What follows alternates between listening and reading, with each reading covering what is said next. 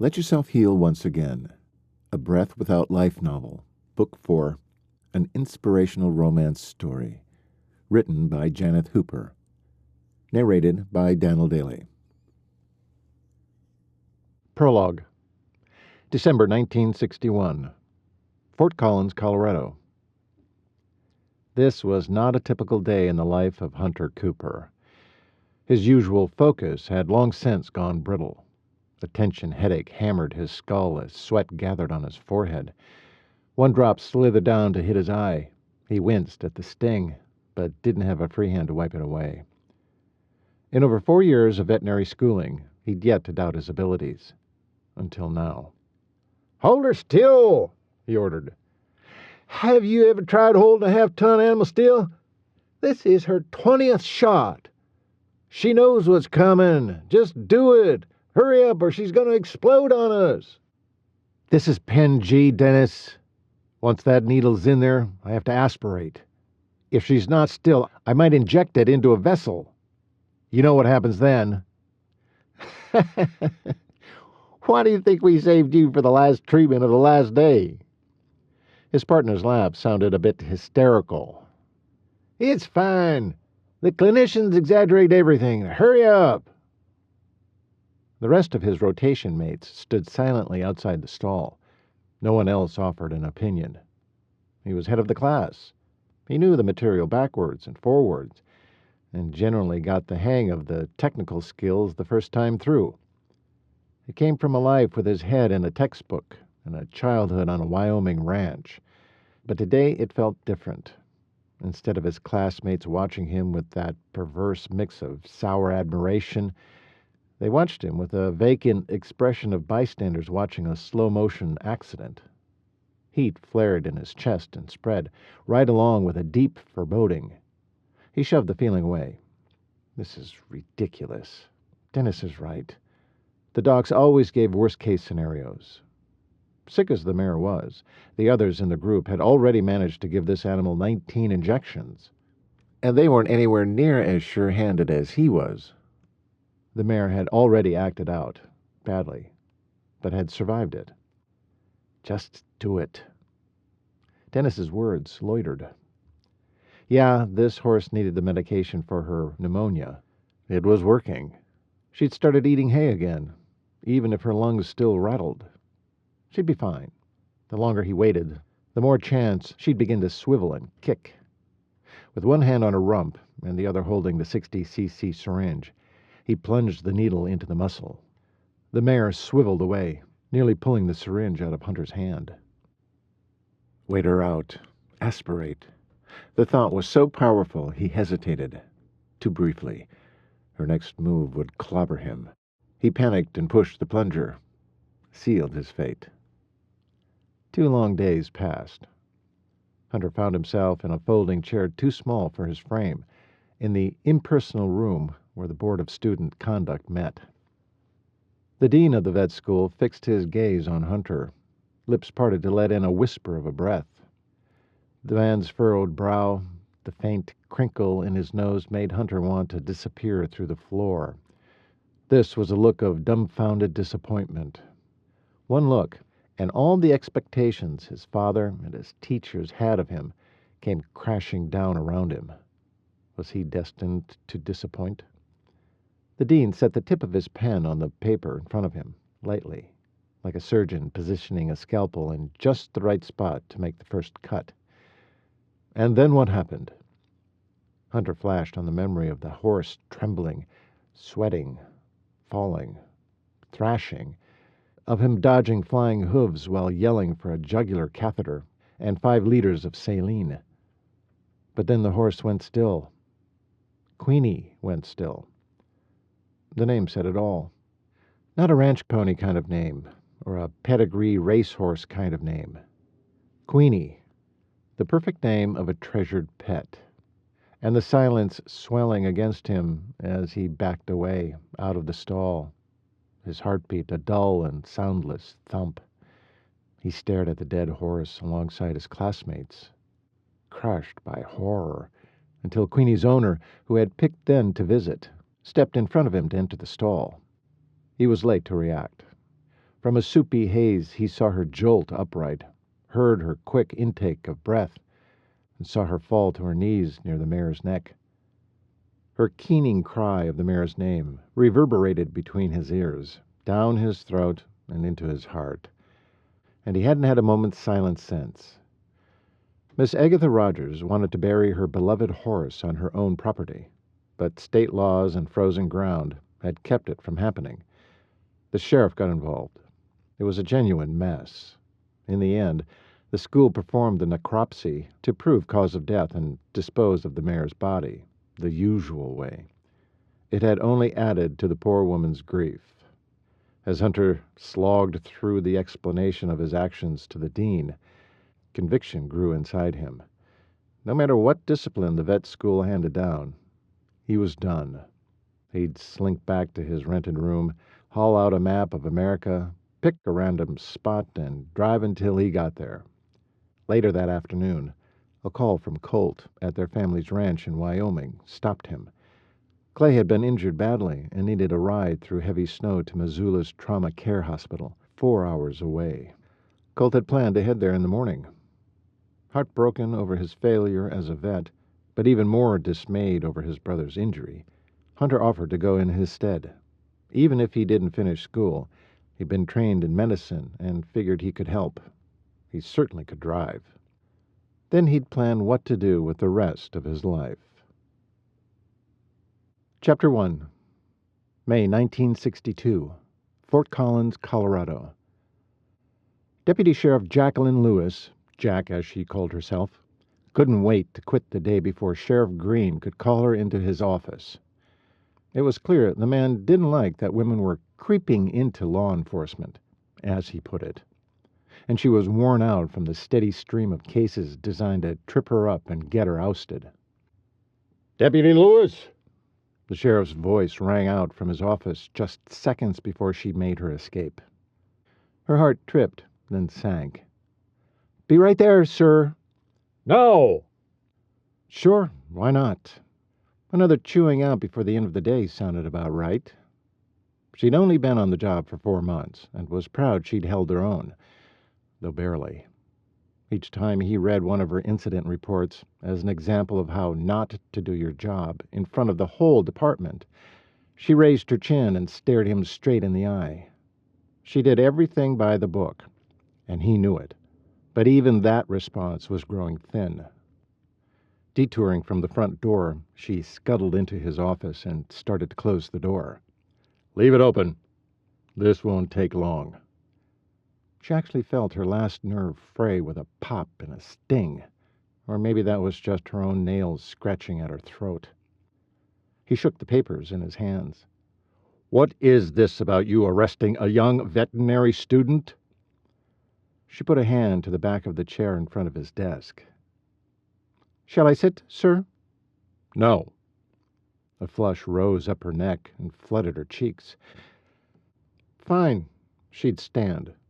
But in her mind she was sitting. The sheriff waited for her answer.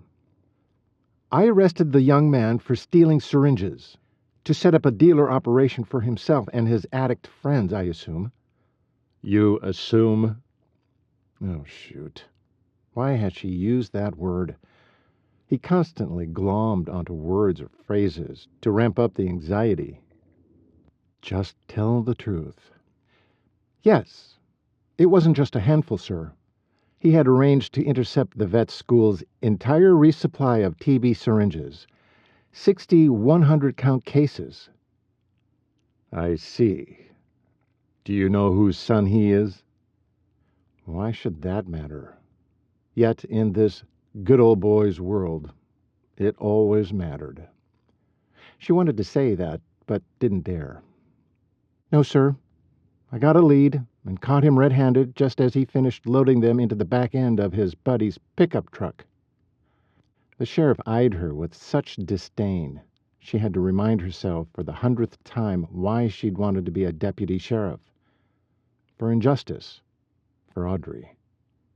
But the sheriff's dark brown eyes locked so ferociously on hers, she couldn't help but remember the other time he'd glared at her like that.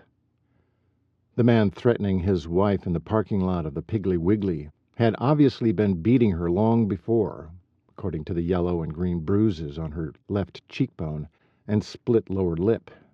But when Jack had pushed him through the door of the sheriff's office with his hands secured behind his back, Sheriff Green went ballistic. The man was apparently the sheriff's poker buddy, and the story was his wife had fallen from her horse. "Horse pucky," she wanted to scream. But Sheriff Green didn't bat an eye, and apparently a man's word was all that mattered here in Larimer County. As she shifted from one foot to the other, the sheriff continued to stare. This was his favorite intimidating method. Dang it all if it wasn't working on her today. "I'm sending you out to Old Lady Rogers. Word has it that someone from the vet school is on his way out to see her about that horse incident back in December. You need to intercept him. Talk him down.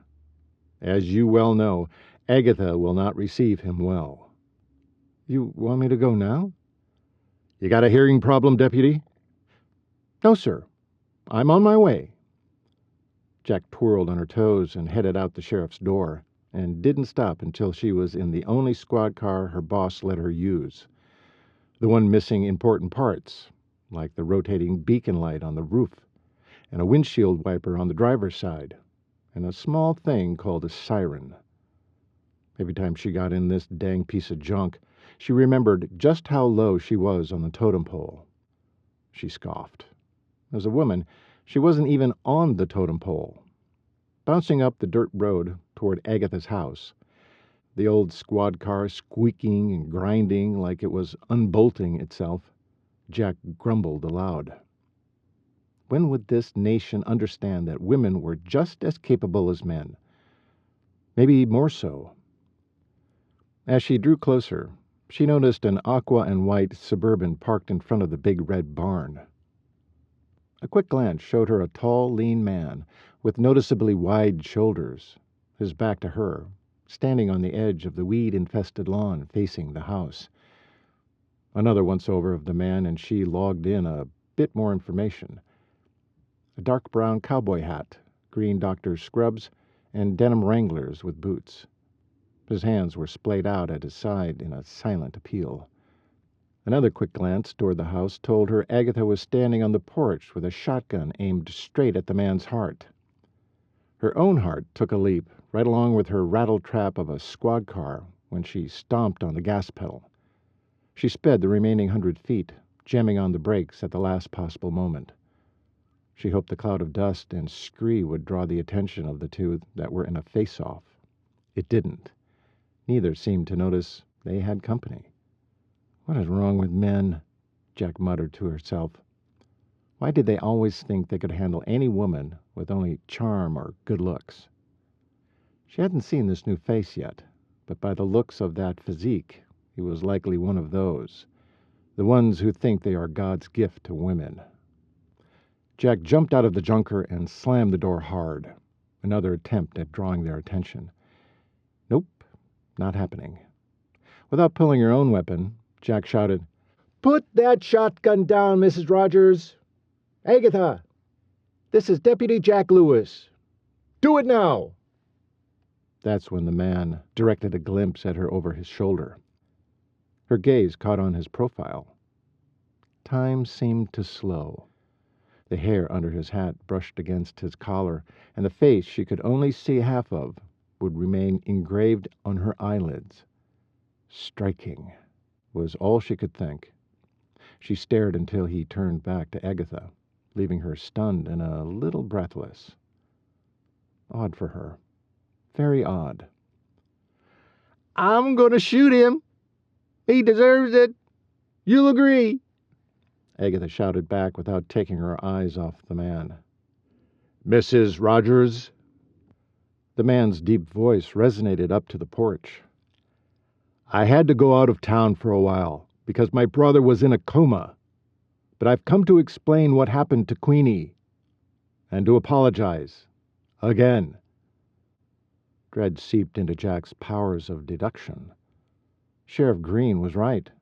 This was not going to go well. "Agatha," she said, Will you let me approach you?" Standing behind the man was a bad tactical move. She needed a better spot to negotiate. "No!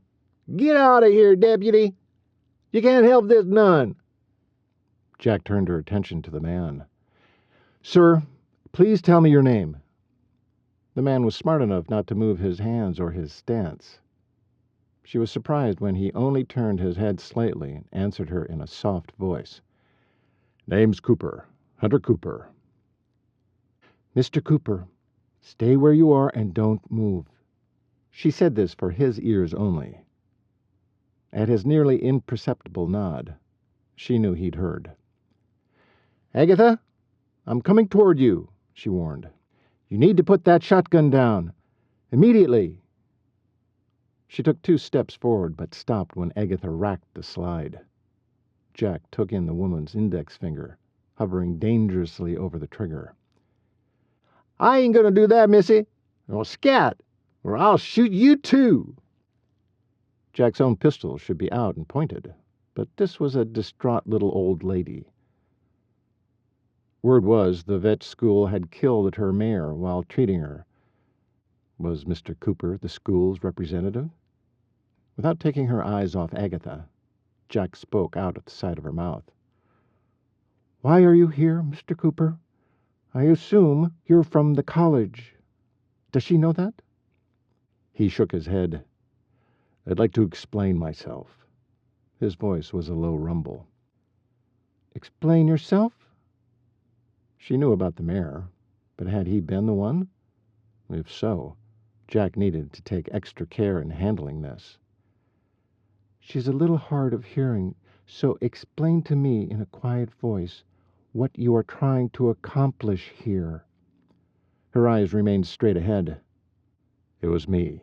I'm the one who killed her mare." Good grief, but he was frank.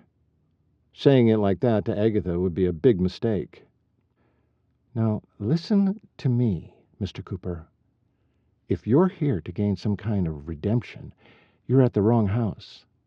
Agatha is not going to care you have a need to apologize. It's best she doesn't know it was you personally. Understand? I have to do this." His head was only turned slightly so she could hear him. His eyes still locked to Agatha. "I'm having a hard time living with this mistake. I don't know how I can become a vet with... My sister-in-law suggested I apologize. I think she's right." "Oh, for crying out loud. Guilt? You're going to get yourself killed because you feel guilty? Get over it. Go home." "What you saying over there, missy?" Agatha spat out, waving the barrel of the shotgun around. "I'm trying to get him to leave, Agatha. Relax. Put the gosh darn gun down." Thankfully, Agatha dropped the barrel down a bit. Must be heavy for the old woman. "She's not going to kill me. She'd go to jail. No, she needs to hear this." Mr. Cooper, or was it Dr. Cooper, stated as if he hadn't heard a word she'd said. "I'll tell you what. You apologize on behalf of the school. No more. I can't keep you safe if you're going to be stupid." "Go away. You're making this worse." He wanted to get redeemed? She had to do something or the stubborn man was going to get dead. Doctor or not, it was best Agatha didn't know that. "Mr. Cooper is here to make amends on behalf of the school, Agatha," she shouted. "Won't you put that weapon down and at least hear him out?" "Go ahead. Won't do you no good." Mr. Cooper cleared his throat. "Mrs. Rogers, Agatha, we were treating Queenie with Pen G. It was the only antibiotic that worked for her pneumonia. Remember how sick she was? It is supposed to be given in the muscle. If you inject it into a blood vessel, it can cause an anaphylactic reaction.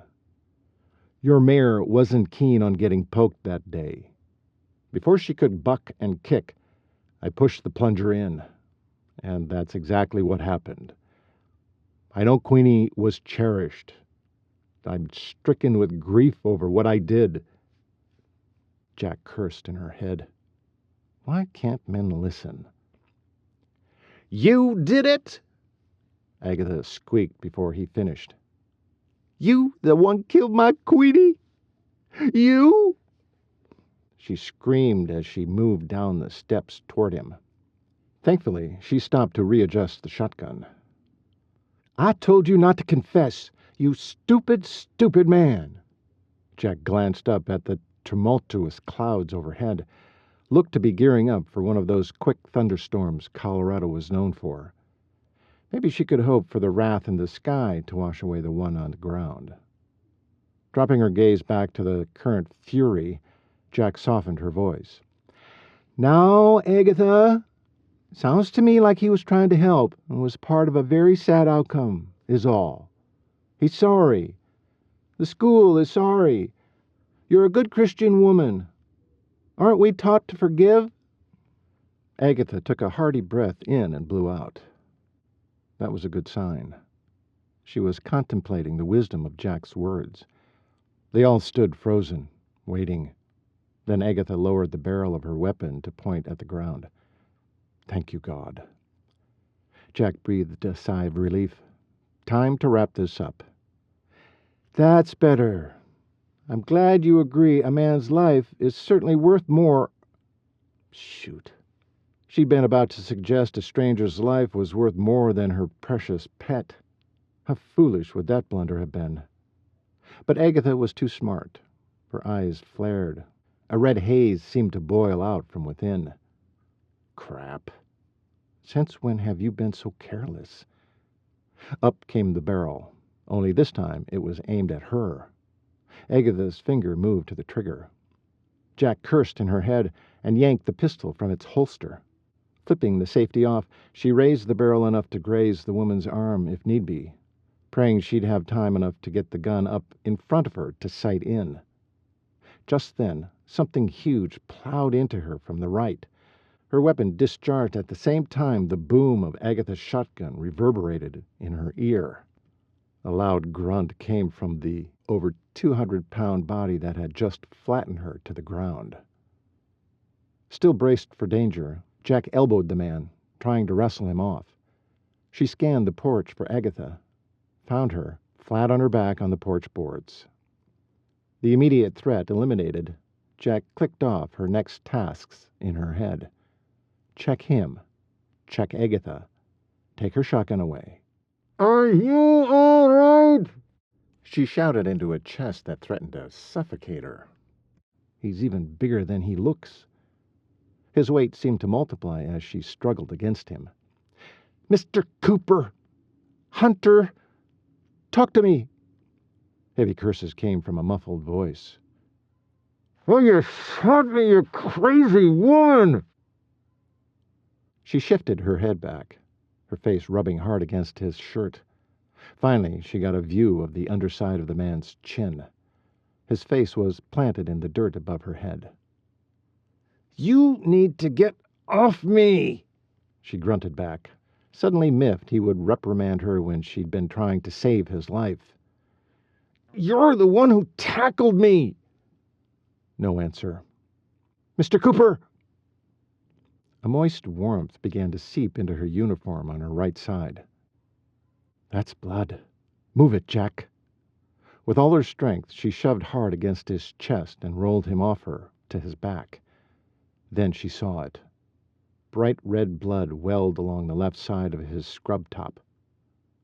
She scrambled over him and straddled his legs, yanking the green material and the undershirt up to his neck. He was definitely leaking blood, but it wasn't pumping out of him, as she'd thought. There was a gash in his left torso, though, where it looked like her bullet had only torn the flesh. She yanked at the knot of the kerchief around her neck and pulled it off and onto his oozing skin. She pressed, hearing an oomph escape his mouth. She didn't understand. It was bad, but not that bad. He should be able to talk. Raising her eyes to his face, she saw the most amazing sapphire-colored eyes locked onto hers. Humor lines crinkled his tanned skin into crow's feet at each eye and joined with a smirk in his mouth. "You gonna finish the job?" he said on a shortened breath, though flippantly. His hat had popped off in the fall, so she finally got a good view of him. She should be racing to fix her serious blunder, but her mind wouldn't let her. Her attention was caught on that face, as spectacular as those eyes, the strong jaw that hadn't been shaved today, or maybe yesterday. Stop. Just stop. Wait a minute. Circling back to what he said, was he seriously going to tease her about shooting him? She blinked long and hard, then swallowed, working at getting her speech back. "What job?" she finally flung out. "Undressing me." That woke her up. Now she wanted to sock him, right in that perfect regal nose. Until he smiled, and all her brain cells scrambled, running into each other mid-thought. "You okay there, deputy?" The smile was still there, but there was a definite bite to his words. That helped her regain her wits. Unsticking her breath from between her throat and the top of her lungs, she said, "Of course. Why wouldn't I be?" She was really pretty proud of how that sounded. Professional. Then, as if it had never been there, that arresting smile went deadpan flat. "You gonna let me bleed to death while you straddle me? Or do you have other plans?" Oh, she could just punch him. She pressed hard against the kerchief at his wound, and he grunted. "Sorry." Though she wasn't. Finally, regaining control of herself and the situation, she twisted her head to look for Agatha. The woman was wiggling around on the planks, trying to sit up. Time to put an end to any more shooting. Looking back at Mr. Cooper, Jack took his hand, placed it over his wound, and pushed. "Here, put pressure on this. I have to go detain the perp." "Little old lady perp?" the ornery man said just before he let out a howl of laughter. He coughed and grunted in pain, then resumed his laughter, though it came out feebler. Jack caught herself watching the beauty of the man's face while he laughed, the lines bracketing his mouth, the perfect teeth, the crinkles at the corner of his magnetic eyes, mentally admonishing herself for even noticing when she had a boyfriend. But wait, she most certainly was not in a relationship with that swine of an ex-boyfriend, so she could look all she wanted. But the reminder of her on-again, off-again relationship with David, now off again for the last month, broke her admiration of the stranger. She hopped off, snatched her pistol off the ground, and stuffed it into her holster before jogging to Mrs. Rogers. "You okay there, Agatha? Be happy you didn't manage to blow us away." She glared down at the old lady, then grasped both of her frail hands. Happy the shotgun was a few feet away, Jack braced a boot against the woman's feet and gave her a hard pull up. Agatha wobbled upright. Jack steadied her, then walked her over to the Adirondack chair next to the door.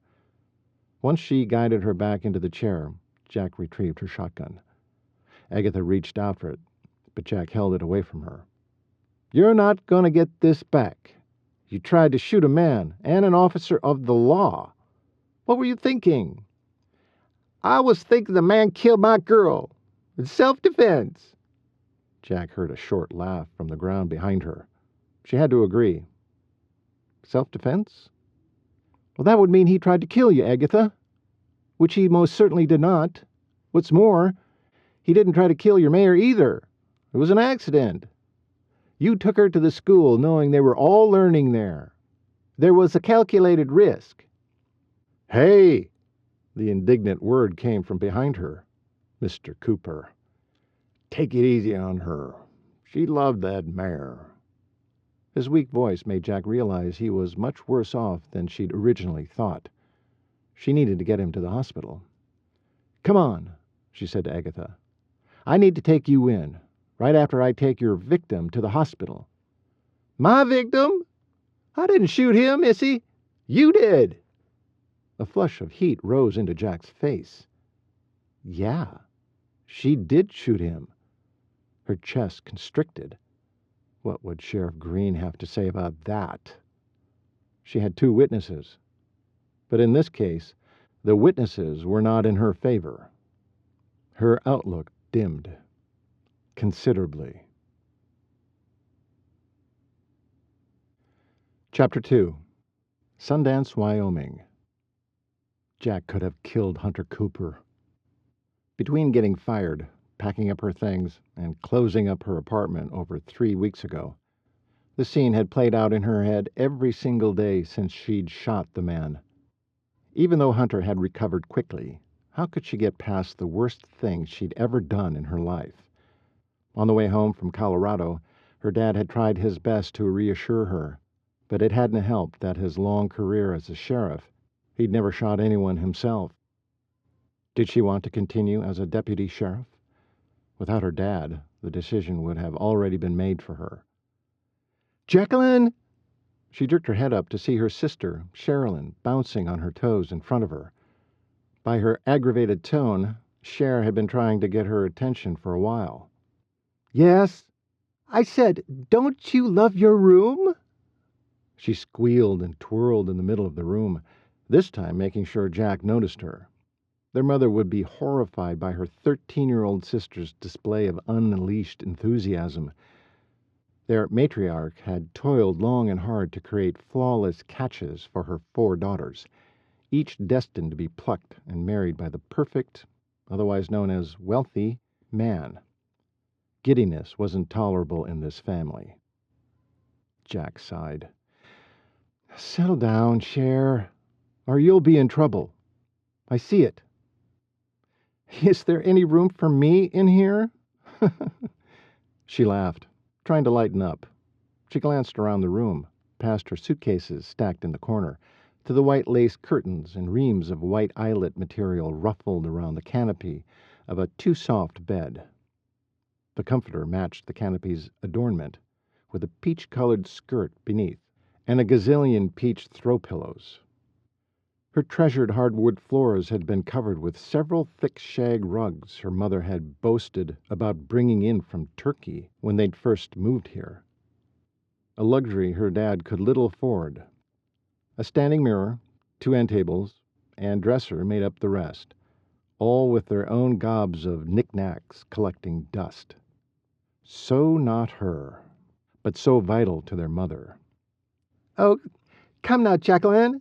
It's beautiful. I wish I had this room. Sherilyn pouted. As the youngest, she wanted everything offered to her sisters, and pouted when she was told her turn would come. Well, tell you what, Squirt, you can have it. Jack pasted on a bright smile and widened her eyes, waiting for her reaction. Her sister's eyes lit with joy until her smile drooped and the pout returned. You know Mother won't let me. Ma, don't pout. It changes that sweet face of yours into old pork chops. Sherilyn grunted as she slapped Jack on the arm. I do not look like that old sow. The monstrosity of a hog had started out as Jack's failed 4-H project when she was 12. She never could bring herself to sell the animal to be slaughtered and eaten. You do when you pout. How are you going to become a lady Mom wants you to be? Jack knew Sherilyn's secret wish was to be that lady by the time she was grown. Now, show me that beautiful smile of yours. Sherilyn twisted her mouth as she tried not to smile, only to have it take over her entire expression. They both grinned. Then Jack pulled her in for a deep hug. A glance over Sherilyn's head found her mother standing in the doorway, nodding her approval. Sherilyn spun to leave, then saw her mother standing there. Oh, Mother! How long have you been there? Did you hear Jacquelyn offer me this room? Can I have it? Can I have it? Can I? She always was a determined little thing. Mother crossed her arms. No, of course not. Now go help your sister get supper ready. Sherilyn started to pout. shot a glance at Jack, then smiled instead before striding meticulously out the door. Mother raised her brows, impressed. "You're a good influence on her attitude." Her mother roamed over Jack's attire of blue jeans and ratty T-shirt with a pair of men's high-top canvas boots. If not her clothes. Wearing such an outfit was asking for her mother's scorn, but Jack didn't care what the family, or anyone else, thought of her. "So," Mother said, as she moved in further and glanced around, "do you like your room?" The woman rarely smiled, but she did now at her own handiwork. Jack rolled her eyes. "You know how I feel about fluff, Mother. Let Sherilyn have it. Give me one of the plain guest rooms downstairs. I won't be here long." Her mom jerked like she'd been slapped. "What do you mean? You won't be here long? You most certainly will be." Her mother thrust her arm out at her. "Look at you. You leave for college and work and finally come back to us, and this is what you look like. It's disgraceful. Have I taught you nothing? What happened to your beautiful hair? Or should I say what's left of your beautiful hair? What is this ponytail thing you're wearing?" She huffed. "Honestly, you're 26. You obviously need more of my instruction on how to dress, not to mention what kind of job a young lady should have. It's no wonder you were fired. There is no place in this world for a female deputy sheriff. Of all the—" She sputtered, searching for the right word, apparently not finding it. "Get dressed for supper. In a proper dress. Don't embarrass me any more." With one last glance over her shoulder, she grimaced and quit the room. The familiar acid began eating away at Jack's stomach. This is exactly why Jack wasn't staying long. Once she got a job, she'd get a few paychecks under her belt and then her own place. The sooner the better. She wouldn't let the scorn of her mother weasel its way under her skin and create wounds again. She still had the scars from past verbal lashings. Before she could change her clothes, another sister entered the room, uninvited. For all of Priscilla's charms, the second-born had never hidden an open dislike for Jack. "So, you're back. You got fired for shooting someone?" Priscilla began to laugh. That wicked laugh of hers she saved for Jack alone. "You were only 4 months on the job before you managed that. So clumsy of you. What? Was the gun too heavy? Couldn't lift it to point it at the right person?" Another snicker of sisterly love. "Out, Priscilla. I have to change." Her words were curt, but though Pris was always a brat toward her, Jack usually tried hard not to retaliate. "Into a dress? I'm sure Mother insisted," Priscilla said in a tone of resentment. Jack studied her sister's face. "Don't do that." "Do what?" Jack asked, sincerely bemused. "That thing you do when you're trying to figure out what I'm thinking. I hate that." Jack grabbed one of her suitcases and plopped it onto the bed. Unlatching it, she searched for something that would suit her mother. "Then tell me what you're thinking," Jack said, trying to keep the amusement from her voice as she rummaged through her stuff. Silence met her urging, leaving Jack to speculate on her sister's real reason for bitterness. "Tell me something, Pris." Finding a gauze dress, she pulled it out and shook it. "Why haven't you moved out? You're 21, for goodness sake." "I have nowhere to go," she sighed, and sat on the edge of Jack's frilly bed. "Find somewhere. Get a job. Change things." "Me? A job? I can't imagine." "Yeah, me either," Jack mumbled to herself. "I have to get dressed now. We'll talk later. Out." She pointed towards the door. "Fine." Priscilla huffed and leapt to her feet. "I came to tell you supper's ready." "I'll be there as soon as I change." Jack showed up late to the supper table after trying her best to fix her hair into a decent chignon. having forgotten what her mother had shown her dozens of times. Her hair was ultimately too unruly, and she guessed the lack of desire to wear such a hairdo kept her from learning how to twist it into submission. She wished she cared, but after being fired from her coveted job and having to live down the humiliation of shooting someone, her outlook had changed. Had she decided what she'd do next? She was not built to be a nurse, or secretary, or stewardess, and definitely not a waitress. She'd already done that while going to school back in Colorado, and hated it. She got asked out repeatedly, had spilled gallons of iced tea on people, and had to apologize profusely, not her best attribute, and made chicken scratch for money. "You're late," her mother said, without looking up from arranging her food on her plate. She was famous for giving food borders, so nothing touched its neighbor. Jack had always wanted to tease her that it all ended up in the same belly, but couldn't quite pull that one off. "Leave her be, Evelyn," her dad said. Her mother raised her head to glare at her father. "You always come to her defense. I suppose the next thing you do is give her a job with you as your deputy." Her father grinned, the same one he used when someone fell into his trap. "Good idea, my smart wife. How about it, Jack? Want to be one of my deputies? I can always use the help." Jack tried not to grin back. She and her father had already discussed the possibility of her taking the job as a deputy sheriff on their drive home from Colorado with all her stuff, after being fired for shooting that darn Hunter Cooper fella. Even though he'd been the one to tackle her. What was the big idea?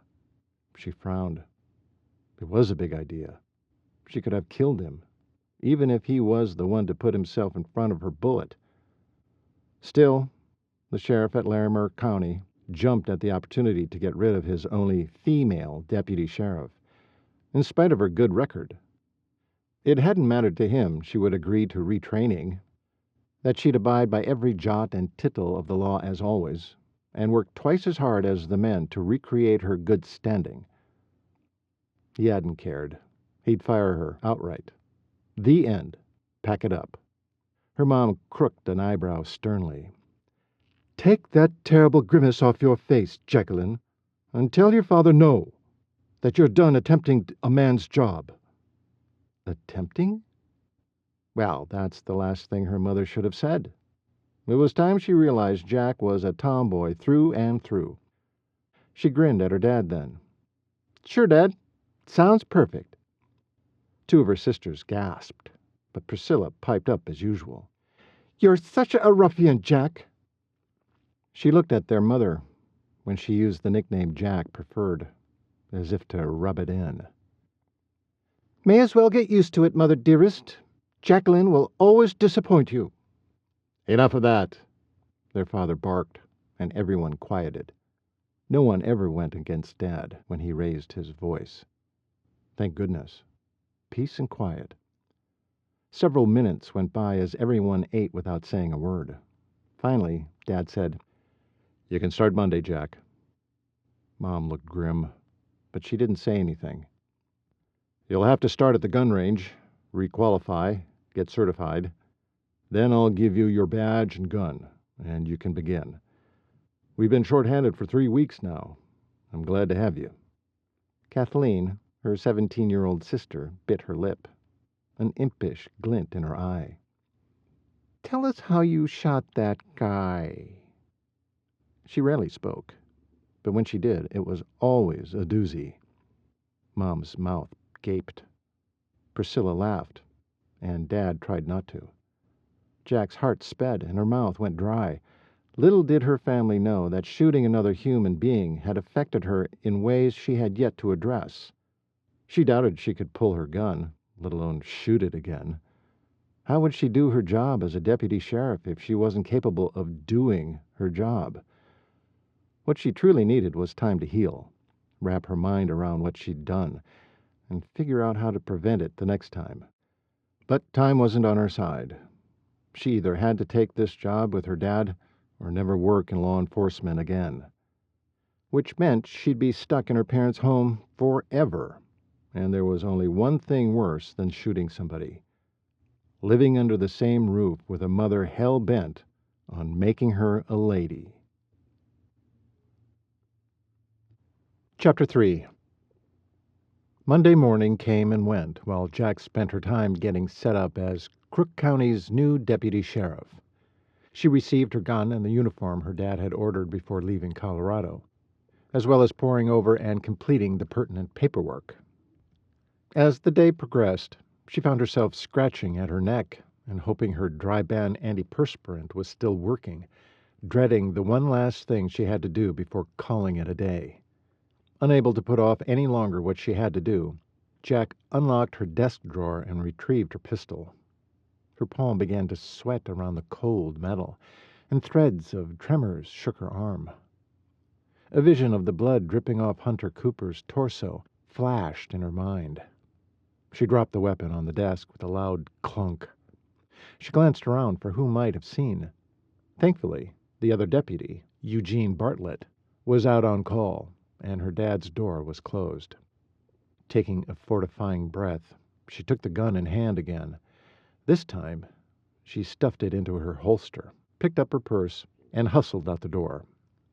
Her dad would have to figure out she'd left for the gun range, because one look at her and he'd know what was going on. Deputy Jack Lewis was a bona fide coward. Alone with her anxious thoughts, it felt like it took an hour to arrive at the local gun range, when in reality it had been a short 15 minutes. Parking the 1957 Chevrolet Deputy sedan in a space at the farthest parking spot, Jack hoped the walk to the range would help work off her nerves. It didn't. Her insides felt like her mom's Norge washing machine, churning away on wash cycle. Once inside, she strode up to a man who looked like he could be the range master. "Hello, I'm Deputy Jack Lewis. You are—" "Yes," he interrupted while sticking out a hand. "I'm John Stevens, range master. I'm happy to make your acquaintance. Your father has been a good friend." He grinned. "And a hell of a shot." Jack hesitated to take his hand. Hers was still damp. Giving him a trepid grin, she quickly ran her palm down her hip before she grasped his and gave it one quick shake before letting loose. "It's nice to meet you too, sir." "Oh, no. No, sir, here. Just John." "Okay. Just John. Shall we get started?" She tried to smile again. John chortled, but turned to lead her outside to set up. She waited until John had retreated back inside the safety lines before she removed her gun, clicked off the safety, and laid it on the ledge. She pulled pieces of hair back into her ponytail, removed her sunglasses, checked her earplugs, and finally, feeling John's stare at her back, took a careful hold of her weapon and stepped up to the firing line. Time to get this over with. "Range is hot!" John hollered for those few in the field. The sounds of gunshots commenced. Raising and aiming her gun, Jack repeated every mantra in her head to keep herself from shaking. Nothing was working. John would have to fail her if she couldn't get her nerves under control. Finally, a small voice in her head reminded her to pray. Ah, prayer. Forgive me, Lord, for thinking of prayer as a last resort. Please calm me. Help me not to shake, and to requalify. Amen. She noticed the barrel stopped bobbing as much with her shakes, so she took the opportunity to fire. And again, continuing the assault on the target until the empty clip. Jack went about reloading and continued. Once the session was finally over, John hollered for a cold range, and everyone unloaded. If need be, lying their weapons on their individual ledges. As one, they walked to retrieve their targets. A whoosh of air left her lungs when she saw she'd done okay. She took the target back to John and went about checking the safety and holstering her weapon. John looked over her targets, then handed them back to her along with her certification. She thanked John and turned to leave. "Say hi to your father for me," John said. Jack noted the difference in his demeanor compared to when she'd first arrived. She knew her shots were within range, so she blew it off, folded her targets, and headed for her car. Sheriff Lewis's telephone buzzed for a call transfer. The sheriff answered it, knowing it was Eugene, the only other deputy sheriff under his command. "Yes, deputy?" "Phone call for you, sir. From the Grand Range." Harvey whipped the receiver to his ear, anxious to know why John was calling. "Sheriff Lewis here." "Hello, Sheriff. It's John Steffens down at the range. How are you today?" "Is my daughter okay?" Harvey held his breath until the rangemaster answered in the affirmative. "But it is your daughter I'm calling about." "What's up?" "Harv, she barely qualified. Oh, she hit the target all right, but I'm concerned about her. She's not friendly with her weapon. It doesn't look like it's a tool for her anymore. Sure as shooting, it's an enemy." Harvey mulled that information over, knowing all along this could be the outcome. "Well, thank you for observing so closely. I appreciate the extra evaluation. I'm concerned about her, too. She didn't just shoot someone. She shot them accidentally. In some ways, that's harder to get past. I'll be watching her. May send her to Dr. Mullins in Gillette if I don't see her snap out of it." "I'm happy to observe any time, Harv. Just let me know. Take care." "You too." He felt a bit guilty about having John scrutinize what he saw today, but Harvey was worried about his daughter.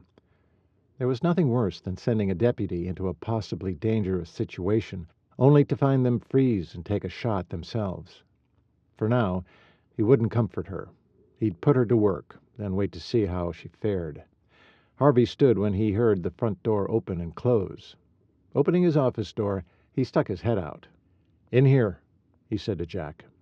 She twitched her mouth to a smile and headed his way. "Close the door." He went back around his desk and sat, steepling his fingers in front of him. "How'd you do?" he asked the minute she was seated before him. "Good. I passed. Here's my certification." She handed it over. He perused it like he didn't know she'd already had it. "Congratulations. Here's your badge." She plucked it out of his palm. "Ready to work?" "So ready to work," she said. Again she smiled, but the sentiment didn't reach her eyes. In fact, she looked a little shell-shocked. This had been tough on her. "Good. I got a call about a bull sighted on West Canyon Road. Go check it out. Make sure the rancher is planning on fixing the fence it got through as well." Jack groaned, though to her credit, tried to swallow it.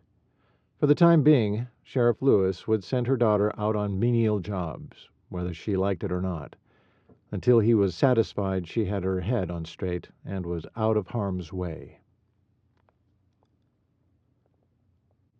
Chapter 4. It was Monday morning, the start of Jack's 8th week and the 1st of September in Sundance, Wyoming, and she couldn't be more bored.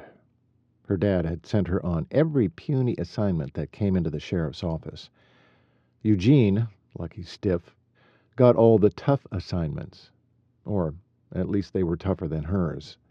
So far, not much had happened in Sundance, or all of Crook County for that matter, other than a fire at the Cooper Bar 6 ranch she'd only heard about. If she didn't know better, she'd think her dad was purposefully protecting her from all difficult assignments. He knew better. He knew just how much she struggled against being considered the weakest deputy of the department, just because she was female. The door opened to her dad's office, and he sauntered through it. "Deputy Lewis?" "Yes, sir, Sheriff, sir," she said, standing up and saluting, more to stir the pot rather than out of respect, though she had great respect for her dad. He rose an eyebrow. Okay, so she would be more careful. If only she weren't so bored. "Something's happened out at the Bar 6. It's urgent you get out there. Here's their address. Look for their sign." He handed her a piece of paper with an address, then twisted back toward the office. Excited she might see some action, if only because Eugene was already out on a call, she unlocked her drawer to retrieve her pistol, stared at it a moment too long, then stuffed it into her holster before making haste for the door. All she knew from her dad, and talk around town, was the men at Bar 6 were larger than life and set-in-stone hard workers. They had a reputation for being one of the top cattle ranch operations in Wyoming. Respected, honest, and, until the last few years, one of the wealthiest. The trip along the county roads didn't take long. Seeing a sign swinging in the breeze, she slowed, then pulled off onto the dirt road. The sign read, Cooper Bar 6 Ranch, home of Chirp, Cooper Horse Rescue Project. As she idled in her squad car, she couldn't take her eyes off the name Cooper. Her dad had only told her to go out to the Bar 6 and gave directions. He'd never mentioned the family name. Did he purposefully keep that from her, knowing the man she'd shot had the same last name? Could this be the same family? Flutters doubled in her stomach, then tripled. Then the dreaded itching came at her throat. The same itching she got when something was off in the world. It happened when a perp was nearby, when someone was lying, or, like now, when she feared her intuitions were correct. In this case, that meant the Cooper, who had ruined her peace of mind, and possibly the ability to do her job, lived on this ranch. She scratched at her neckline. Nah, her sixth sense had to be wrong this time. How many Coopers were there in the world? Besides, she encountered that other blasted Cooper back in Colorado, not Wyoming. A whole state away. Settle down, Jack. You're imagining things, she said to herself. Besides, Hunter Cooper was a student at the veterinary school in Colorado. Even if this were his home, he wouldn't be here in September. After talking herself down, she pointed her '57 Chevy down the dirt road toward the two-story home at the end. She glanced about the ranch as she drove. The acres of Angus and Hereford cattle grazing on both sides of the road was impressive. Had to be hundreds, maybe thousands. Big spread. Wham! The car clattered and her teeth along with it. Good grief! Was that a pothole? For such a big spread, can't they fix their entrance? She spouted to no one. But soon enough she found it wasn't just the entrance. The entire road was scattered with the vicious obstacles. She'd be sure to mention how hazardous such roads were to fire trucks and ambulances, not to mention sheriff cars.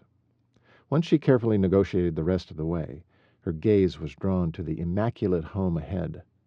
It was such a contrast to the perilous lane before it. She pulled up in front, let herself out of the car, and headed for the front door. A rap brought no answer. A waft of warm breeze whipped her ponytail into her face. Pulling it out of her mouth, she knocked harder. Still no answer. Well, it was late morning, so she turned for the barn, figuring the ranchers were all busy working. After the short walk, she peeked inside through a small opening in the barn's sliding door. "Hello?" "Be right there," came a rich baritone voice from the back of the barn. She stepped just inside the door and waited for her eyes to adjust to the dim light. Soon her gaze caught on the mammoth of a man coming toward her, impeccably dressed for a rancher. And though she was tall for a woman at 5'10", she had to tilt her head back to look into the man's face. And what a face. Familiar as well. So this was Hunter Cooper's family. This man didn't have sapphire blue eyes, but he had the same chiseled features as the Cooper she'd wished she'd never meet again. A brother? He stopped a few feet in front of her and planted his hands leisurely at his belt. "Help you?" His eyes held an intensity that alone would intimidate a crowd of people. Not her, though. She also had a glare all her own, and had already put it into play. She'd be darned if she'd let any man frighten her. Never had, never would. She reached out a hand. "I'm Deputy Sheriff Jack Lewis. And you are?" The man eyed her carefully, taking in her uniform, then nodding. He shook her hand. "Trevor Cooper. You Sheriff Harvey Lewis's relation? Yes, daughter. He dropped her hand and didn't say another word, just stared. She guessed she was expected to drag the information out of him. I was called out for a crime scene. Sabotage? Not the first, I'm told. A flush rose up Trevor's neck. Had a string of 'em. Someone has it in for us. Who do you think that is, Mr. Cooper? Dunno. Call me Trevor. My sire is Mr. Cooper. Sire, huh? Not a good relationship there, she noted. Should I be talking to your father? Out of state. I'm in charge. These incidents have gone on for nearly 2 years now. Seems your office should have figured out something by now. Did your father fill you in? No, he had thrown her into the deep end. Not unusual for him. Sink or swim, Jack. She could still hear him say at the start of each swim lesson when she was a kid. He was out on a call. She lied for the stinker. Trevor turned his head toward the back of the barn. Queenie! He hollered, with a booming voice twice the decibel level of any other man. Beanie? What kind of a name was that? The back door opened to reveal other men milling around in the room beyond. The sounds of clinking and clatter told her it was a kitchen or dining area of some sort. She froze the minute she saw that form. Tall, wide-shouldered, lean. She'd only been near him a short time, but she recognized that build anywhere. Hunter Cooper. He came through the door, slamming it shut behind him. Criminy, Trev! Don't bring down the barn! Hunter hadn't seen her yet. She was looking down, fixated on whatever it was that he cupped in his hands, something that looked like a tortilla filled with beans, and was taking a bite. He was chewing around the massive hunk of burrito when he finally looked up, took in her face, and coughed, spewing the chunk on the ground. A big cow dog she hadn't noticed before was on the bite, wolfing it down. Before anyone could react to the blunder, Hunter dropped the rest of the food on the ground where the dog feasted on it. Trevor raised a brow and nodded once. Sure dash appreciates it. He slapped Hunter on the back on his way past him, the dog following close behind. Handle this, he said over one shoulder, and then he was gone, back through the door Hunter had just exited. Silence hung heavily in the large open space as she and Hunter stared at each other. You, she finally said. Come back to finish the job? Hunter said in response, his eyes twinkling. She stiffened at his attempt at humor. It wasn't funny, her shooting him. Why would he think so? For some reason, her next words seemed stuck in her throat. Yes. No, I mean... Hunter chuckled, though the sound did not sound amused. In fact, he seemed tense, not quite comfortable in his own skin. Was it her and their past? When he finally stopped staring at her, he sized her up instead, letting his gaze slide up and down her. Something happened to your neck? She reached a hand up and rubbed, wondering what he meant. Just as she was about to ask, she remembered she'd been scratching it. It was a reminder she had a job to do, and her instincts were on high alert. She ignored his question and was about to ask one of her own when he jumped in again. So, someone else hired you as a deputy sheriff again. Do they know you're pistol happy? Her feathers ruffled over the reminder. He should talk. Kill any animals lately? When the words were out, she instantly regretted them. It certainly wasn't like her. There was a time or two she'd been impulsive, going off half-cocked. But she was never vicious. His half-smile flattened into a grim line. He swallowed and dropped his gaze to the dirt at his toes, thick air swelling between them. When he raised his head, he was all business. I'll show you why we called you out. We'll need to saddle up. My gosh. She should apologize. But it was the single hardest thing for her to do. For crying out loud, she'd barely done it when she initially shot him. Okay, she eked out. They were silent while Hunter chose 2 horses and saddled the mare. He squatted down and checked what looked like a healed wound above the knee of her foreleg. When he went back for a gelding, he led him over with a second saddle over his forearm, leaving Jack to saddle him herself. That was just fine by her. Most men never let her do such things for herself. She should be happy about it. But guilt clawed at her throat like sharp talons. When they both mounted their horse and Hunter led them out to a pasture, Jack couldn't stand it any longer. Riding up beside him, she glanced over, hoping to catch his gaze. He kept his eyes on the trail ahead.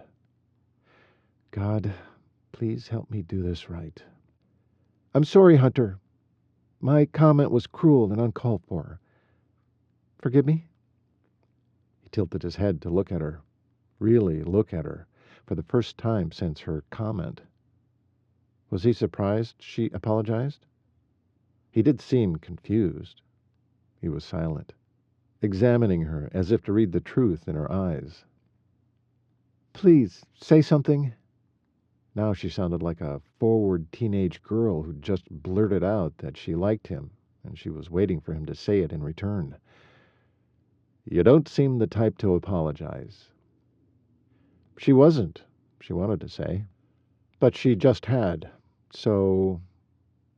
Truth? I don't usually, and I need to stop letting things pour out of my mouth that I should apologize for. There's a lot in the Bible, James in particular, about the power and destruction of the tongue. I ask myself all the time when I'm going to learn it. She grinned, but he remained somber. Jack swallowed, her throat a bit dry. Seemed she'd just thrown up a bunch of words on this man. She tensed, waited for his reaction. It was a rare trait for her to talk too much, but there was something about him that made her want to say something pleasing.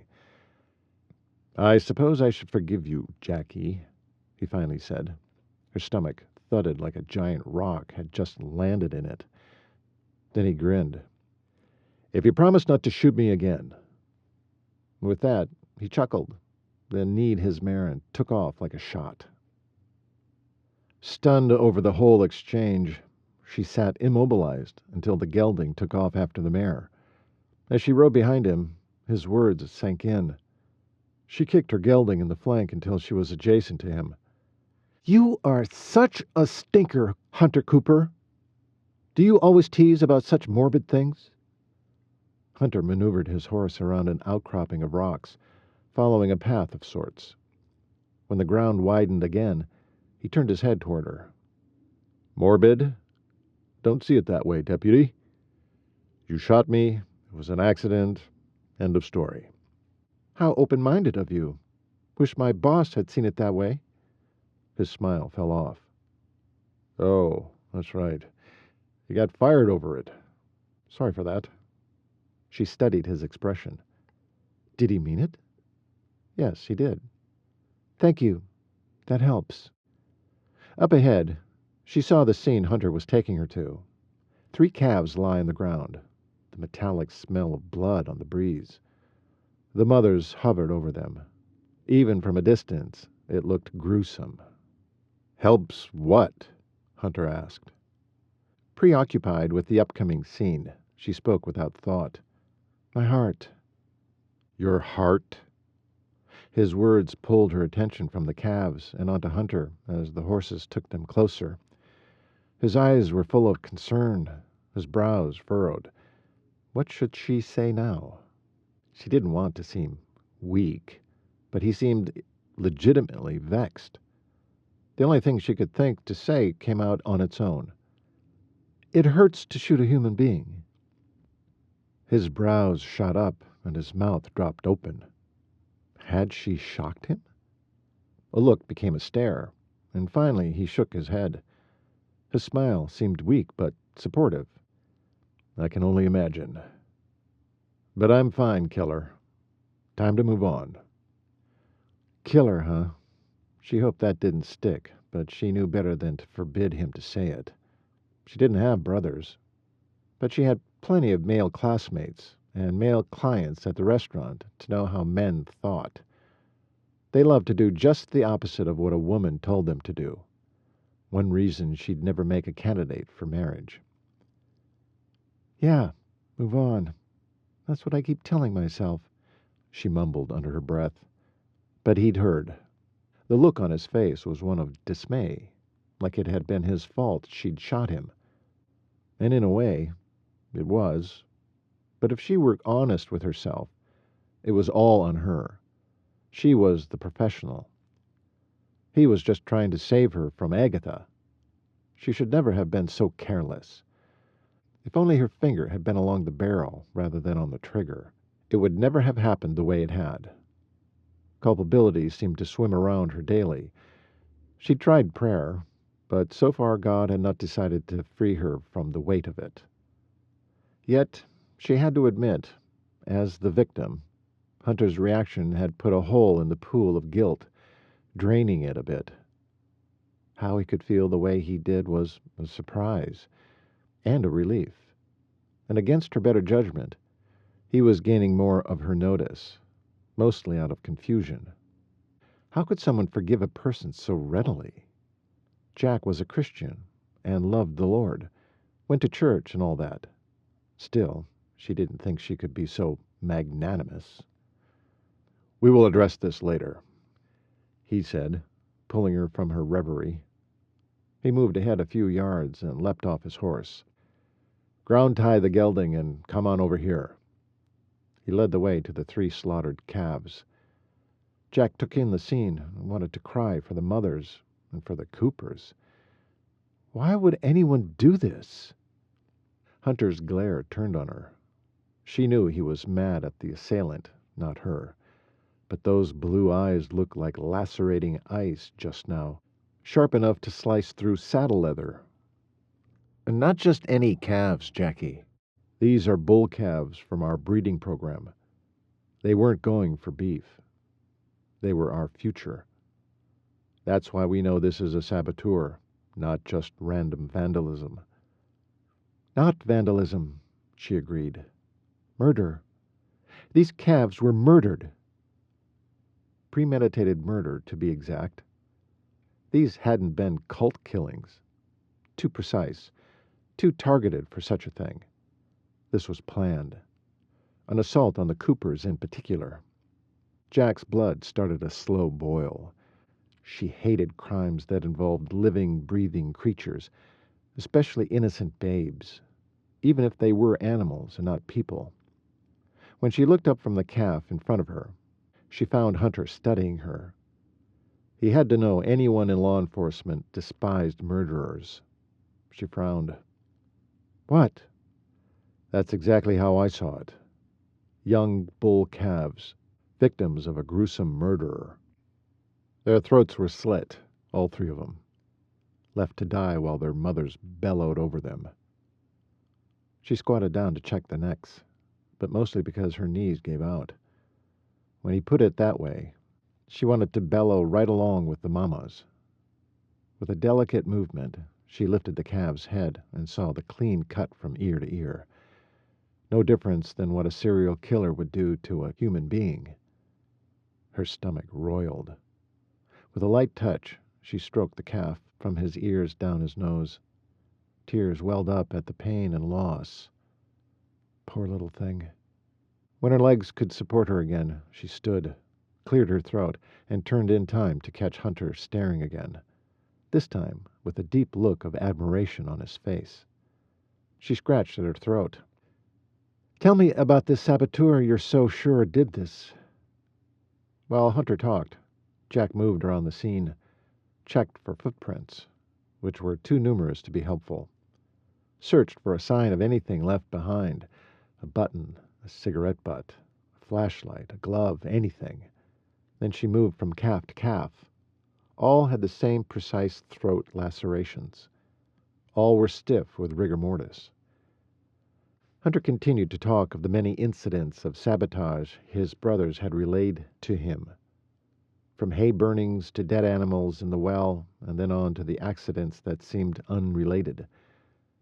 Though Colt had thought Jenny should be arrested for cutting the saddle strap which caused the injury to Clay's Achilles, insufficient evidence was found.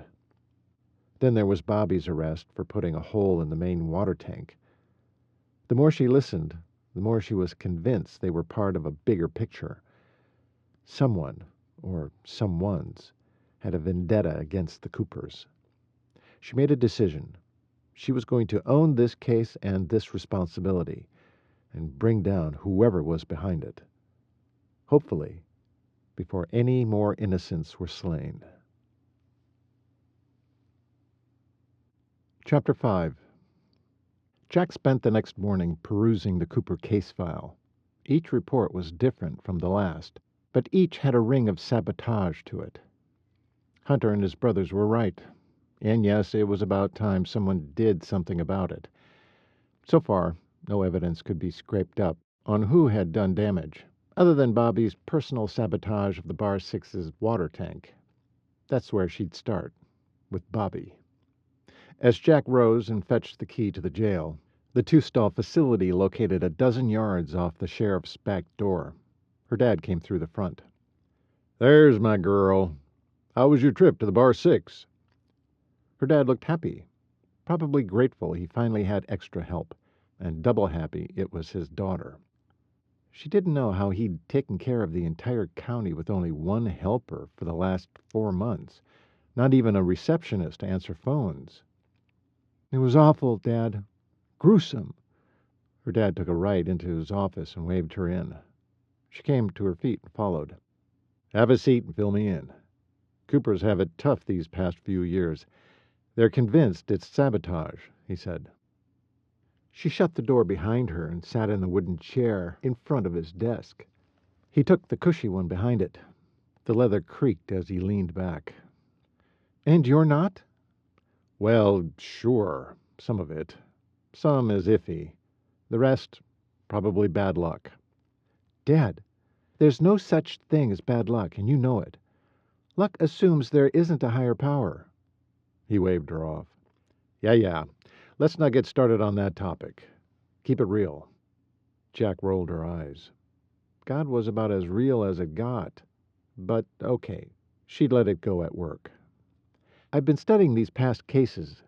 Dad, I think it's sabotage, all of it. And I think it isn't just one person. There are likely several involved. Have you considered that possibility? Her dad rubbed a hand down his cheek and scratched under his chin. Sure. Anything's possible. The water tank was Bobby alone, it seems. Have you talked to him yet? She grinned, and he grinned back. How'd you know that's where I was about to head? I know my daughter. Even when you were years away from becoming a deputy sheriff, your little mind had to investigate every clue for every mystery.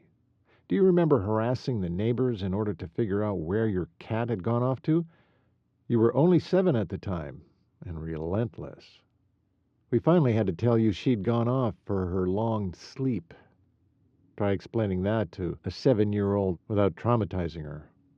I remember cuddles, but I don't remember that part. See? Traumatized.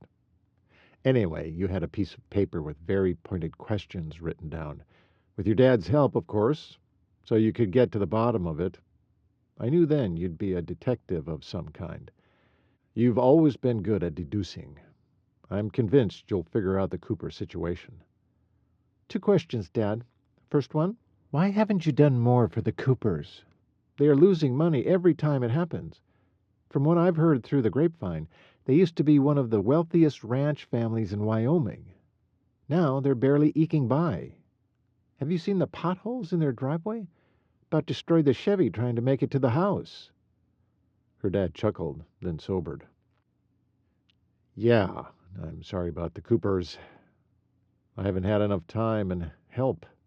I'm glad you're here now. You'll figure it out. I have no doubt. She grunted her disapproval. Should have hired more help, Sheriff. The people in this county deserve better.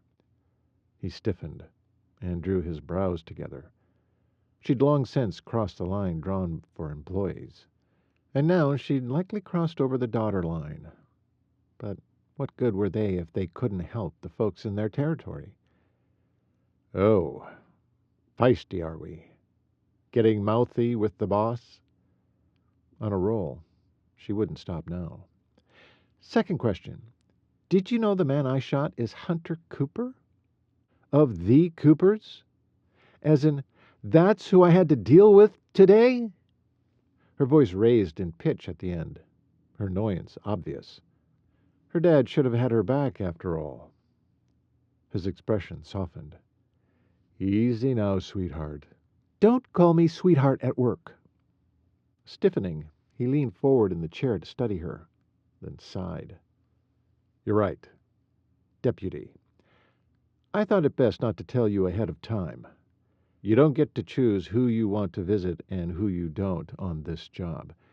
You're a deputy sheriff. There will be many unpleasant calls in your future.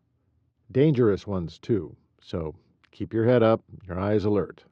Never get distracted, and always call for backup first before heading into an unstable situation. Are we clear? How this conversation changed from cheerful banter and teasing to the solemn topic now seemed to be a dad thing. She was a deputy sheriff, yes, but ultimately she was the sheriff's daughter, first and foremost. She would always remember that, and so would he. Now, tell me what you found out. Jack pocketed the keys to the jail until she could rehang them. Curious questions for Bobby would have to wait. She spent the next few minutes laying out in detail the calf slayings at the Cooper Bar 6.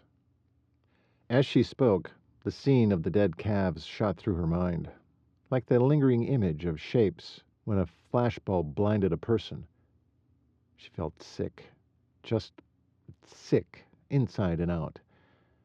Who was doing this? She didn't know, but promised herself she would get to the bottom of it. Jack spent the next week crisscrossing the country, dealing with local complaints, never getting a free moment to question Bobby. It drove her nuts.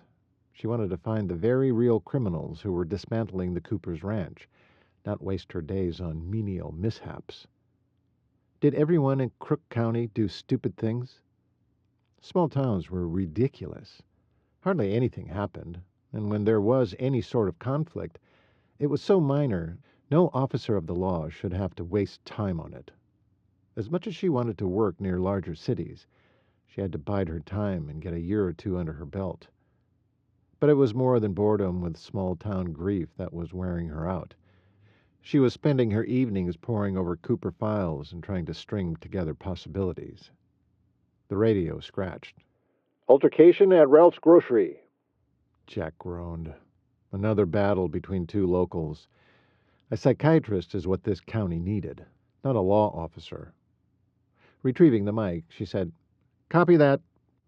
She happened to be just a block from the grocer's, so the drive only took a minute. All clear in the front, so she drove to the back. From what she could see, two men were throwing produce at each other, yelling obscenities. The mic cracked again. This is the sheriff. We get a call from someone at the store every week.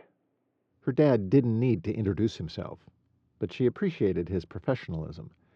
Ralph, the owner, and Gary, the delivery guy, like to fight over produce. Eugene's had his go at these two. It's your turn to shut the problem down. Permanently. Jack wondered if they always threw heads of romaine at each other, or if they ever mixed it up and threw iceberg. She strode into the mix, but not right in their line of fire. "Stop!" she hollered. Her voice was so loud both men froze. They stopped throwing, stopped shouting, and stared at her as if she were an alien who'd just dropped in from outer space. "Who are you?" The older gentleman, had to be Ralph with the apron on, shouted with a hoarse voice. How long had they been shouting at one another? "I'm Deputy Lewis. What's the problem here?" Ralph huffed and blustered before he began again. "You Sheriff Lewis's kin?" She was already tired of that question. "Tell me why you two are acting like children, throwing vegetables at each other." She pointed at the delivery guy.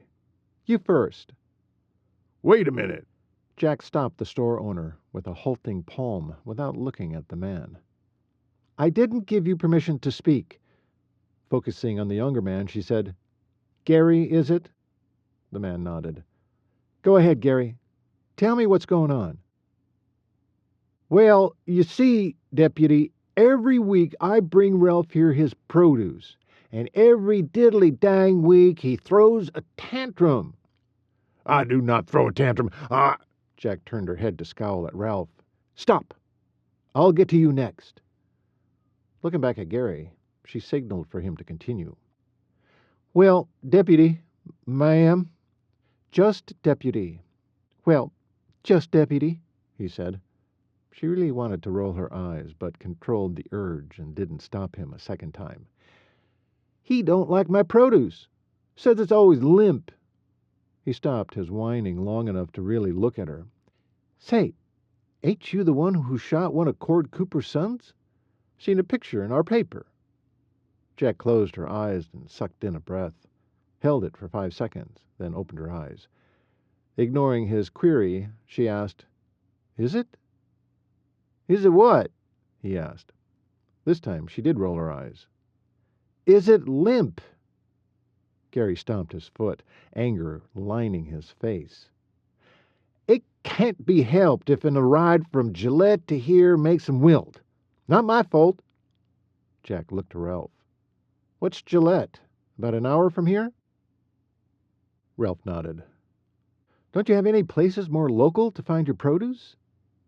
Both Ralph and Gary started shouting again, each arguing against that idea. "Hold it, hold it!" Jack said, lifting her hands to get them to stop. "Are you saying you both hate that idea?" When they started in again, and since they had both gotten closer to her, she grabbed their collars and twisted. "Stop fighting! Now, no more speaking unless you're answering my question." She dropped their collars. "You first this time, Ralph." I only have 2 places to choose from in this area, and their vegetables are small and lack flavor. "So what you're saying is Gary's have good flavor and are the right size." Ralph looked sheepish all of a sudden, but he nodded. "Appears to me you have the farmer you want already." She looked to Gary. "Do you think you could give Ralph a bit of a discount on the days the produce is limp?" "Must be on your hotter days, I'm guessing." Gary's eyes widened. "How'd you know that?" She knew not everyone in Sundance was dense, but come on. "Logic? Oh, wow. Logic," Gary said and shook his head in wonder. "Well, yeah, sure." Gary looked to Ralph. "I'll give you 10% off on days I decide the produce is limp." You have to be fair," Ralph muttered back. "Does this mean no more shouting or throwing matches?" Jack asked, looking from one man to the next. Gary nodded, then Ralph followed. Jack nodded as well. "Shake on it." Neither moved. "I mean it, boys. If I get called out again, I'll fine you both. Then you both lose money." What? "What?" They both shouted at once until they saw her palms raise up again. Okay, Ralph said. "Agreed," Gary said, right before he thrust out his hand. Once Ralph shook it, they went about the business of picking up produce and shuffling through the rest as if the dispute never happened. "Have a good day." Jack turned toward her car, smiling the whole way back to the station. Finally, that psychology class in college had paid off, and maybe she'd find her way in this podunk town after all. She hoped things would go as well when she pored through the Cooper case files again tonight. Chapter 6. Once the paperwork for the Ralph's grocery incident was done, Jack found the keys to the jail hanging on their spot at the back door. Lifting them off, the short walk there did her good. She breathed in the fresh air, trying to organize her thoughts into logical order. She let herself in one door, then the second. doing her best not to breathe in the pungent smells. The thud of boots against the cement floor alerted her. The occupant was heading towards the bars while she let her eyes adjust to the dim light.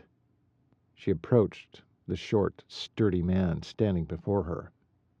It was not just dark, but dank in the jailhouse, a good portion of the odors coming from Bobby.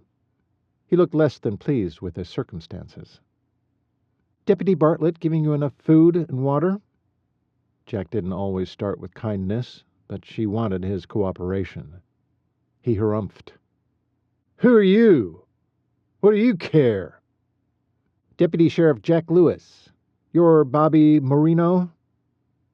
He burst into laughter. "You're pretending there, girlie. Ain't no such thing as a girl sheriff." "Answer my question." His mirth ended, and the sour look returned. "You already know who I am. What do you want?" "So, you are Bobby Marino. Incarcerated for..." She opened a folder and read from the first page. "Making an all-hole in the Cooper's irrigation tank. And it says here, also for a year's worth of sabotage on said property." It didn't actually say he had been charged for the latter. Fire shot from Bobby's eyes. Jack tuned in and watched every reaction from the man, every facial tick. "I ain't done any such thing. I already confessed to the whole. That's it. That's all of it. You can't put no blame on me for all the junk done to Coopers last year." "So, you know what was done last year?" The man slapped his hand down on his waist. His jumpsuit billowed. "Course I do. I worked there. Saw it with my own eyes. But it had nothing to do with me." "Nothing." "That's right, nothing.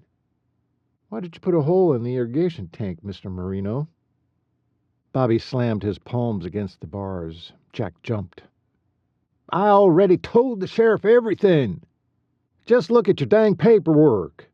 I hate the Coopers. That's all." There was a story here, she was certain. "Interesting, Bobby. Why do you hate the people who employ you, pay you, fed you, gave you a home? Seems pretty unreasonable to me." He growled.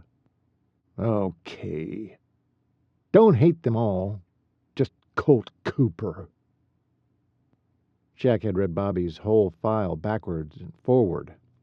Nothing had mentioned this. "Why Colt? Thought he was the sensible one. You seen him? Been around him?"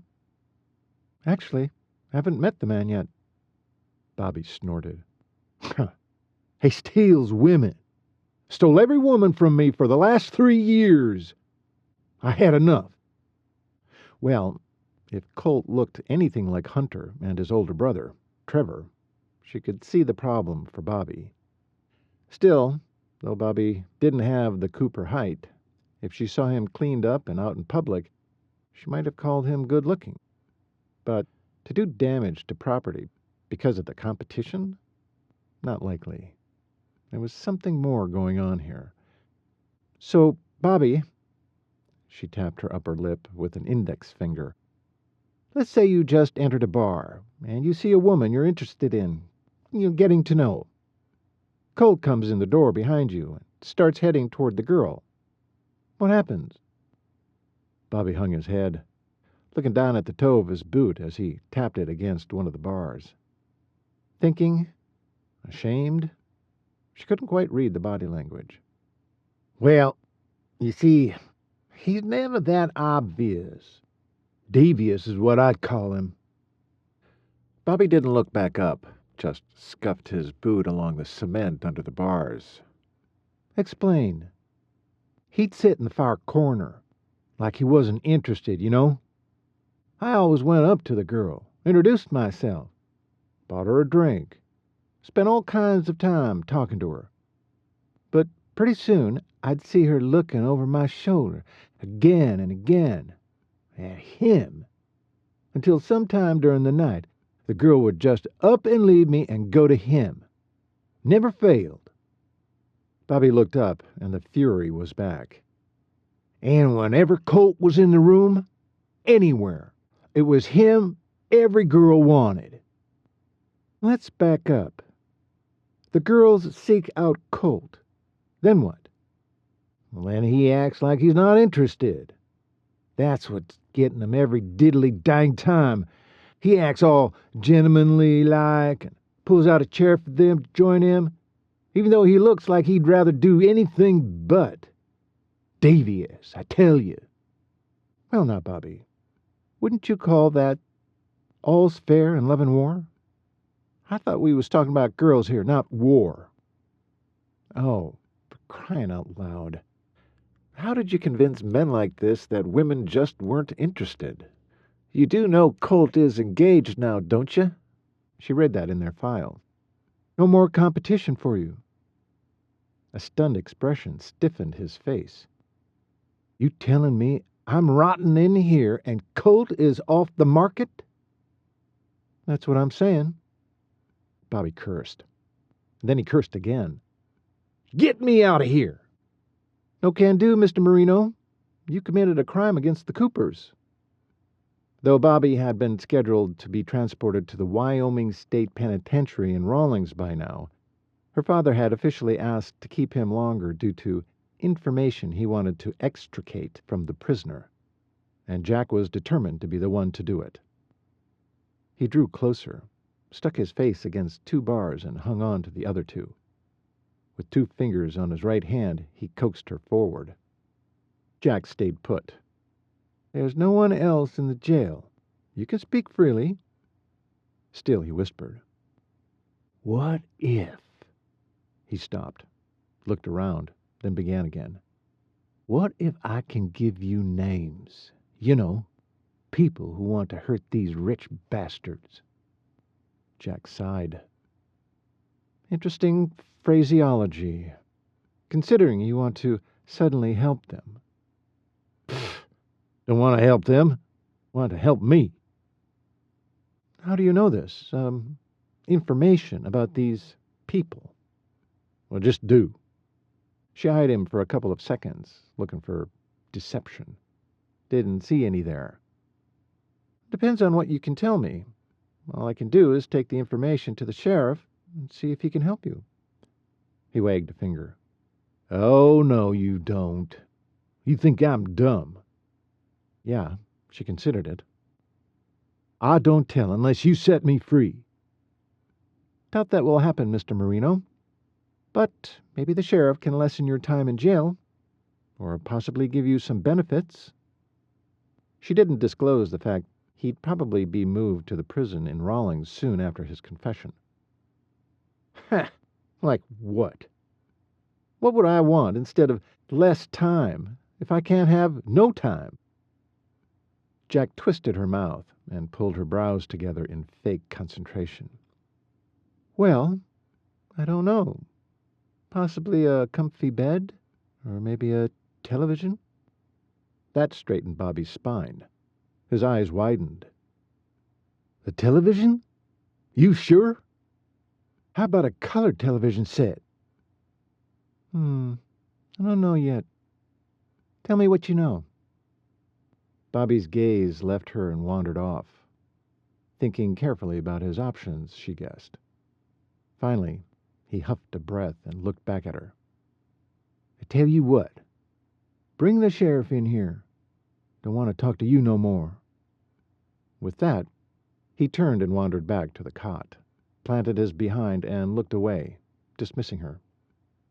You sure? This could all go away if I leave. Gazed to the floor and his forearms on his thighs. He snorted. You don't got no power, girlie. Bring me the sheriff. Jack stared at Bobby as the steam of fury mounted in her chest before she twirled and slammed out the first door, then the second. For a minute there, Jack thought just maybe one man might take her seriously. As well he should.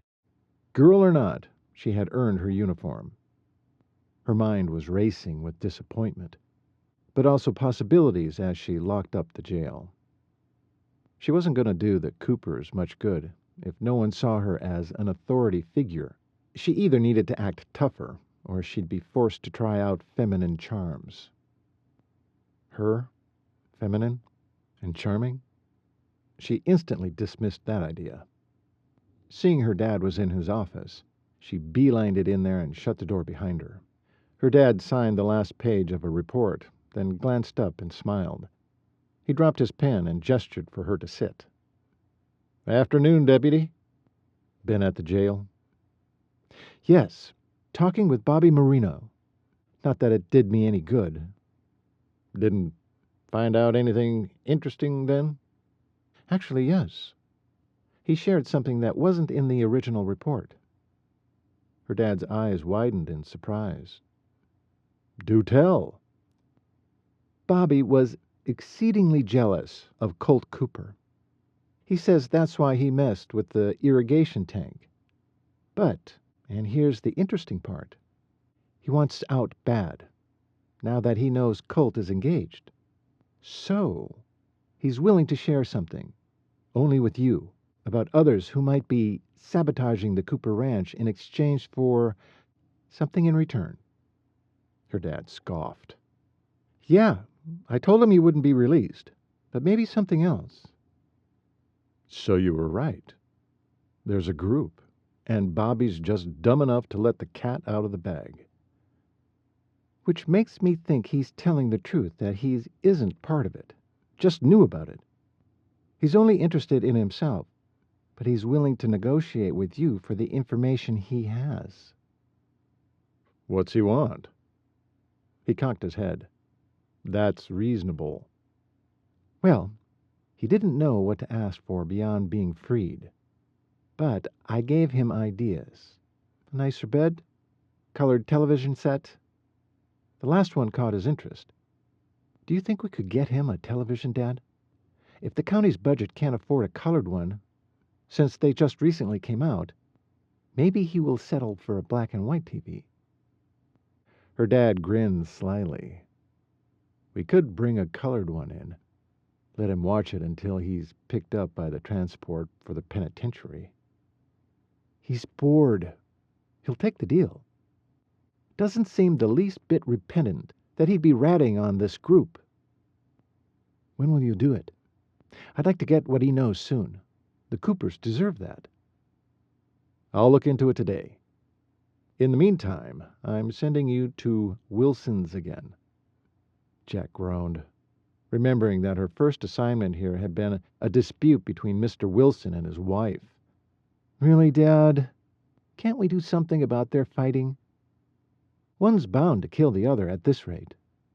They throw things, heavy things, sharp things. Plus, Mr. Wilson keeps yanking those rare plants out of her greenhouse. Why do they stay together?" Her dad shrugged, chuckled, then sobered. "Be careful. Watch your back. In fact, take Eugene with you." "I can handle it." The scowl that came back at her had her up and out his door before a lecture came next. "Eugene, we have a case." Jack frowned as Eugene raced to the driver's side before she even reached the car. Great. This was why she wanted to go alone. "Where are we going?" he asked. "Wilson's, again." He actually groaned this time. "I wish they'd just kill each other and get it over with." She couldn't agree more. By the time they drove up, the Wilsons had moved their fight out of the house and into the front yard. Now she could arrest them both. Eugene was already out of the car and had his handcuffs in his hand. Once he got to Mr. Wilson, he just slipped up behind him and grabbed one arm. Before the man could throw the picture frame he had in his hand, Eugene already had hold of his wrist and pulled it to his back to join his other one. He pulled the frame out of Mr. Wilson's hand and tossed it to the lawn. "You're under arrest for disturbing the peace." Jack often got annoyed with male colleagues, but at least this one knew his job and didn't waste time. Meanwhile, Jack approached Mrs. Wilson. The woman thrashed about, swearing a blue streak and throwing dirt clods at her husband. Tears streamed down her smudged face. A flailing arm holding a garden spade caught Jack across the shoulder, sending her off kilter and to the ground. Thankfully, the blade didn't hit. Just Mrs. Wilson's fist around the handle. The woman started to run, but Jack jumped to her feet and ran after her, grasping one hand and then the other to clamp on the cuffs. "You're now under arrest for more than disturbing the peace. I've added assaulting an officer and evading arrest. You're going to do some serious jail time, Mrs. Wilson." "No! Let her go!" Mr. Wilson hollered within Eugene's grasp. Eugene had the door to the patrol car open and had pushed the man onto the seat. "Hush!" the deputy hollered before he closed the door in his face. "But he's the one who yanked my best plants out of my greenhouse. Isn't that a prison offense? Send him to prison," she whined. Jack started to walk Mrs. Wilson to the car, then decided against it just yet. "Show me your greenhouse." "Yes, thank you. This way." The woman trod forward, yanking at the cuffs Jack had a hand on. Her mission to show Jack the evidence seemed paramount. "Right back here. I'm very proud of my creations." She halted her steps and turned to see Jack's face. "For 3 years in a row, I've won first place for my zebra plants at the state fair." They went through a side gate and on past the house into a large backyard. In the far southwest corner was the greenhouse with its paneled walls of glass and roof to match. There was even a flower bed enfolded in brick with beautiful flowers spilling out that surrounded the whole building. Gorgeous. Now Jack was beginning to understand Mrs. Wilson's anger. By the looks of it, she'd put in a lot of work here. As they strode through the open door, with Jack's hand still at Mrs. Wilson's back, the view opened to the largest and most elaborate greenhouse Jack had ever seen. Not that she'd seen a lot. Geraniums, petunias, impatiens, poinsettias, ferns hanging in pots from the ceiling, and 3 empty boxes of dirt. Jack took in the scene. Dirt was scattered everywhere, with wilting stems, flower petals, and leaves strewn about the floor. What were in these 3 boxes? Mrs. Wilson tipped her chin at each in turn as she lamented over them. "My dear zebra plants. They were my pride and joy. Difficult to grow, need the right temperatures and humidity." She sniffed exaggeratedly. "Oleanders, new to me this year, and a small garden of tomatoes and cucumbers." "Okay, let's go. This gives me a good idea about why you're upset." "Upset? I'm furious. He, of all people, knows how hard I work on this place."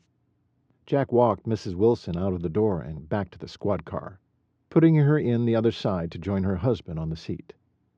They began squabbling the minute their eyes met. Jack let herself into the passenger seat and turned around, facing the two. She held up a hand. Surprisingly, they stopped their bickering, while Eugene put the car in gear to take them back toward the office. Jack figured a little interrogation was in order. "Mr. Wilson, tell me why you would tear the plants out of your wife's greenhouse. It seems counterproductive to me. You, after all, would reap the benefits of at least the vegetables." He sat forward, his hands still locked at his back. "She tell you that?"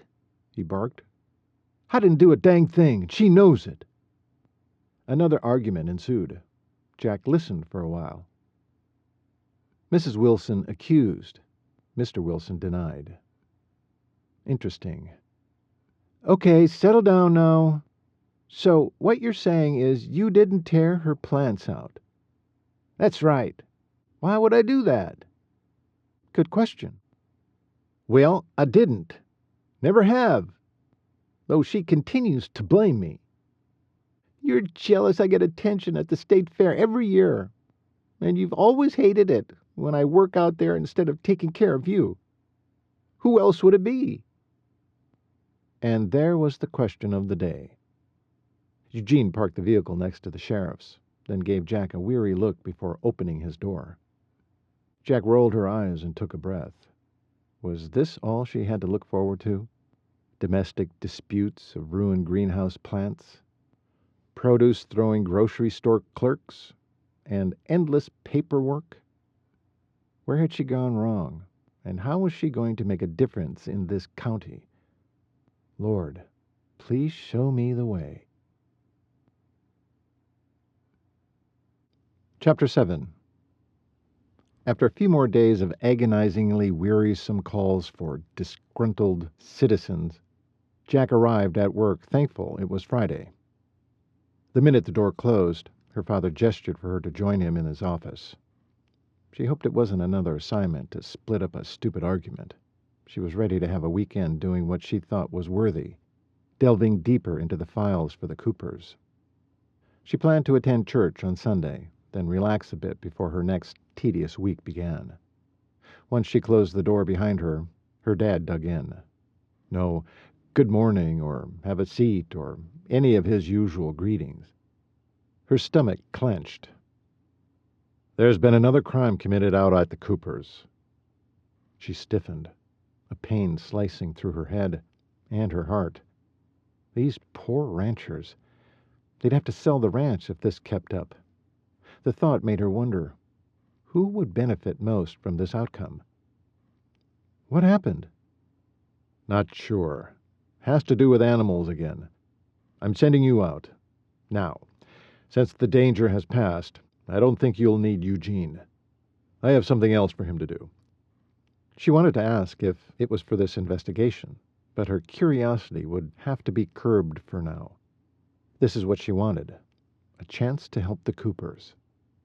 The thought she might see Hunter Cooper on this call made her stomach flip, reprimanding her wayward body of its reaction to the man. Her motivation had to remain simple. Her reputation was at stake, as well as the ranchers. On the drive out, Jack mentally organized what she'd seen so far. 3 dead bull calves, slaughtered on Cooper land. None of the other cattle harmed. Too many footprints and hoof prints to be of use. No physical evidence to chase. She hoped the criminals had left some today. After bouncing up the potholed drive and parking near the barn, Jack looked up to find Hunter striding toward her squad car. Her heart practically somersaulted at the sight of him. Blue jeans, green doctor scrubs, black felt cowboy hat, boots. He looked the part of a veterinarian rancher. The best of both worlds. In her world of law enforcement, she forced herself not to notice the attractiveness of one man over another. But the bar had been raised, strictly by the gene pool of these handsome Cooper men. Now she couldn't wait to compare the other Coopers. Trevor had mentioned his father, Cord, was out of state, and she'd read that he and his wife, Rebecca, were in California helping her dad farm, along with the youngest Cooper, Bronk. But soon she'd likely meet the notorious handsome Colt Cooper and one of the twins, Brand. Her usual curiosity was getting the better of her. She began to scratch at her throat. Hunter opened her door and backed out of her way. She smiled, amused he knew instinctively not to help her out. Each day, what she wore made a statement about how seriously she took her job. She refused to wear the standard skirt, so jeans had become part of her uniform. The shirt was a bit of a problem. She had to keep it unbuttoned across the tight bust line, so she had to wear a T-shirt underneath. Long-sleeved this time of year. Still, she looked the part of an officer of the law, with deputy sheriff insignias embroidered on her shirt, the star on her thick belt, and her gun holstered at her right side. Most people saw her as someone to obey, but she guessed she would forever battle her way into the minds of stubborn, chauvinistic males who thought there was no place for women in law enforcement. She was happy it seemed Hunter was not one of them. "Good morning, Mr. Cooper." "Hunter. My dad is Mr. Mr. Cooper, your dad. Yes, I know. Your brother already corrected me last time I was here." "Hunter, then." "Good morning, officer. Also not correct. It would be easier if you just called me Jack. Jack? Oh, that's short for Jacquelyn, isn't it? She scratched at her throat. Yes. Now, if we can get to the problem at hand. His eyes landed on her neck where she had been scratching. As if he knew about her nervous tic, his mouth lifted on one side, giving him a roguish look. The fact he hadn't shaved today didn't help. But no sooner had the smile tried to appear than it was gone in a flash. Lifting his hat to scrub a hand through his hair, he then readjusted it and gave a quick nod. He looked exhausted and defeated. She wanted to help. She would help. He led her to the 2 horses they used before, already saddled up. Okay, Jackie, let's get this over with. No, it's Jack. She tried to remind him, but Hunter had already grabbed the horses' reins and was leading them out of the barn. Once they were mounted and on their way, Jack asked, Can you tell me what I'm about to see? More calves slaughtered? What happened? Not just calves this time, but part of our south herd, one of which was a grown bull. We only have 2 others. What? At the same location? Killed the same way? That's the rub. They were killed all right, not the same way. Jack sighed. Who was doing this? Killing animals to ruin the Coopers? As soon as she was back, she'd make sure her dad handled his business with their jailbird. He knows something, I'm sure of it. Listen, before we get there, I should fill you in on my thoughts about your case. Hunter swung his gaze in her direction. You've been researching our case? Your pop hasn't even done that. Not really. Yeah, I got after him about that. You did? The smile almost returned, but his glance toward where they were heading wiped it away. Yes, I did. My dad tells me the sheriff's department has been too busy and too understaffed. But I'm there now, and I want to help. Hopefully, the rest of the county will behave themselves, so I won't be pulled off the case as often. Hunter glanced over, his eyes fixed on hers. Things have escalated since I came home. I'm not sure if it's me or the culprit has decided to finish us quicker.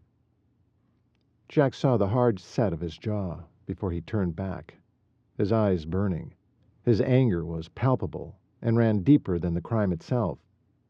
As a vet, these animals were doubly under his charge and protection, and still they were dying. A part of him had to feel like a failure. Was someone trying to discourage him from being a vet, too? She let him remain silent until they were upon the scene of the crime. Taking in the appalling view, she counted at least 24 cattle lying on their sides in the pasture. Bloated, stiff, dead. She wanted to cry for them and what they must have endured. How did they die? She asked while they both dismounted. Follow me. When they got closer, the first few looked like the mothers of the slain calves, udders still bagged up. She closed her eyes and breathed in, then wished she hadn't.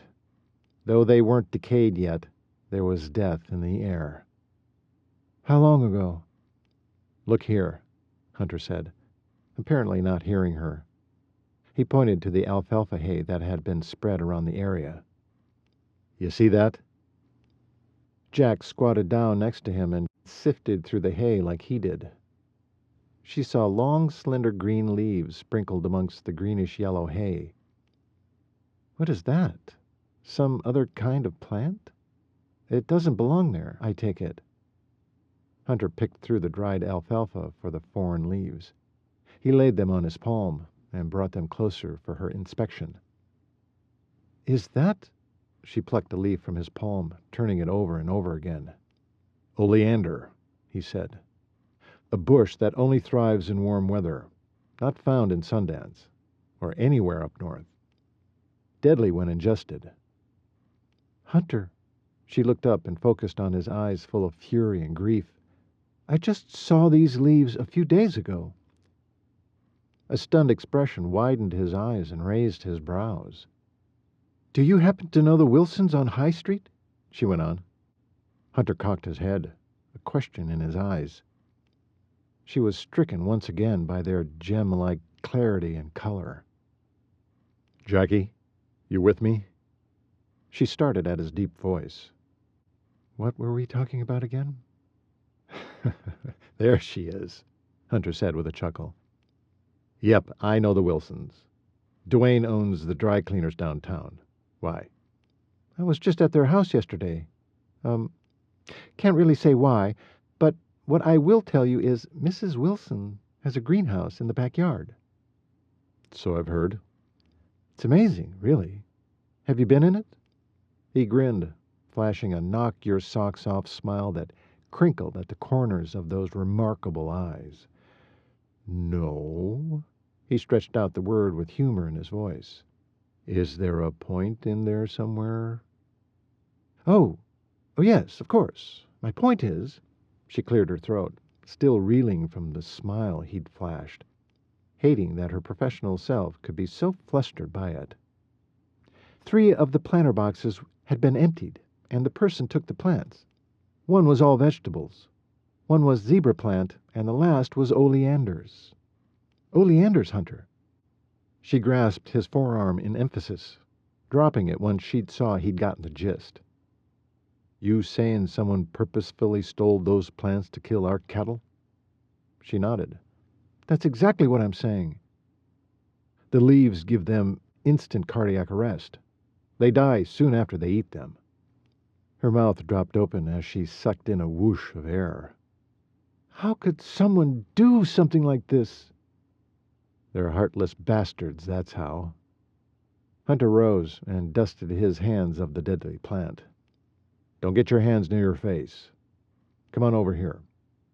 Hunter took her to what looked like a gas can with rags thrown over the top.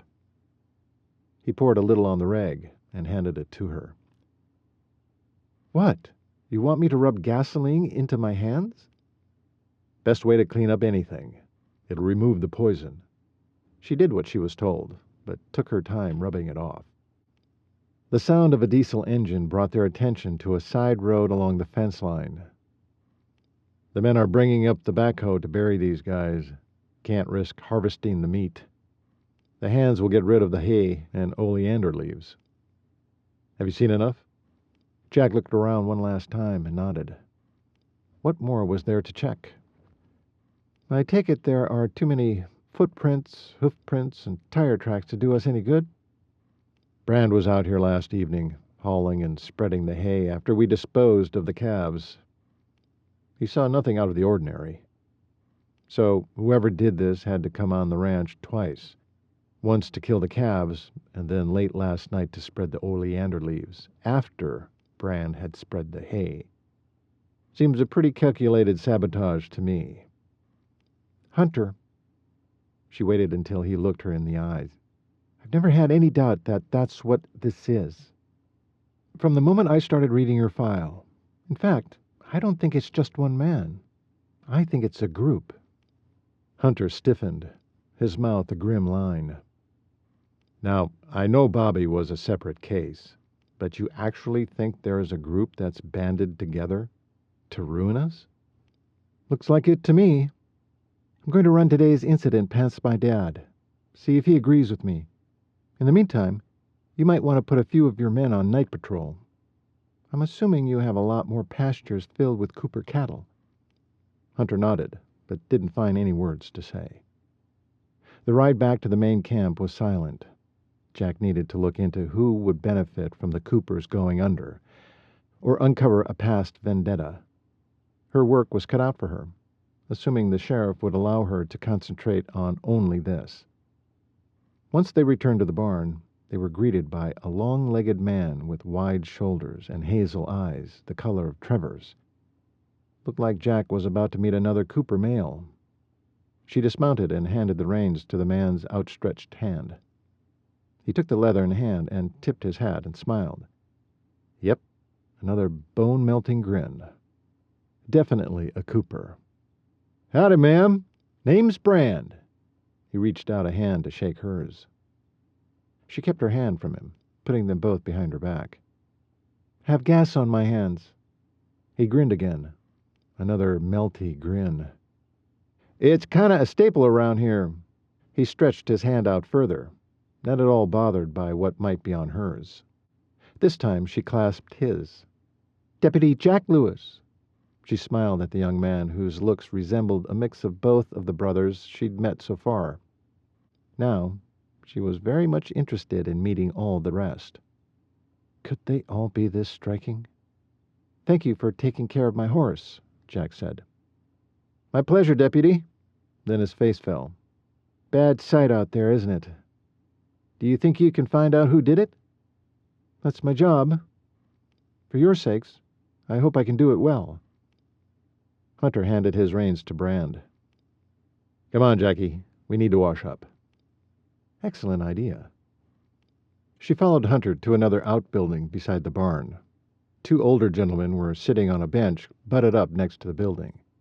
One had his hat pushed back and was chewing on a piece of straw. The other was whittling something that looked much like a horse. Hunter led Jack toward them. "Willie, Stogie, this is Deputy Jackie Lewis, Harvey's daughter. Answer any questions she has for you. Any time. Got it?" Both men looked up and smiled. She guessed they had to be in their 70s by the wrinkles and paunch on one and gray hair and missing teeth on the other. "Hello, Willie?" she guessed as she extended her hand. "Yep, that's me. I'm in charge 'cause I'm the oldest." He shook her hand. "That'd be right. A whole half a year older." The other man, Stogie said, snorting with irritation. "Like you'd knowed so much more than me by being 72 and a half. Ha!" "That's right. I do know more. Pay attention. So you just be quiet and I'll be answering her questions. Got that?" Why don't you just hush up there? Nobody wants to hear from a cranky old bear like you. Besides, I'm better looking." Jack couldn't help it. She watched the exchange as long as she could stand it before she howled in laughter. Both men looked up at her, all indignant-like. The look stopped her, but only for a minute before she threw her head back and nearly choked on another burst of laughter. "You two are a scream." "What's she talking about? I didn't scream. Did you scream?" Willie asked Stogie. He looked as surprised as Willie did. "Not me." Hunter smirked and rolled his eyes, then slid open the heavy shed door on its casters and stepped inside. "Come on, Jackie." She nearly corrected him again about her name, but it didn't seem the time. Instead, she followed him through the door and into the dimly lit space. He flipped on the lights. "These two would entertain you till you split your gut and not even know why you were laughing. But if you have questions for them, they're still pretty sharp, though their eyesight is not as good as it used to be." "Well, okay," she said, still chuckling as she spoke. "I'll keep that in mind." Hunter took Jack past an old fire truck and into what appeared to be a small apartment. He gestured toward the sink. "Here, you first. The soap is there." He pointed at the soap dispenser. "Scrub well. The gas is smelly, but oleander is not to be taken lightly." Jack nodded and scrubbed up. Hunter pointed to a towel as he began his own cleanup. Once they were done, he looked down into her eyes, still rubbing his hands dry with the towel. "What should we do next? I don't want to lose any more animals. Criminy, I came home to save animals, not watch them die." He turned away, throwing down the towel on the edge of the sink, then tossing off his hat to scrub a hand through his dark hair. It sprang back from the extra length and curl. "I know you're frustrated and sad. I'll do my best to find more evidence to lead us to the culprits. But Hunter," she waited until he focused on her again, "you have to be diligent. Get your men on guard right away. Tonight. Don't wait. The perpetrators sure aren't afraid to trespass to do what they want. Pull your men together now, Organize a schedule. Would you like me to help you with that? Nah, I'll do it. You should get back and find out who stole Mrs. Wilson's oleanders. A small grin escaped Jack in spite of her effort to keep it under wraps. What? Hunter saw it, grabbing up his hat to smash it back on his head. Oh, I was just thinking of the fight Mr. and Mrs. Wilson had. She thought he had yanked out her plants. He denied it, but she had been having none of it. You're right. I should talk to them again. I'll let the missus know the mister is innocent. She smiled, then turned to leave. Wait, Jackie. She turned back and almost corrected him about her name again, but stopped herself. She never thought of herself as a Jackie. Too sweet, not tough enough. But she had to admit, having Hunter call her that was plucking a heartstring or two. Yeah? He took that moment to gaze upon her face, his own softening with a sort of respect. I saw how you stroked that calf's face. You're a softy, aren't you? At least for animals. Jack stiffened. This was something she kept from people. How had Hunter Cooper figured it out so quickly? Should she deny it? But she could think of no reason to do that, especially since he was so easy to talk to, and she had no call to hold back. You found me out. She grinned sheepishly. I am a softy for animals. Always have been. A slow grin stretched across the man's handsome face. Then he nodded, as if he knew how important this secret was to keep. And somehow, she didn't know how, she believed he would. Chapter 8. On Jack's drive to the Wilsons' home, she tried to keep her mind on the Cooper case file, but Hunter held her thoughts. She could still see him in her mind's eye, the sadness on his face, the slump in his shoulders. She shook her head, trying to jangle her thoughts a different direction, only to recognize what her intuition had been telling her all along. She was seeing more than Hunter himself. She was seeing a man haunted by defeat. Sure enough, she'd witnessed each defining incident in his short veterinary career that would make him feel like a failure. The mare in Colorado, the 3 bulls he couldn't protect, the South pasture herd that had died under his watch.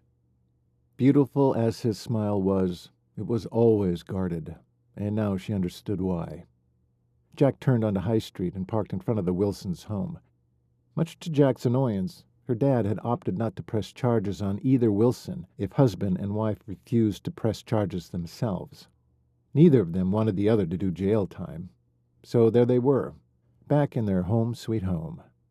Jack turned off the motor and listened to the engine click as it cooled. It was the only sound she heard. Huh, Jack grunted, reluctantly surprised. So, the happy couple was maintaining a shaky truce. But it frosted Jack that her dad had also dropped the disturbing the peace and resisting arrest charges. What was the lesson in that? She sighed. Then again, the news she brought might just make their truce permanent. As she strode up the walkway, the front door flew open. An irritated Mrs. Wilson glared at her from the gloom beyond. "What do you want, deputy?" "Glad to see you too, Mrs. Wilson. I have a few questions for you. It might be easier if I come in." Who is it, Joan? Mr. Wilson called from the living room sofa. "That deputy sheriff again," she shouted over her shoulder. Well, let her in, dang woman. "Don't you yell at me, you nasty plant eater!"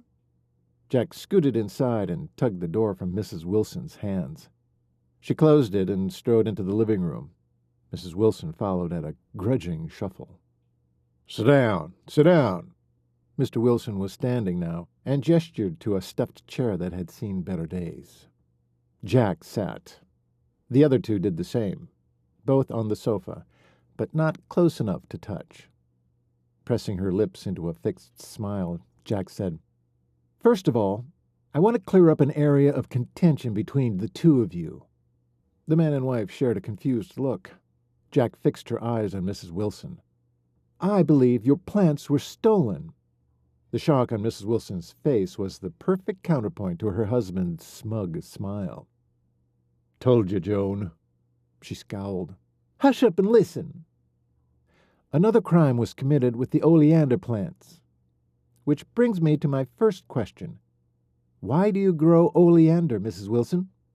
She looked taken aback by that question. Well, because they're beautiful to look at, of course. Do you know how deadly they are? Deadly? What do you mean? Mr. Wilson sat forward and rested his forearms on his thighs. Was he suddenly suspicious the missus had designs on poisoning him? Jack doubted it as she watched Mrs. Wilson melt deeper into the sofa, fanning herself. Confusion and panic swept across her expression. In what way are they deadly? She said meekly.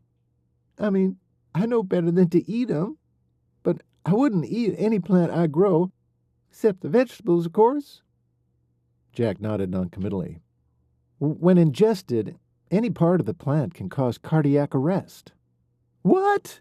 She leapt to her feet, eyes wide with fear. Are you saying someone stole my oleanders to commit murder? Mrs. Wilson's hands flew to her chest as she teetered in place. Settle down, Joan, and listen. Enough of the drama. Sit down. She obeyed immediately. Dang if he wasn't right. The woman was putting on a performance, which begged the question, just exactly how innocent was Mrs. Wilson? Mrs. Wilson, I need a list of all the people you've invited into your greenhouse. Oh, a hand came to her chest again. That could take some time. I'll wait. Jack's gaze drifted over to Mr. Wilson. Do you know any visitors who've had the chance to admire Mrs. Wilson's plants? Well, sure. Let's see, there's I'll make the list, Dwayne. You visit with the deputy. And then she was off down the hallway, disappearing into a room. Jack focused her attention on the man across from her. Do you mind if I call you Dwayne? Not at all. Okay, Dwayne. Go ahead and give me your list. I'll remember it. He looked delighted, as if someone had invited him to a party he'd been snubbed from. Since we've lived here? No. That would be quite a feat. Just since the oleanders were planted. Well, this is the first year she's put those things in. They've been here since the beginning of summer, but had just started to flower maybe 2 months ago. Okay. Go ahead with your lists of people since that time.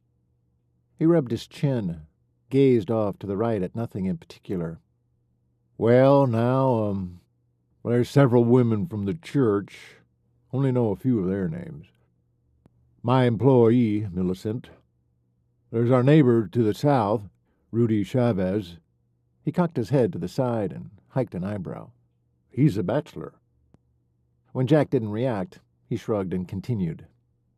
There's my new friend Joe. Well, he's more like an acquaintance. He was visiting Rudy next door, and Rudy asked my wife if she could show Joe her hothouse. He was really impressed. He's the foreman for a big rancher lady here in the county. Don't really remember her name, though. She's a widow and changed her last name at some point, I think. Or, I can't remember.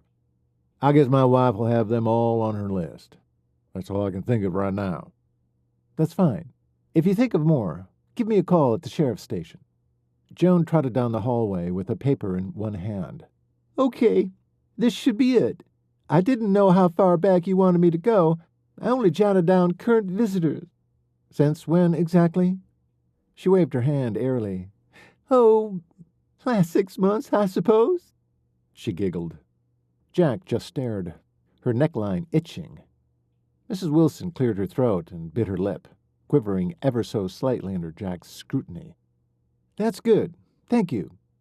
Jack rose, took the list from Joan, and headed for the door. Let me know if you think of any others. Just call me at the sheriff's office.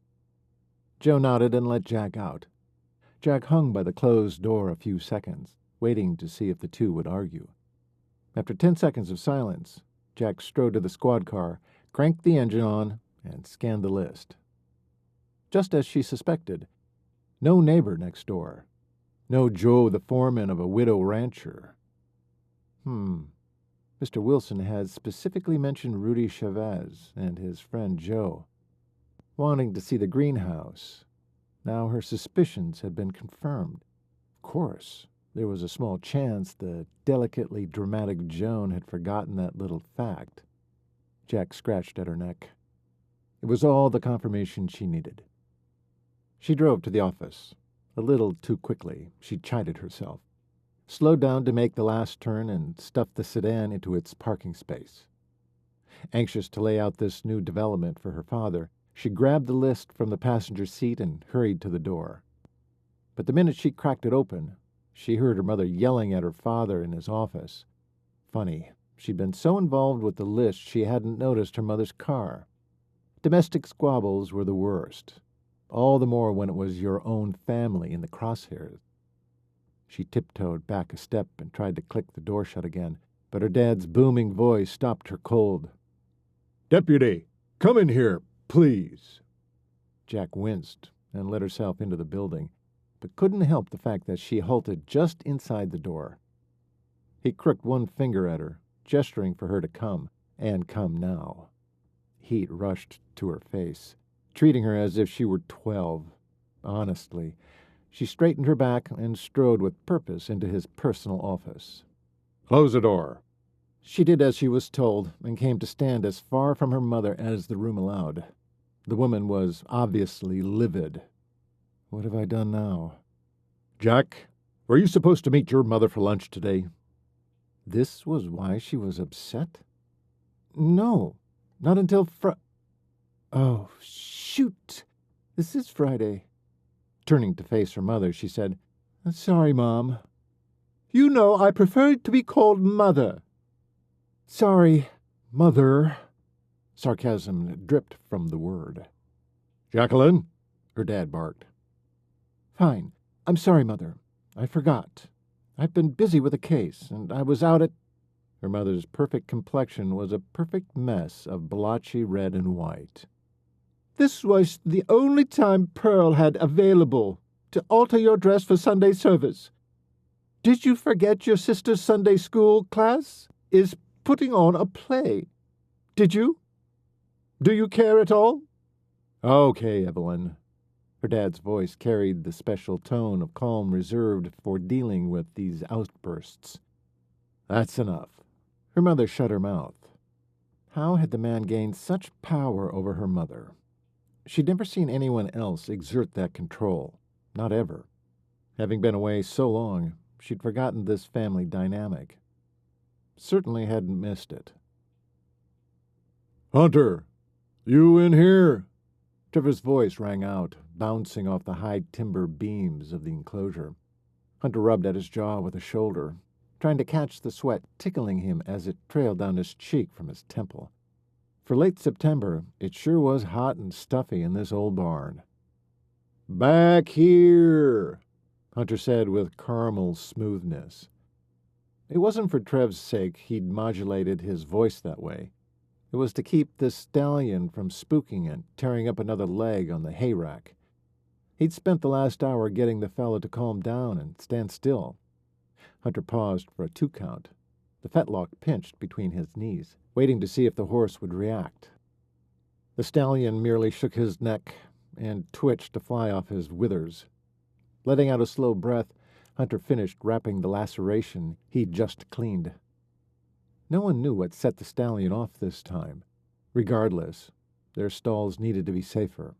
It was why he'd told Trev and Colt that nets were a better idea to hold the hay, at least for the flighty rescues.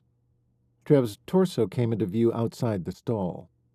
Hunter glanced up and gently eased the stallion's hoof to the ground. He stood slowly upright, his elbow brushing the horse's side the entire way. Easy does it. Hunter stepped slowly away, out of the horse's kick radius. Trevor must have read the care with which Hunter was moving, because he waited for Hunter to make eye contact before asking, "Babcocks have a sick horse needs your help." The words sick and horse collided in Hunter's skull. He shook his head, a bit too vigorously to be normal. "Told you, I'm only treating bar 6 animals." Trevor's irritated expression morphed into a scowl. but he clamped his jaw shut. He seemed to be mulling something else to say. Hunter started to move away. "You planning on church this Sunday?" Odd question. Trevor asking about church. "Why?" "Youngsters are putting on a play. Pastor invited us. Coop usually goes. I can't, so you go." Trev began to turn, as if all was decided. "Hold up there!" Hunter drew himself to his full height and turned to face Trev broadside, realizing after the fact that he was using hoarse body language to assert his place. He shrugged inwardly. Whatever worked. Trevor pivoted and turned. They were chest to chest now, impatient brewing in Trevor's face. "You can't just come in here and bark orders about where I go and what I do." "What's that all about?" "I can't go. You can." Once again, Trevor started to move past him. In one stride, Hunter planted himself in Trev's path again. "What makes you think I don't have plans?" "Don't matter if you do. Colt's busy with his fiancée. Brand can't represent us. Town knows he's the baby. You're it, brother dear." "Whoa, whoa, whoa, whoa. Back to barking orders?" "I'm not going." "You are," Trev hollered as he took a step forward, forcing Hunter back a step to regain his space. "Hold on there, young'uns. What's going on in here? You boys too old to be arguing like mulish youngsters." Hunter glanced at Stogie, then back to Trevor. He couldn't agree more. "Why don't you explain rather than demand?" "Good idea," Stogie said. He hung the bridle on the post nail, then turned his attention back. Trevor huffed, but always seemed to obey the old codger, for as far back as Hunter could remember. He might be the harshest brother, in too many ways, but he always respected these two uncles of theirs, more even than their own father. Trevor began his explanation, but spoke mainly to Stogie. "Coop usually goes to the kids' play at the church. I'm sending Hunter." A slice of fury ran down Hunter's spine and clear out to his fingertips. He made fists and glared at Trev. "Will you stop treating me like one of the employees? You don't get to order me around." "Why not? I do the rest of the brothers." "Except Clay, and now me." Trevor didn't say a word, but a muscle ticked in his jaw. He was losing patience. "I don't want to fight with you. I'll be on the ranch to help with the stock for a time, but you have to stop bossing me around. We're all grown up now, Trev. Stop trying to throw your weight around. I'm sure the rest of your family would appreciate that too." Trevor stared at him, fatigue and worry etched into the lines on his face. Something shifted in Hunter. He ran a hand over the back of his neck, then sighed. "Listen, just tell me why this play is so important, and why you can't go." "I have an auction this weekend in Laramie. The play is once a year. It's a big deal for the community. Coop thinks it's important for this family to be represented." Sad that Trev still called their dad Coop. It showed Trev's continuing lack of respect for the old man. Trev stopped talking and stared at Hunter again, this time with the intensity of a rodeo bull. "Fine. This Sunday?" Trevor gave him a curt nod, then strode past him and on out the door at the back. "You're welcome," Hunter shouted at his back. Chapter 9.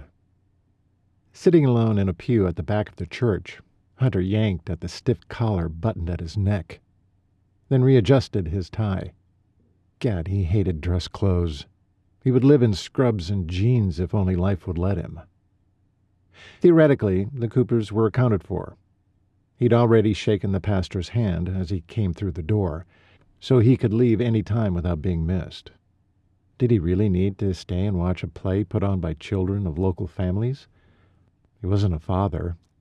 In fact, that possibility wasn't even on the radar. So why was he here? To please your dad, Beanie. Ha, So true. But why was he still trying to do that? He'd gone off to vet school, not just to pursue the career of an animal lover, but to escape the man. Sticking around the ranch and all his brothers had made him feel like one of them, a needy, neglected bunch. His gaze wandered over the crowd. Church made him uncomfortable.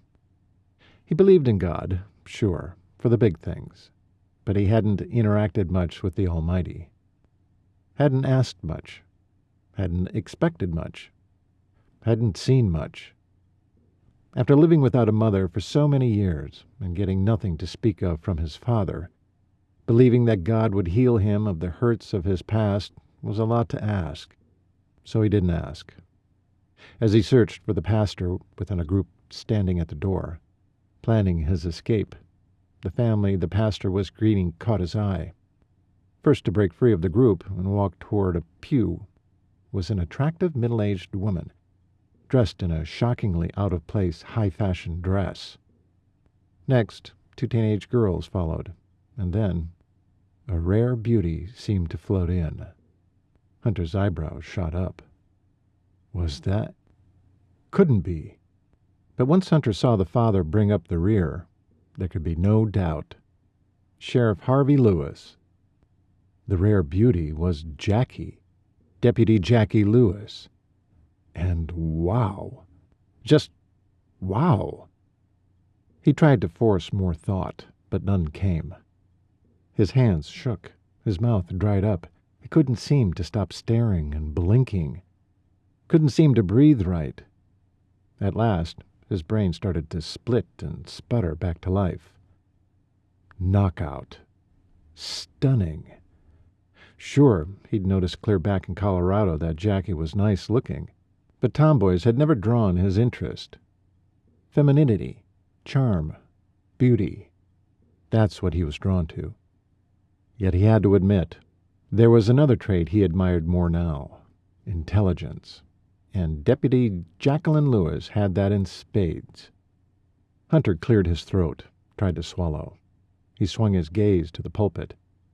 Somehow he had to sit through the service without panting. Just as he came back to himself, a scent of lavender greeted his nose. Can't be happening. But a quick glimpse to his left told him he was no longer alone in the pew. Billows of fabric, the same color as her fragrance, drifted toward him as she sat. He stared down at the material now lapping over his thigh. "Oh, sorry. I'll take care of that," her wholly feminine voice said as she lifted her skirt off him and tucked it in between their bodies. Where had that tone come from? Like tinkles of notes coming from a piano on stage. Each word delighted his ears, made him want to hear more. Before his mind and body ramped up further, Beatrice, the church's longtime piano player, sat down and drummed out the first notes of When We All Get to Heaven. Pastor took the pulpit and spoke. "Page number 238 in the hymnal before you," he said, then stepped aside to let the music swell uninterrupted. The congregation rose to their feet. The spectacular melody of piano and voices filled the vaulted ceiling of the old church and spread into Hunter's blood, bathing him in heaven-sent sweetness. Hunter grabbed a hymnal and flipped through the book until he found the song. One glimpse told him Jackie was left without a hymnal, so he offered one side of his. She took hold, and between the two of them, the book shook. Thankfully, no one else seemed to notice. He took a quick glance into her whiskey-colored eyes, and she giggled. Actually, giggled. He tried to hold back, but a chuckle escaped him anyway.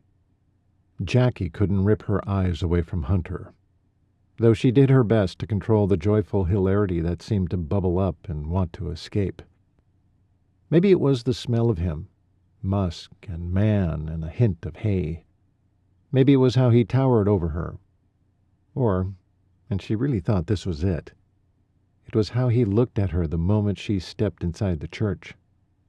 Hunter had always been approachable and kind, the Colorado incident aside.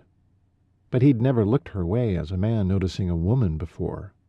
Not that she'd ever noticed, anyway.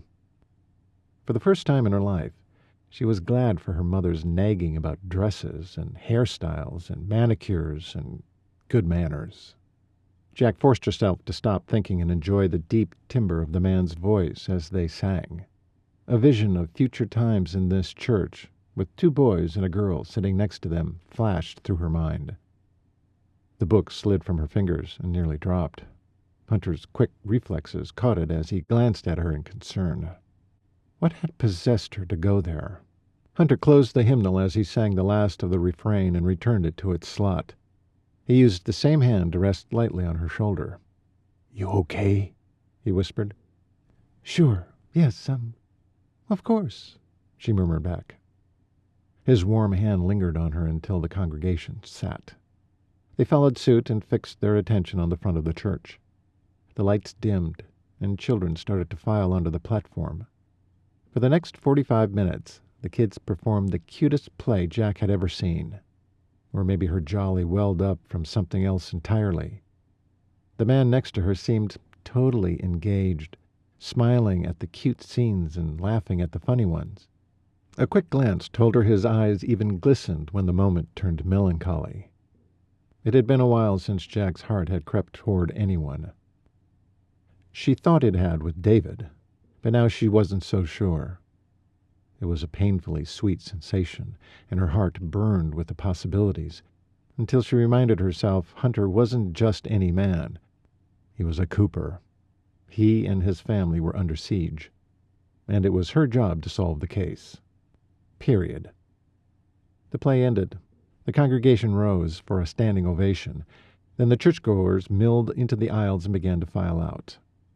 Hunter remained at Jack's back as she joined her family in the aisle and slowly shuffled toward the open door. She had the strongest urge to turn and grasp Hunter's hand. Foolish, she knew. She grasped a fistful of frilly lavender skirt instead. She only hoped that once she'd replaced the dress with her deputy's uniform, these ridiculous urges would go the way of her dress clothes. Back in the closet. Light off, door closed. End of discussion. Jack stepped into the sunlight outside, momentarily dazed, and drew a deep breath as the afternoon breeze tugged at the chignon bun at her neck, the bun that took her 40 minutes to perfect under her mother's critical eye, the bun that reminded her she was not herself in this get-up. Yet, when she looked up at Hunter, who followed her into her family's huddle, she saw a new warmth there. It became obvious as each minute slipped by that Hunter liked this new her.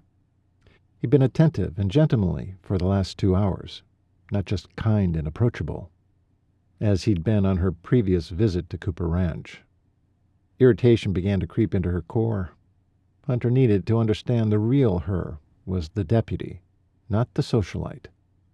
An old hurt she thought she'd buried long ago began as a thought, then swiftly tore open inside her.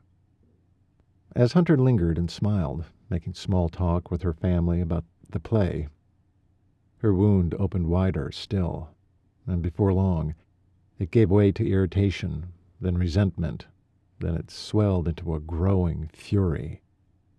Hunter broke away from the conversation with her dad, his bright blue eyes dancing as he focused on her. "May I take you home?"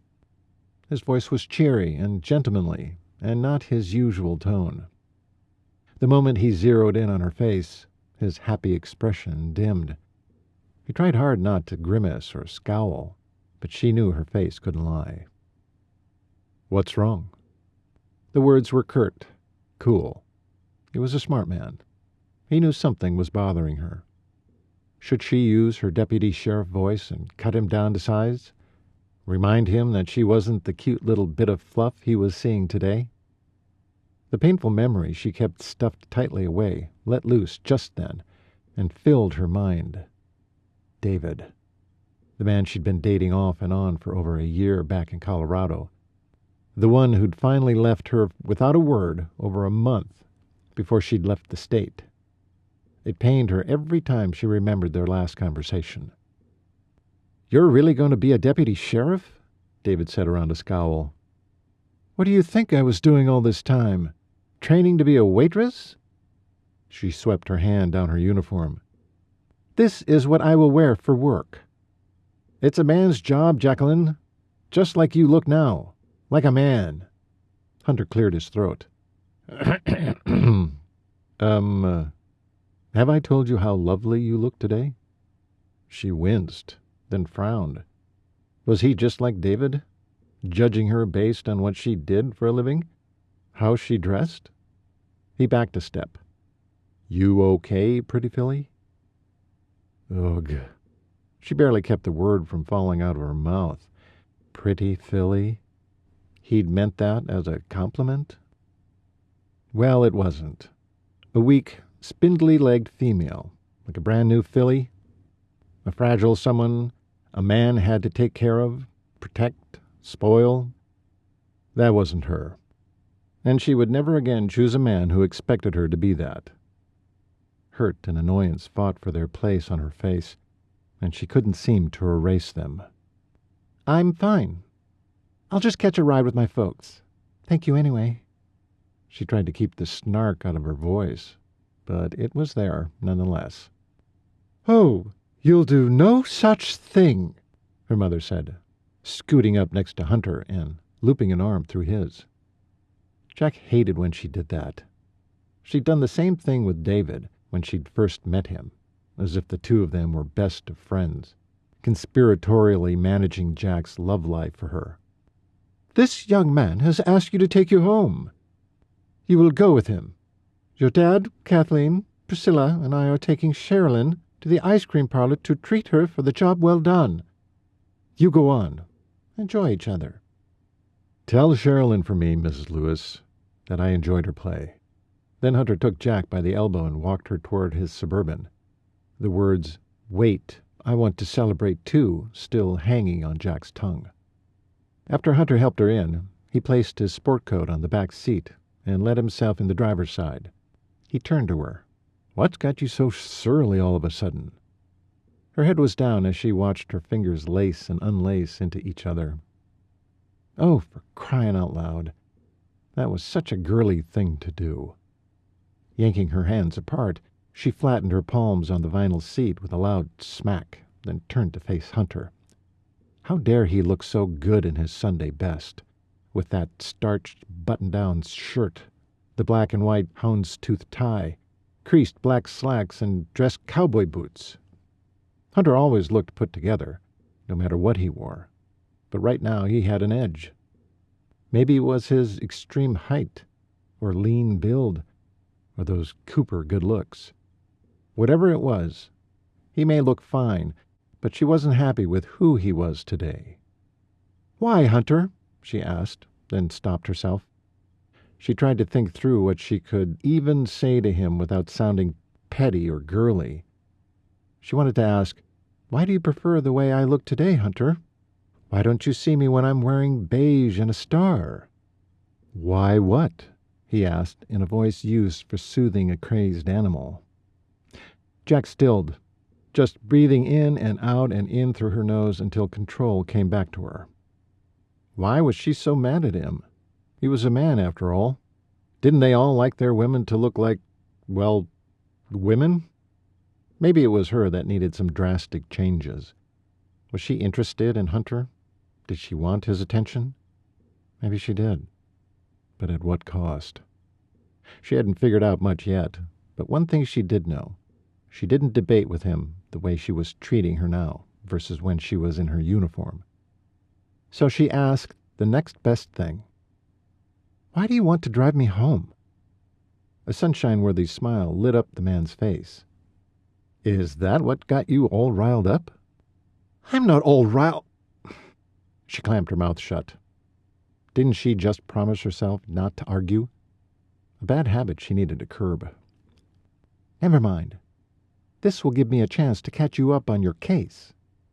So, all business now, eh? Seems logical. Nope. What do you mean, nope? She felt the surge of adrenaline flash through her chest. Breathe, Jack. And so she did, slowly. I mean, it's kind of a lavender day today, so let's relax and enjoy the ride home. A lavender day? Was that a pun about her dress? She knew she should be a good little prim and proper girl, but sadly that wasn't her. She glanced at him. Okay. What is it that's changed about you? You've been all business since I've met you. Suddenly, not today? His eyes twinkled with mirth. This is the first time I've seen you in a dress. Kind of thought you were allergic to them, he chuckled. She fumed. Huffing a breath, she turned in the seat, irritated that the skirt didn't move well with her. Taking hold of it, she yanked it out from under her, then huffed again. I've only seen you on the job before today, Dr. Cooper. Was I supposed to wear a dress while I was out checking your slaughtered animals? His smile fell. Her gaze wandered out of the windshield as she winced inside. I'm sorry. I shouldn't have been so crass. But obviously I don't wear dresses to work. Most female deputies do. Skirts, anyway. She wrenched her neck in his direction again. How would you know that? How many female deputy sheriffs do you know? I've seen enough. In the newspaper. Hunter made a turn off the side street onto Main, then turned right on 3rd Street. That's true. The newspapers did tend to exploit female law enforcement officers, as if they were an oddity to see.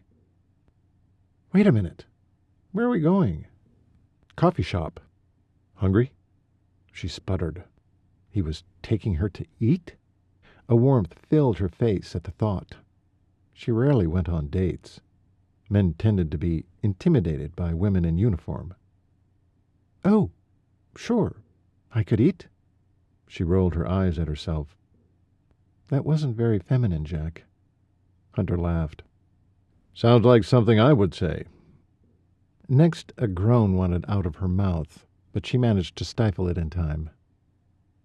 You been here before?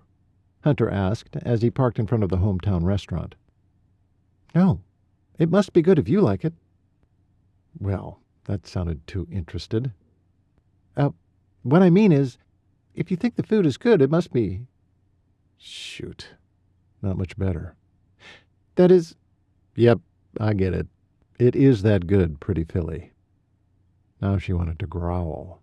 How could she get him to quit using that horrible nickname without blatantly scolding?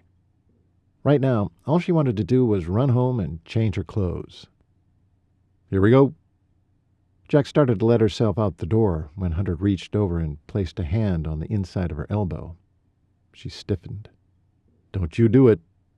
His grin teased, but the words held a warning. I'll get your door. Now she wanted to scream. This was exactly what she didn't want from him. She'd surely die if she had to sit like a prissy miss and let men open her door for her. Couldn't she just picture that?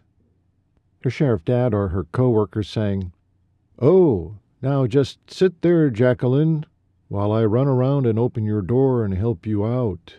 Then you can draw your weapon. Jack actually held her breath as Hunter jogged around the front bumper and came to her door. When he opened it, he offered his open palm. What she wanted to do was slap it away, but instead she smiled like her sisters would do and stepped out.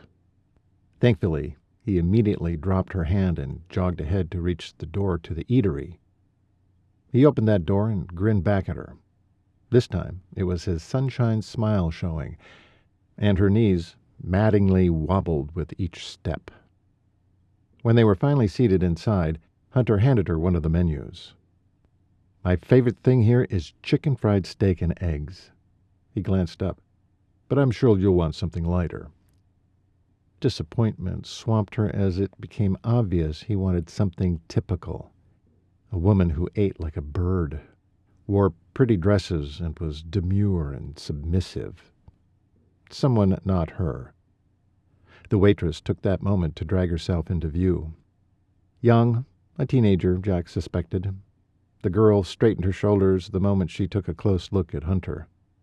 When he finally looked up from his menu, he caught her staring and said, Take the lady's order first. Then he looked back down again. She fixed her eyes on him, as if the heat of her stare might wake him up. Why didn't she like being called a lady? Because I'm not one. Her mother had spent 2 decades trying to make her into something she was not, today's frilly dress and makeup notwithstanding. The gum-chewing teenager tore her gaze from Hunter and gave Jack a questioning stare. I'll have the chicken fried steak with eggs over easy, fried potatoes, and toast with lots of butter. Black coffee, too, please. While the girl cracked her gum and wrote her order on a pad, Jack glanced at Hunter out of the corner of her eye. She expected a dropped jaw and wide eyes. What she saw was a smirk and a twinkle over the top of the menu. The adorable crinkles were alive at the outer corners of those jeweled eyes. She turned on her seat to face him. What? You don't shock me one bit. She didn't? But she thought. I'll have exactly the same, he said to the waitress, who popped her gum and slogged off. Hunter looked back at Jack and grinned. Kind of figured that's what you'd order. You did? Sure. You're not a typical girl, Jackie. We both know that. He did? Oh, he did. And he didn't seem to care that she was different. But then why put on the Casanova routine as soon as she wore a dress? Now she was really confused. But she was a deputy sheriff. It was her job to figure people out. And that's exactly what she planned to do with this man, who hung his head with grief over dead calves one minute and teased her for shooting him the next. Chapter 10. Hunter loaded Jack up in his Suburban, then darted around the hood to his side. The man was wearing the ghost of a grin on his face. Had since she'd first ordered her massive breakfast. Was he amused that she ate so much for a woman? Or pleased with himself for guessing how different she was from the other women he knew? She grumbled to herself. It irked her that she couldn't easily figure him out. Goodness knows God had given her the gift of discernment. In her job, it helped her see through people, to their motivations, then their actions.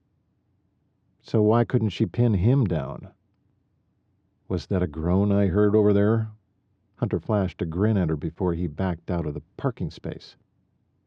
Had she really grunted out loud? Might have been. He laughed. Want to talk about it? No. Tell me, Jackie, are you always this transparent? She twisted in his direction and planted an intense glare on him. What is that supposed to mean? What was wrong with her? Why was she being so irascible? He'd just bought her a lovely breakfast, and his company had been more than pleasant.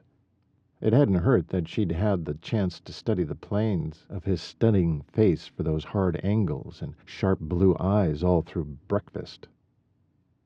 It means you're not yourself today. How would you know that? You hardly know me. Hunter's lips lifted on one side. Not like you're hard to figure out. So condescending. What are you about? Trying to aggravate me? Well, let me clue you in. You've done a fine job of... You didn't enjoy breakfast? He interrupted, throwing her off kilter with a question. Guilt now slid in next to her annoyance and booted it right out. Then good manners hopped in. She sighed and tucked strands of hair behind her ear. Of course I did. Thank you. The meal was delicious. The conversation, delightful. Her manner only went so far. What else do you want to hear? Your other self is showing. And you were doing so well. What do you mean by that comment? Your deputy self. You hate being in a dress, going to church, having to make nice with people. She couldn't stop her jaw from dropping. How had he figured her out this well? Had she not kept her countenance impassive in her job like she thought she did? This was not good. Not good at all. You're overthinking. I can hear the cogs turning all the way over here. How? She swallowed. She would not let him rattle her, but she did need to know. How are you reading me so well, oh great hunter? Have you been talking to my dad? Mom? Nope. She waited, thinking he'd elaborate. When he didn't, she fumed. Nope. Just nope. His quick glance at her showed eyes flashing with amusement. Was he into pushing people's buttons? Why the need to get her dander up? And if I were to talk to your dad or mom, what would they tell me about you? She sure shouldn't have opened that door. She could only imagine what insight her mom would give him about her. Next subject. Have you found any more evidence of your saboteurs? Hunter's face fell. It surprised her how sad that made her feel. He'd been so playful. Now she had to watch as he struggled with his black cloud of self-doubt. She started to open her mouth to offer condolences again, but he spoke softly into the silence. No. He cleared his throat and infused more strength into his voice. Haven't found anything more. What's your next step, deputy? Well, she deserved that. Should she try to change the subject back to fun-loving stuff? But another inspection of his face, and she knew it was too late.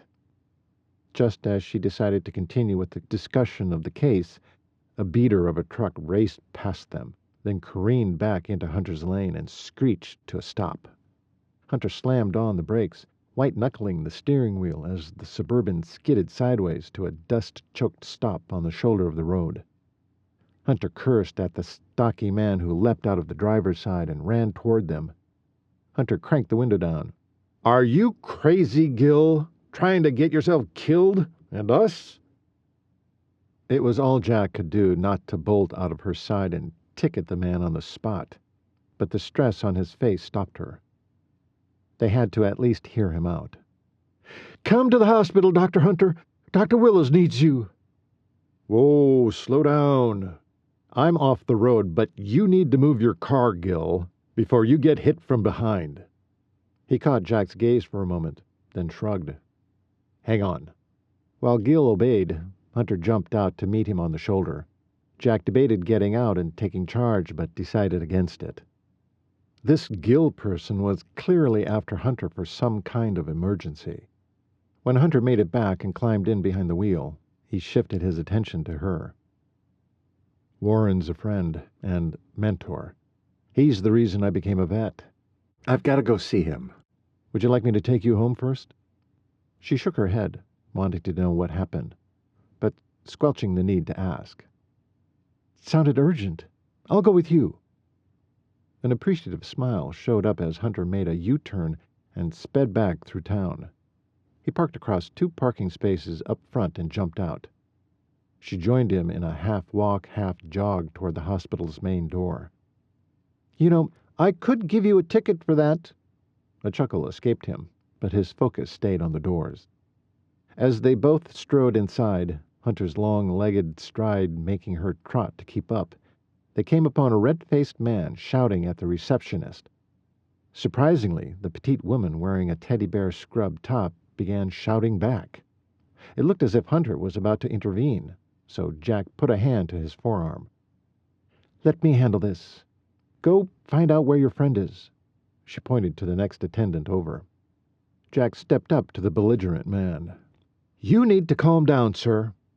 The yeller slid his gaze up and down Jack. He made a belittling sound at her before turning back to resume his tirade. Jack took another step closer.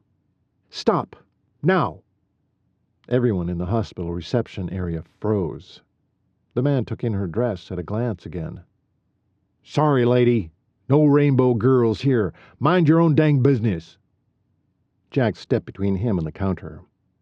I am Deputy Sheriff Jack Lewis, and you will do as I say. The man's eyes widened. His mouth quirked just before he threw his head back and let out a pompous laugh. Sure, and I'm JFK. His laugh dug right under her skin.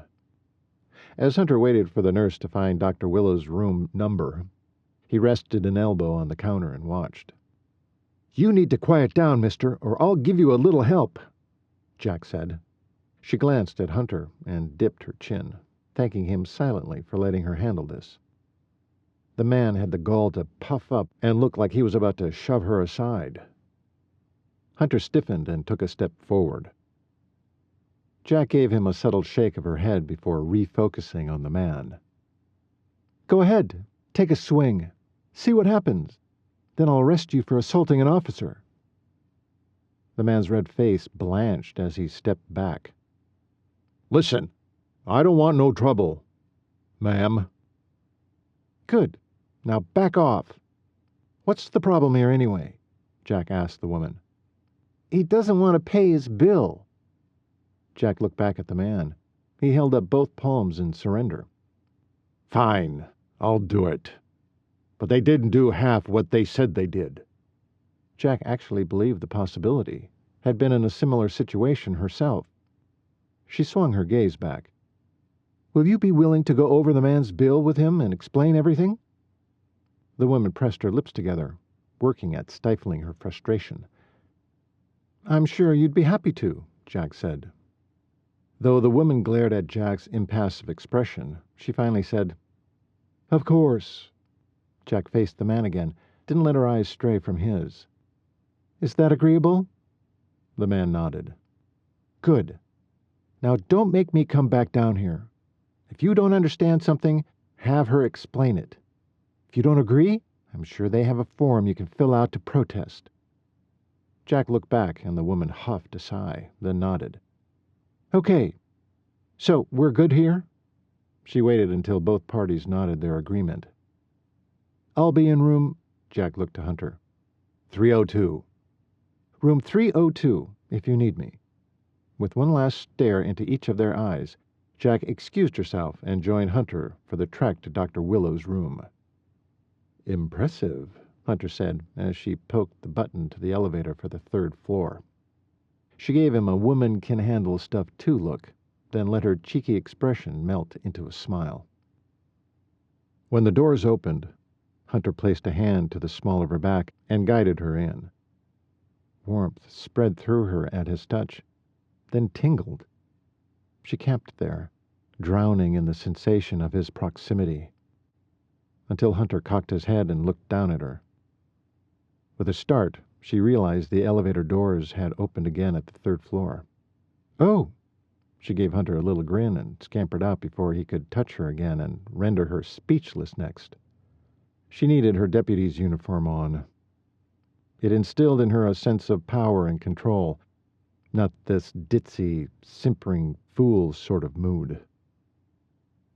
They both strode down the hallway, Jack keeping her distance from Hunter. Every now and then she looked up at him, seeing the determination in his eyes to get to his friend. "Here we go." He opened the door and started for her lower back to guide her in, but she stepped back out of reach. "He's your friend. You go first. I'll stay in the background." She didn't dare let him touch her again.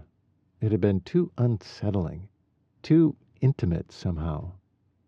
Hunter searched her face for a minute, his ocean blue eyes holding her in place. Finally he nodded and stepped into the room first. Jack grasped the door jamb to steady herself, letting out a trapped breath. Her head spun. It was all she could do to plaster a stoic expression back on as she followed Hunter inside. She didn't know the person in the bed in front of them, currently asleep, but it was certain she wasn't seeing him at his best. His face was swollen almost beyond recognition, dark bruises pooling under his eyes. His hair had been shaved back to reveal the perfect imprint of a horseshoe dented into his skull, just above his forehead. Jack slid over closer to Hunter and whispered toward his ear. "Kicked by a horse?" Hunter dragged his eyes from the man and met hers. He nodded. Just then Dr. Willows opened his swollen eyes, which Jack could see now were bloodshot. "Oh, good. You're here," he said in a pained voice. "What happened to you, Warren?" Hunter bent closer, wincing with sympathy. Jack stayed where she was to watch the exchange. "You want the long or short version?" he said, his voice groggy. Your choice. Can you put a pillow behind my back so I can sit up better? Jack raced forward with the extra pillow at the end of his bed and propped it behind Warren. First, who is this pretty lady? Hadn't heard you were dating anyone. His words were a bit slurred. She wondered if he had a concussion or was just hindered by swollen lips. Hunter rolled his eyes. Small towns, he muttered. This is Deputy Jacquelyn Lewis, Harvey's daughter. Nice to meet you, Dr. Willows. Sorry it had to be under these circumstances. She reached out to shake his hand, which he managed fine.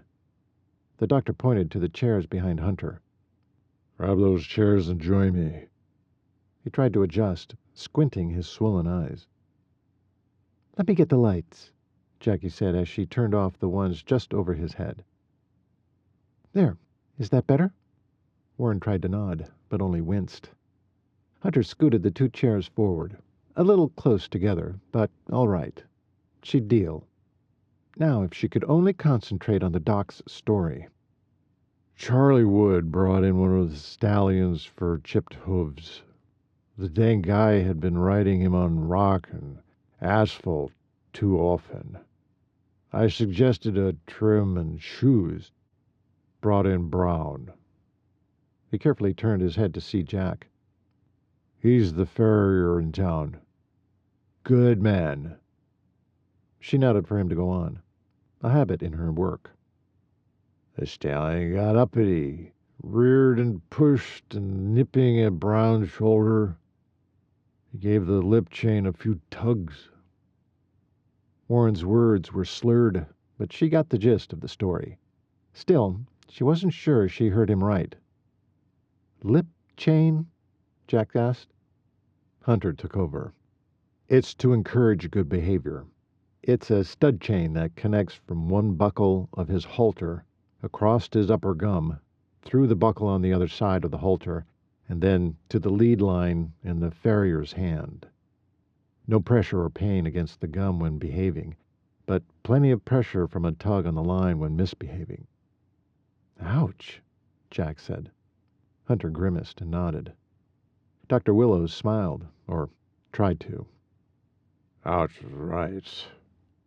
It made the horse more agitated. 1,200 pounds of pure muscle, throwing his weight around. Again, Brown corrected the horse, and things got real dangerous. Jack could only see where this was going, and put a hand over her mouth while she listened. I didn't move fast enough when the farrier tugged that last time. The stallion reared up and nailed me in the head. It sounded like a gunshot. That's the last thing I remember. My hat went flying off in one direction, the horse in the other, and I crumpled to the ground. How Brown got me in his truck is beyond me. Dead weight. I know he's a big guy, but that had to be tough. Talk about dead. He thought I was. Thought he'd bring me here just to confirm that. Hunter looked shell-shocked. Sheer adrenaline, Jack said. That's how he lifted you. I've seen a person lift a car off a child before, and it was a woman, not a strong man. Go on. Well, that's pretty much it. The doc checked me over, did some x-rays, found I had a concussion and hairline fracture to the skull. They're keeping me for a while, just to be sure. Then I'm to rest up at home until he says I can go back to work. Which brings us to why you sent Gil for me. Next time, tell the man to use a telephone. About killed us on Main Street. Warren looked abashed. Hunter waved him off. Then the doc became silent, and his expression shifted. If Jack didn't know better, she thought he looked sheepish all of a sudden. Finally, he spoke. I need you to take over the practice for a few weeks. Chapter 11. The impact of those words hit Hunter square in the chest, robbing him of breath, as if he'd just taken the same blow Warren had. Doc stared into his eyes, looking confident that Hunter would say yes. Who wouldn't? The man had just barely avoided getting his head bashed in and was bedridden for who knew how long. Not to mention the opportunity Hunter would have to build his reputation in the community. Of course he should say yes. Listen, Doc. I've only been home a few weeks, Jackie finished for him. He twisted his neck to glare at her. The woman needed to keep her darned nose out of his business. Now he wished he hadn't brought her along. Her with her fancy lavender dress and shoes to match. What would she know about this situation? When he could wipe the glare off his face and act like a sane person, he shifted a bit closer to Jackie and spoke next to her ear. You want to give us a minute? She appraised him with her deputy gaze. Hunter stared back, willing himself not to squirm. He thought he'd succeeded, until she turned to Warren and said, Will you excuse us, please? Warren nodded and grimaced back at her. His swollen face didn't help Hunter's resolve. In fact, it added a boatload of guilt to his already mixed-up psyche. He needed out of here. Figure a way to get back to Colt's rescues in their own barn, where he was needed. Jackie reached over and grabbed his hand, sending shockwaves up his arm and wiping the glare right off his face. He must look like an absolute gawking idiot. Jackie tugged on his hand, efficiently getting his feet to move, and hauled him a little ways down the hall. You want to explain why you were about to turn the doctor down in there? Hunter looked down at their joined hands, his thoughts short-circuiting. Jackie followed his gaze and released her grip. He looked back up, his brain starting to function again, remembering that the only thing that got him to finish vet school was the thought that he could keep his doctoring in the family. She had no right. I'm going back in to discuss this with him. You stay out here. No, Hunter. She grasped his hand again before he could get himself turned around. Her hold paralyzed him. He stopped, waited. You need to tell the poor man you'll do it. You're a full-fledged, genuine doctor of veterinary medicine, Hunter. You have no reason to say no. Warren needs you. Can't you see that? Hunter swallowed hard. Jackie's gaze slid from his Adam's apple to his eyes. Disappointment radiated from hers. Gad, he was a coward. I can't. Listen, Jackie, you don't understand. That you blew it in Colorado? That a horse died because of you? She furrowed her brow, a pained expression forcing her gaze to the floor. Who better understands making mistakes than me? What? All this because she'd shot him? That was no big deal. Purely an accident. One he had a hand in causing, and that resulted in a glorified Band-Aid. But him, he'd actually killed that animal. Drove the life right out of her as fast as he could plunge that penicillin in. He couldn't risk it again. All the ranchers in these parts should be warned about him, not lined up to use him. Doc doesn't want me to do this. Not really. If he only knew. Oh, he knows, she said flatly. It's a small town, remember? Had people been harassing her about shooting him? He knew it as soon as he thought of it. Oh, he'd have a thing or two to say. No, this was a distraction. His mind locked back onto the business at hand. He drew himself up to full height, then leaned over her, inches from her face. Stay out of my business, deputy. I'm going in alone. Hunter, she said in a stage whisper. But he was already inside the room with the door at his back. He watched the door for a few quick seconds, saw that she didn't follow him, then sighed in relief and surprise, and a little disappointed. Warren was awake and watching with wary eyes. Telling him no was going to be tough. Hunter moved around the bed to sit at the chair, finding himself face to face with his family's longtime friend. Warren. Warren's face fell. Yeah, even he'd heard the apology in that one word. How could he let him down easy? Find him another vet? No. The next closest was 3 hours away, which meant until Warren had moved his practice from Gillette to Sundance, it had left his family high and dry whenever some new disaster hit the Bar 6 animals. Yet another vet in the area had been needed for a long time now. Listen, my friend, The door burst open and Jackie flew in. Hunter, Nurse Barbie wants to see you now. Nurse Barbie? How could that be for real? For what? I don't know. It must be about Warren. Just go, now. Hunter narrowed his eyes, searched her face. He didn't find amusement there, didn't see any obvious deception in her eyes. She curled her fingers in a come-hither gesture repeatedly. He hesitantly complied, then felt her shove him through the open door. Right down there, she pointed in the direction of the nurse's station. I'll keep Warren company. Hunter swung back around. No, you come with me. He tried to grasp her hand but missed when she pulled it away. Hurry, I'll be right here. And then she disappeared behind Warren's closing door. Shoot, she was up to something. He just knew it. Well, he may as well get this over with. Putting his long legs into motion, Hunter hurried down the hallway to the nurse's station. The closer he got, the more he recognized he'd been duped. None of them looked expectantly at him. And didn't they only ever talk to family members about patients? That's how it had been when his brother Clay was in the hospital. Here he was just a friend. He slowed to a stop at the tall counter, the 3 nurses peering up at him with surprise. The 2 younger ones just gawked at him, while the head nurse, looking mighty bothered by the interruption, rolled her jaw forward. Can I help you? I'm looking for Nurse Barbie. Yeah, that didn't sound plausible even to his ears. The 2 gals snickered.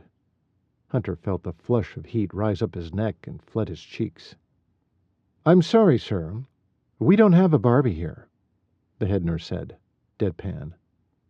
Well, of course not. Then again, one of the nurses enjoying his discomfort was a tall, willowy blonde who resembled the Barbie doll. Was this Jackie's idea of a joke? He ground his teeth, embarrassment turning to anger, curbed only by the teeniest of compulsions to give Jackie the benefit of the doubt. I'm Dr. Warren Willow's friend, Hunter Cooper. Was there something you needed from me? Sure, the Barbie doll said. You can help me any time, handsome. Marjorie, hush, the head nurse barked over her shoulder. When she turned back to Hunter, her scowl deepened. No, sir. Since you're not family, there's not a thing we can discuss with you. The heat in Hunter's face grew in intensity. Sorry. Do you have a paper and pencil I can borrow? The scowler looked confused, while the other 2 produced notepads from their pockets and pens from behind their ears. He gave them a curt nod and wrote the rancher's telephone numbers down and his name. Here's my information in case you need anything from Warren. I'm happy to pick him up if he needs a ride home. The old nurse nodded. That's very nice of you, Mr. Cooper. Dr. Cooper, actually. It was the first time he'd used his prefix since graduation. He had to admit, it felt pretty good. Oh, you're a doctor? Barbie squealed, clearly impressed. Do you work here? If not, can you? Her friend elbowed her. She turned and frowned back. Well, never hurts to ask. Only if you have 4-legged patients hanging around. He grinned, finally feeling like he'd gotten the upper hand for the first time in this conversation. All 3 ladies froze and stared at his smile. Well, that felt good too, until he remembered Jackie's hand in the whole affair. His smile slid to a frown. He nodded and turned. Goodbye, Dr. Cooper, the Barbie girl said. Hunter waved a hand over his head and kept on walking, fuming over what he'd do to Little Miss Helpful. Hunter pushed through Warren's door. Jackie was standing only a foot or 2 from Warren, her back to Hunter. the most adorable laugh resonating from her. Hunter froze, oddly immobilized by the lilting, contagious sound. Instead of plowing forward and giving her a piece of his mind, he just stood there and soaked it in. Then Jackie said, "Oh, Warren, how can you be so funny when you must have a mountain of a headache?" Jealousy lurched awake in him. He should be thankful the meddling little deputy was helping his injured friend.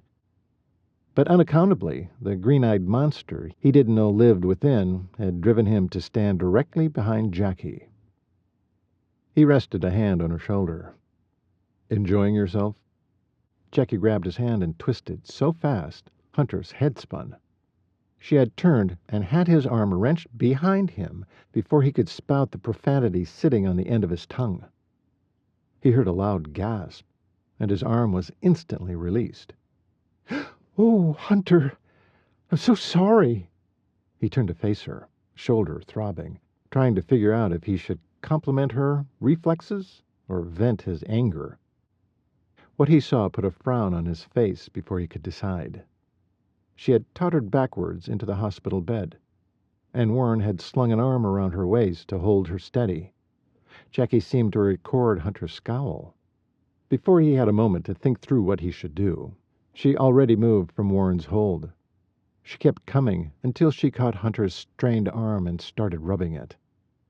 "I'm so sorry. You startled me, and when that happens from behind, my automatic reaction isn't pretty." "Well, here's your opportunity to read her the riot act." The problem was, her touch rendered him mute. It was so tender, yet electrifying. He just wanted her to keep it up. When he didn't answer her, she looked up with those whiskey-colored eyes. So selfless, so full of concern. "Did I hurt you? You can tell me," she whispered. A quick shake of his head told her he was fine. But was he? The ache in his shoulder was nothing. The real problem was how much he was enjoying her attention, the caressing, her nearness. The sweet scents of lavender and citrus swirled around her, unique but calming. "Can't you see he's milking this, Jacquelyn? He's fine. You can stop touching him now." That rat, Warren. Hunter wanted to tell him to stay out of it. But hey, they were in his room. Fine. Time to give up the round of sympathy he was receiving. He gave her a crooked grin. "I'm fine." A flash of a frown was quickly replaced by a smile. "Okay. I'm glad. I really am sorry." Hunter patted her on the shoulder. "Don't even think twice on it. You ready to go?" Yeah, it was a cheap shot, but he'd used her guilt to get her away from Warren. "Sure, I'm ready." She held up a finger. "1 minute." She turned and strode back to Warren. She reached for his hand to shake it. "It was nice to meet you. When do you want Hunter to take over your practice? Will tomorrow be too soon?" Blood drained from Hunter's face. He felt his jaw unhinge. He thought sure she'd be on his side after what she'd just done to him. Nope. In fact, her side glance told him she quite enjoyed this moment. The little imp. "No," he began. "I think Warren and I need to—" "Sure." Warren spoke over the top of him, not remotely offering him even a glance. "Have him come at the clinic by 8 tomorrow. Have him plan on 14-hour days. Have him see my receptionist to get a key. They'll fill him in on my current cases." He granted Hunter a small, annoyed look before he said, "Thank you, Hunter, for your generosity in helping out an old friend." The sarcasm dripped from his every word. Hunter received the message loud and clear. Friends help friends, no matter how they feel about it. Yeah, he got that. Even agreed with it. Until this moment. Right now, he wasn't himself and didn't know how soon he would be. He'd just have to do the minimum until Warren returned. He shifted his gaze back to Jackie. If this was how she wanted to play it, then she was going down with him. No excuses, no reprieves. Even if he had to speak with Harvey himself to get her time off from the sheriff's department, he would do whatever it took to buckle her right to him, starting first thing tomorrow morning. Chapter 12. Morning finally arrived. Jack lumbered through the door to work, glancing at the sign above it that read Sheriff of Crook County in chipped and cracked paint. That was about how she felt. She wasn't looking forward to this day. She hadn't slept well. Her nightmares had returned.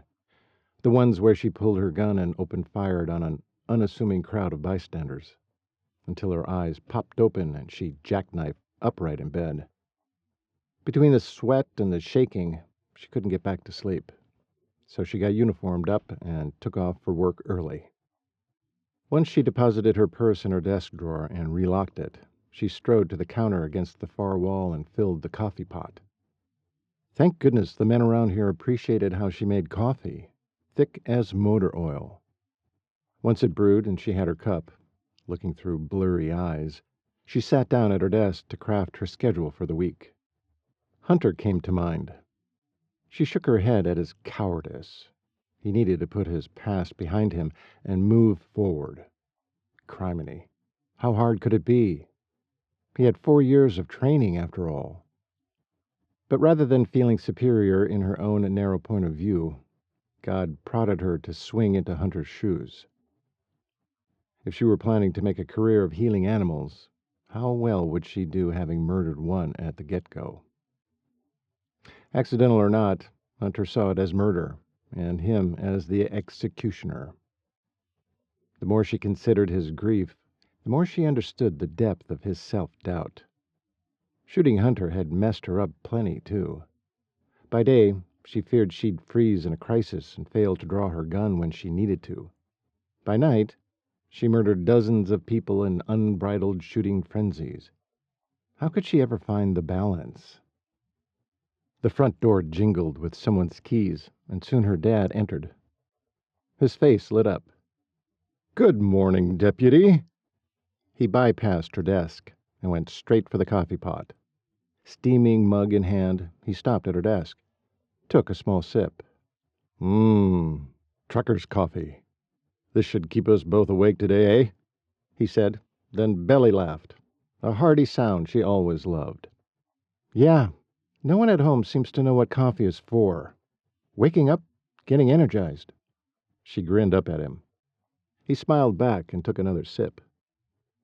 "What are you doing?" "Planning my day." "Why are you doing that? You're on TDY." He tilted his head in the direction of the calendar wall where 2 bold red lines were drawn through the calendar next to her name. "For 2 weeks, you'll be helping a certain veterinarian with Dr. Willow's workload. He'll be here to pick you up within a half hour." With that, he started for his office. "Wait, what?" She was on her feet and at his back before he reached his door. He twisted around and nearly dumped his coffee on her. "Whoa! What's wrong?" "What's wrong? What's wrong? I'm a deputy sheriff, Dad, not a vet's assistant. I know nothing about animals. Besides, why would you plan any of this without talking to me? How can you do without me for so long? You're already short-handed, and what the heck's TDY?" "Easy, girl. Settle down." Her dad rarely used that voice on her these days. Just the sound of it made her gaze drop to the floor and shuffle her feet. "Thought you knew my Army terms. Temporary duty made you have different tasks than your normal duties." Forcing herself to lift her chin, she gave him her deputy's glare. "I would like to be treated like all your other employees, not the daughter you controlled for 18 years before I went off to school. Sir." Shock was written all over his face. But he recovered quickly and leaned toward her, jaw clamped. She was pushing her luck, she knew. But 2 weeks with Hunter, she doubted her nerves would manage that, let alone the lonely woman within her. Her dad lowered his coffee mug to the side. effectively removing the sense of a buffer between him and her. I'm still your boss. Last I checked. Her stomach sank. Of all the things he could have said, truth was, if he weren't her dad, would she be talking back to him right now? No, not ever. Yes, that's right, sir. As your boss and the sheriff of this county, I say what goes. Isn't that correct? Well, yes, of course. I wouldn't expect otherwise, but... No buts, Deputy. I have decided what is best for this ranching county, and that's for it to have a working vet. Since Dr. Cooper is new at his job and has asked for you, you will be helping him for the next 2 weeks. If he needs you longer, he'll let me know. Are we clear? She wanted to ask him if he was even curious why Hunter picked her. Maybe she should tell him so. He could see how unreasonable Hunter was being. Of course, if she did, she'd have to admit she'd duped him into helping Dr. Willows. Instead, she gulped, then gave him a quick nod. Crystal. He didn't let loose of her gaze for several long seconds. The impact was as great as it always had been growing up. The man could command obedience just with a stare. Without another word, he turned toward his office, unlocked it, and let himself in. The door closed in her face. Right. The problem was hers, and she would own it. She sat at her desk and waited. The more she thought of what Hunter was doing to her, the more aggravated she became. None of this made sense. He expected her to help him. How was she going to do that and still work on his family's troubles? He wanted her to be by his side daily. Would he truly expect her to go out on calls with him? Help with the animals brought into the office? Nah. He'd been angry. This was all a big bluff to get back at her for setting him up. He'd take her along today, maybe, but by tomorrow he'd be ready to be rid of her. A few minutes later, the door opened again. Jack tensed. Deputy Bartlett entered. She leaned back a little, giving Eugene a small smile, and resumed the nervous bounce in her knee, gaze fixed on the open doorway. Good morning, Deputy Lewis, Eugene said. Now, how are you this fine morning? Before she could answer, another voice floated through the open door, this one reverberating with rich depth. Hunter stepped over the threshold, caught her eye, and grinned. Unlike Deputy Bartlett's welcoming smile, Hunter's made her heart flip, dubious though it was. Yes, how are you, Deputy Lewis? He closed the door behind him. Jack suddenly felt caged, her fate sealed with the click of the latch. Oh, she could just wring the man's neck. Deputy Bartlett strode up to her desk, excitement written all over his exuberant face. So, we're going to be helping Dr. Cooper, I hear. Jack inhaled a deep breath, trying to call on her patience. She was sure her dad wouldn't allow both of them to go. And where might you have heard that, Eugene? She unlocked the drawer, where her purse and weapon were stored, retrieved the purse and left the gun, then stood and pointed at the coffee maker. Coffee, Dr. Cooper? The mugs are on the shelf above. Hunter nodded, one corner of his mouth tipping up in appreciation as he went to claim a cup. When Jack brought her attention back to her fellow deputy, she looked suddenly flustered. Well, I visited Warren last night. He might have mentioned it. How many people did the good doctor think he could involve? Was my dad there, too, by chance? She knew she could call him sheriff in the office, but by golly, her rising fury had caused all propriety to flee. She could just picture it, a gaggle of men ringing Dr. Willow's bed, plotting in hushed tones, excluding her because she was a woman, or because she was new to the department, or worse yet, because her dad wanted to keep her from real investigative work, to keep her safe, She stewed there for a moment, anger rising, until the real reason for the all-hands-on-deck support leapt to her brain. Of course. Hunter was the man she'd shot. No way could her dad have turned Hunter down now. My gosh. Would her mistake follow her everywhere? She stared at her coffee sourly, stomach churning. We might have dropped by," Eugene went on, "just as I was about to leave." Jack's mind swarmed with ways she could make this right. Her dad shouldn't have to follow around behind her and fix her goofs in life. She was too old for her daddy to still catch her when she fell. Eugene cleared his throat. She fluttered a blink and looked up, dialing back her brain to what Eugene had just said. She figured she had the gist of it. "But you didn't." "Didn't what?" "Leave." "Oh, well, no. I kind of lingered in the hallway." "Is that when you overheard Dr. Willows ask the sheriff to help Dr. Cooper?" Eugene huffed out a breath. "Dang, girl! You should be a detective."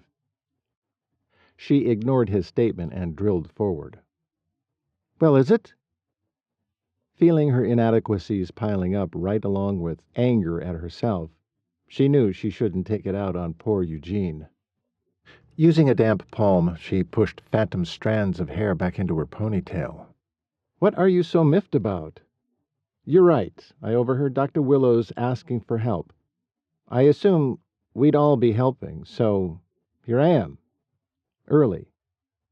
He swung his gaze to Hunter. "I'm ready for whatever you need, Dr. Cooper." Hunter had his hand wrapped around the biggest mug on the shelf, and still dwarfed it in size. Everything about Hunter seemed oversized. "Just taking Deputy Lewis with me today, Eugene. But thanks anyway." Eugene pouted, like a spurned teenage girl. She'd help him out.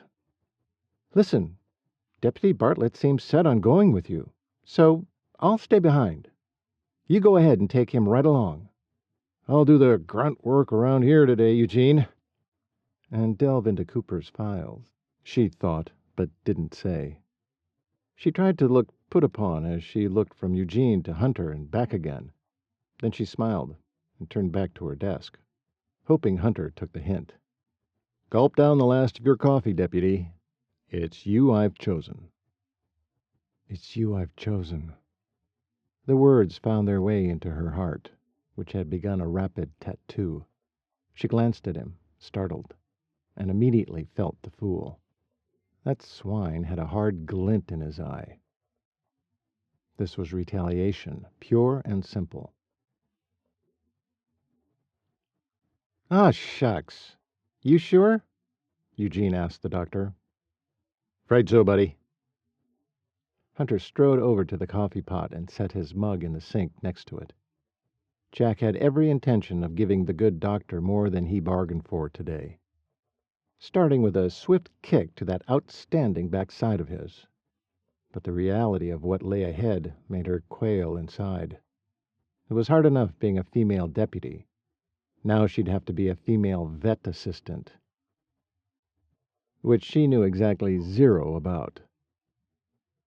Was there no end to her fight to succeed in a man's world? Chapter 13. Hunter caught a glimpse of Jackie out of the corner of his eye, and had mixed feelings about what he'd pressed her into doing. Sure, at first it was a form of retaliation for her getting him into this mess, but ultimately he wanted her with him. Didn't want to face why exactly, but knew deep inside she calmed him somehow, and darned if he didn't need calming. He'd woken up with a pit in his stomach after a night of little sleep. Just having her near him should have ramped him up, but instead grounded him to face his fears. Her pretty mouth was set in a grim line, and her arms were crossed over her chest, stiff as a board. Her posture said it all. She'd tried coming at Hunter from every angle to convince him she needed her own vehicle, that she would follow behind him wherever they went. that she never knew when the sheriff might radio her with a need. But Hunter prevailed, mostly on the grounds that he couldn't afford for them to get split up by traffic or a wrong turn if they were headed to an emergency. Warren's office first. Get his cases. See his receptionist. Sound reasonable?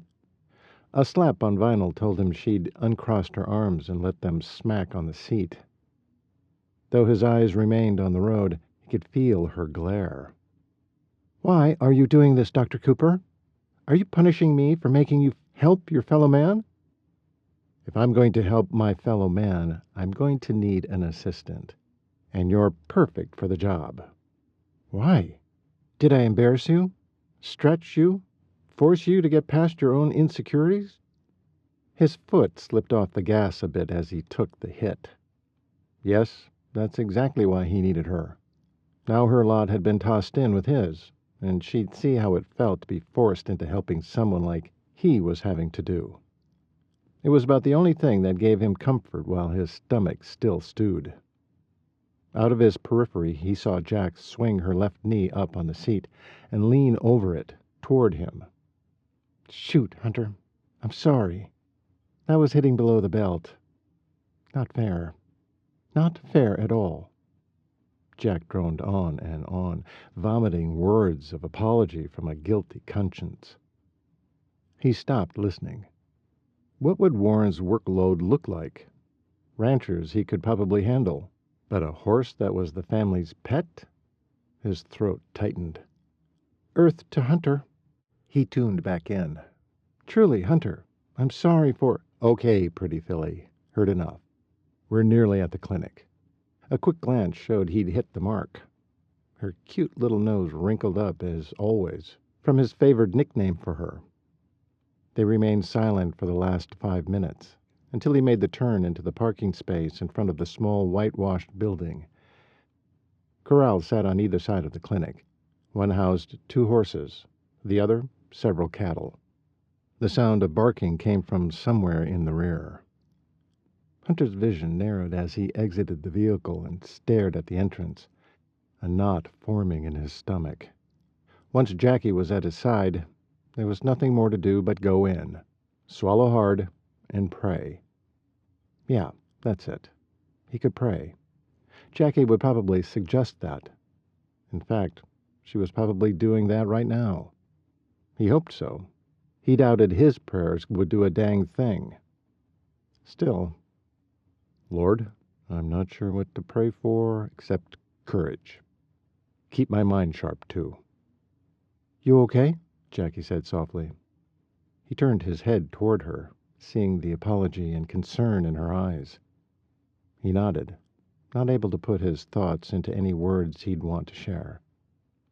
He should be the first to look away, to go through that door and be courageous. But something about her eyes kept him locked to them.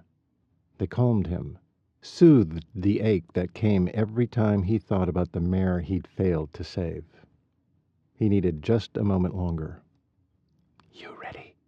Though it was only a whisper, her words blanketed him, bolstered him. Hunter looked back at the door and got his feet moving. Somehow.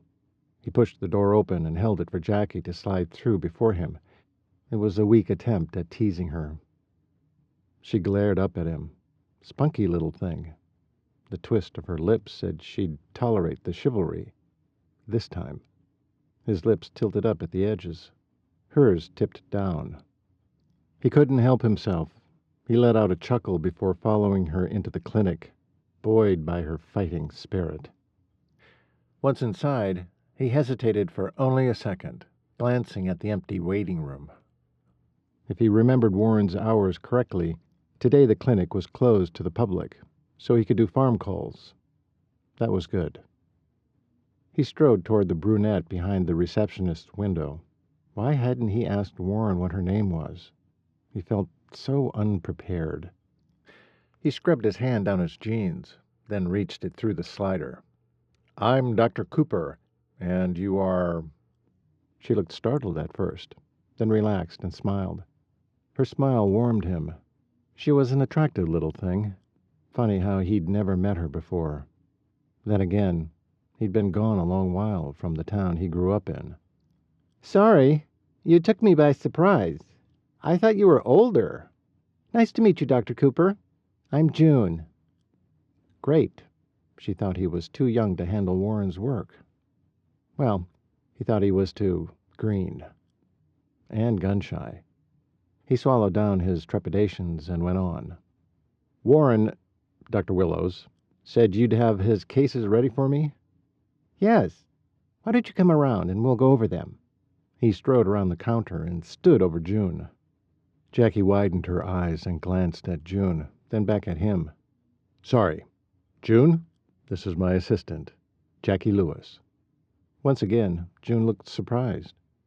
Oh, Warren didn't mention an assistant. She narrowed her eyes, studying Jackie's face, then the rest of her. Don't you work for the sheriff's office? Hunter's lips twitched. Warren's receptionist wasn't very quick, seeing as how Jackie was in her deputy's uniform. Right now, Jackie looked so peeved, he thought she might blow a gasket. She took 2 breaths before speaking. Yes. She reached out her hand to shake June's. I'm Deputy Jack Lewis. Isn't Jack a boy's name? When Jackie didn't respond, June went on without hesitation. Well, nice to meet you. And we're going to be helping Dr. Cooper here? She gestured toward him. Apparently. Not by choice, Jackie mumbled, giving him a side glare. Hunter found himself biting back a laugh. She was so darn cute when she was annoyed. He'd never thought that about another woman. Usually when women were annoyed, he'd find another room to be in, or another county. June looked from Jackie to him and back again, then cleared her throat. Okay, well, let's get started, she said, rolling her chair back to face her desk and a small stack of folders, some thin, some an inch or 2 thick. He blew out another breath. Jackie glanced at him, wordless concern on her face. He held her gaze briefly. Let's get to it. They both stood at June's back, looking over her shoulder. You'll be fine. I'm here, she said for his ears only. She baffled him. First irritated, now worried for him. He wondered if he was pale or breathing too fast or something. He sure felt lightheaded enough. As June went through the stack of phone messages, talking about preg checks at Dover and lameness exams for 3 of the Baines draft horses, he kept glancing in the deputy's direction over the top of June's ponytail. Jackie looked to be truly concentrating. It was a good thing, too, since he realized when June was done, he'd been so caught up by staring at Jackie's profile, he hadn't listened past the first 2 cases. He debated whether to have June repeat herself, but decided against it. Jackie was a smart cookie and had listened to every word. She looked over at him and smiled. We should go. Ready, boss? Well, she'd sure changed her mindset. Had the very real cases of injured or sick animals changed her attitude about helping him? Yeah, sure. First, June, can you tell me about the 2 horses and the cattle I saw in the corrals? June stood to face him. She was a petite little thing, her head only reaching his chest. When she gazed up at him, he thought he saw more interest there than he wanted. He had enough on his plate already. He stepped back. She stepped forward, back into his space. Most of the animals here at the clinic have been treated and are ready to be picked up. Except for the neglected Peterson gelding, Dr. Willows has been treating for malnutrition and split hooves. I've been giving him hay and supplements until Doc Willows figured out what to do next. You probably should check on him. The mare was lame with navicular. She's fine now. The dogs in the back have surgeries. One was a mass removal. The other 2 were spays. That's all. I'll make sure the owners pick them up right away. Feeling relieved, especially since neither horse had an infection requiring penicillin, he finally felt the tension ease out of his shoulders.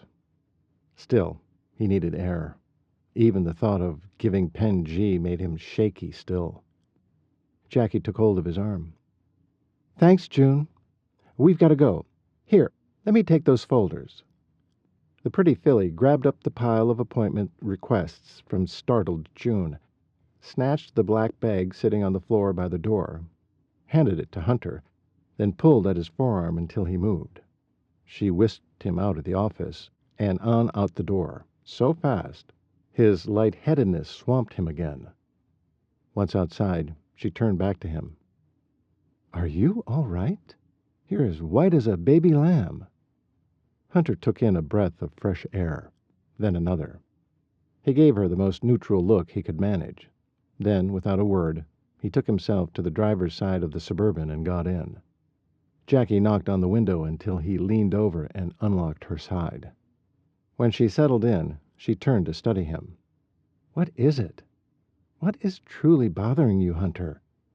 You're not going to be any good for your patients and their owners if you don't get a handle on your nerves.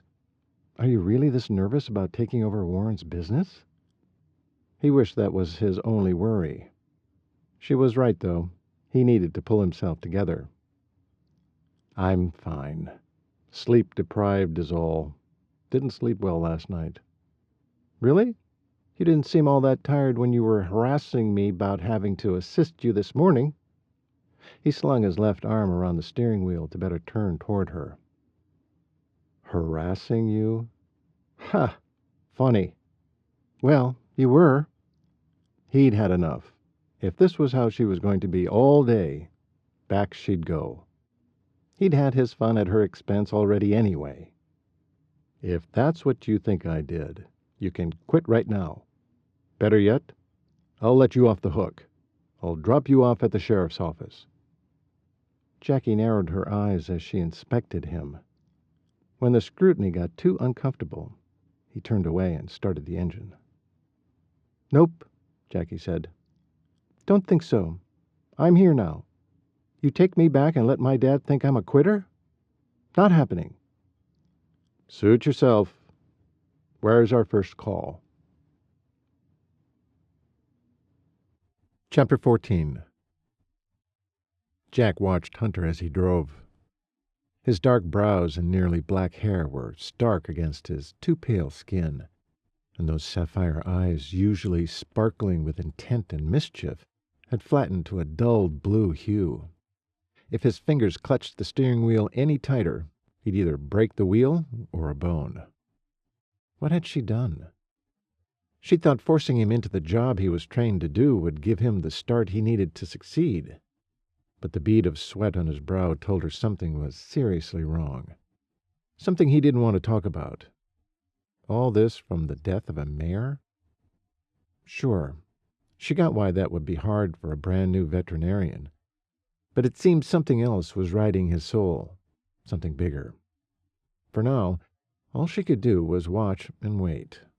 Be there to help, and then to gather the pieces if the wall protecting his spirit began crumbling down around him. She suddenly found herself grateful for being trapped into helping him. Maybe God had arranged it. She needed to learn to be more open to those possibilities. Well, you should probably decide this. Let me read off the list, and you can tell me who you want to see first." Sounds reasonable. Even his voice was pinched. "Lord, please help Hunter. He needs your confidence, since his is still back in Colorado. And please forgive me for being so stubborn. You always have a plan. Help me to be more open to your voice, especially when things don't go my way. McMaster's ranch has 20 heifers who need, brucellosis vaccinations?" Hunter nodded slightly in comprehension. She flipped to the next note and peered at him to gauge his reaction. "Baines have 3 lame horses." Hunter didn't seem to mind the mention of horses. That was good. She moved on to the next note. "Reynolds Ranch has a, downer cow." Hunter grunted, showing more interest. "It says she's 2 days out from calving." "That's where we're going first," Hunter interrupted. "Milk fever, I'd bet. Can be fatal. Reynolds, you say?" "Yes." Hunter's fingers seemed to tighten more, but his cheeks pinked up as he pressed down on the accelerator. Could it be once his mind was on his patients, he'd be all right? For the first time all morning, Jack felt encouraged and exhilarated to have the chance to save a mother's life. Hunter took a left at the outskirts of town and headed north. After about 10 minutes, they turned into the entrance, framed as it was by 3 thick vertical logs on each side that supported an elaborate metalwork sign that read, Reynolds Ranch and Cattle Company. These people had money. Hunter whipped the Suburban down the lane. He braked beside the modern barn in a cloud of dust, hopped out, and cranked open the back hatch as what looked like the owner jogged up. "She in there?" Hunter tipped his head toward the barn, where a calf was bawling, as he rummaged through the bottles in his vet pack in the back. "Managed to get her from the pasture to the barn. Last stall." Mr. Reynolds rolled his jaw forward, looked mildly peeved. "Where's Warren?" Hunter stiffened, then backed away from the bumper to face the fellow head-on. "Got himself clocked in the head by a stallion. I'm Dr. Cooper. I'm filling in." "Is she still chewing her cud?" The rancher shook his head. "Nope. Down and weak and feeling puny." Hunter tucked a big glass bottle and a handful of narrow paper packages into Doc Willow's black medical bag. "Let's go." The man led the way. Hunter followed with the long-legged stride of a man who got things done. Jack felt pride well up. Funny how much she cared that Hunter could overcome his demons when it counted. "Here she is." The rancher gestured toward the Angus lying on a bed of straw, her ears drooped and head low, as if it was too heavy to hold up. The calf was in the next stall over, making a racket. Hunter glanced at the calf, then let himself into the cow's stall. "Big bull calf there for such a small cow." "This her first time?" Mr. Reynolds nodded. "Aggressive nurser?" Hunter pinched the skin at the cow's shoulder, then lifted her eyelid and ran a hand down her hindquarters. "More so than most." Hunter felt her ears.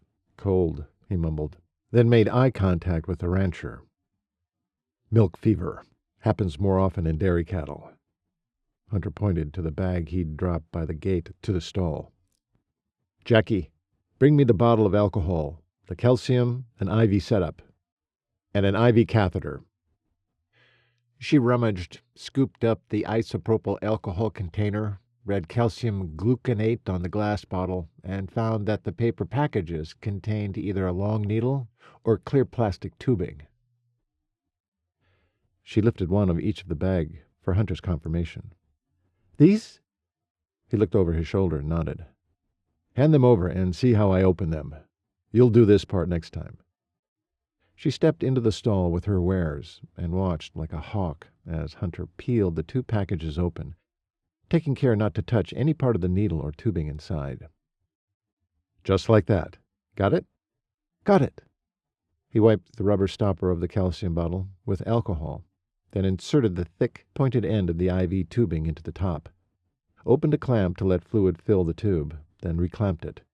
He handed the contraption to her. "Hold this. Just like I'm doing. Don't touch the end of the tube." Jack obeyed.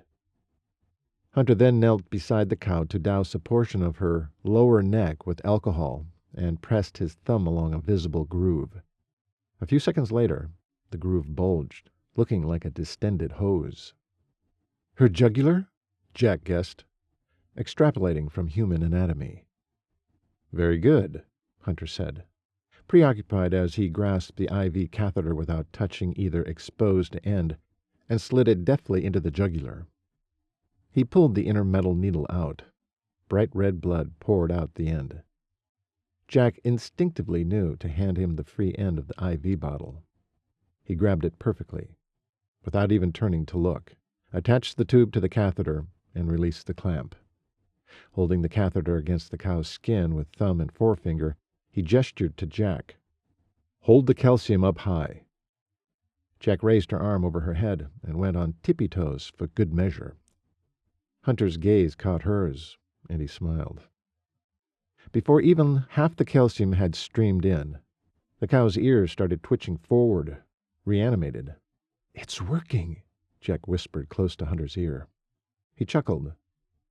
"You don't have to whisper. This mama is thinking of one thing only. How to get back to her calf, not paying attention to you." "Oh, well, I didn't want to disturb her. What's happening?" she asked, raising her voice only a little. "Hypocalcemia, low blood calcium. Can cause paralysis, even death. Needs to be treated immediately with calcium. It happens when the calcium from the body heads to the milk after calving. That's why it's called milk fever. She should be fine real soon here." The calcium bottle lugged empty. Hunter pulled the catheter and applied direct pressure to the jugular. "Best get out of the stall now." His tone brokered no hesitation.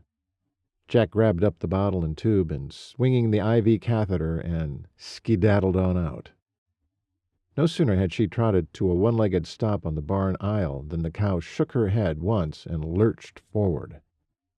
"Easy, girl," Hunter murmured, hopping into a squat.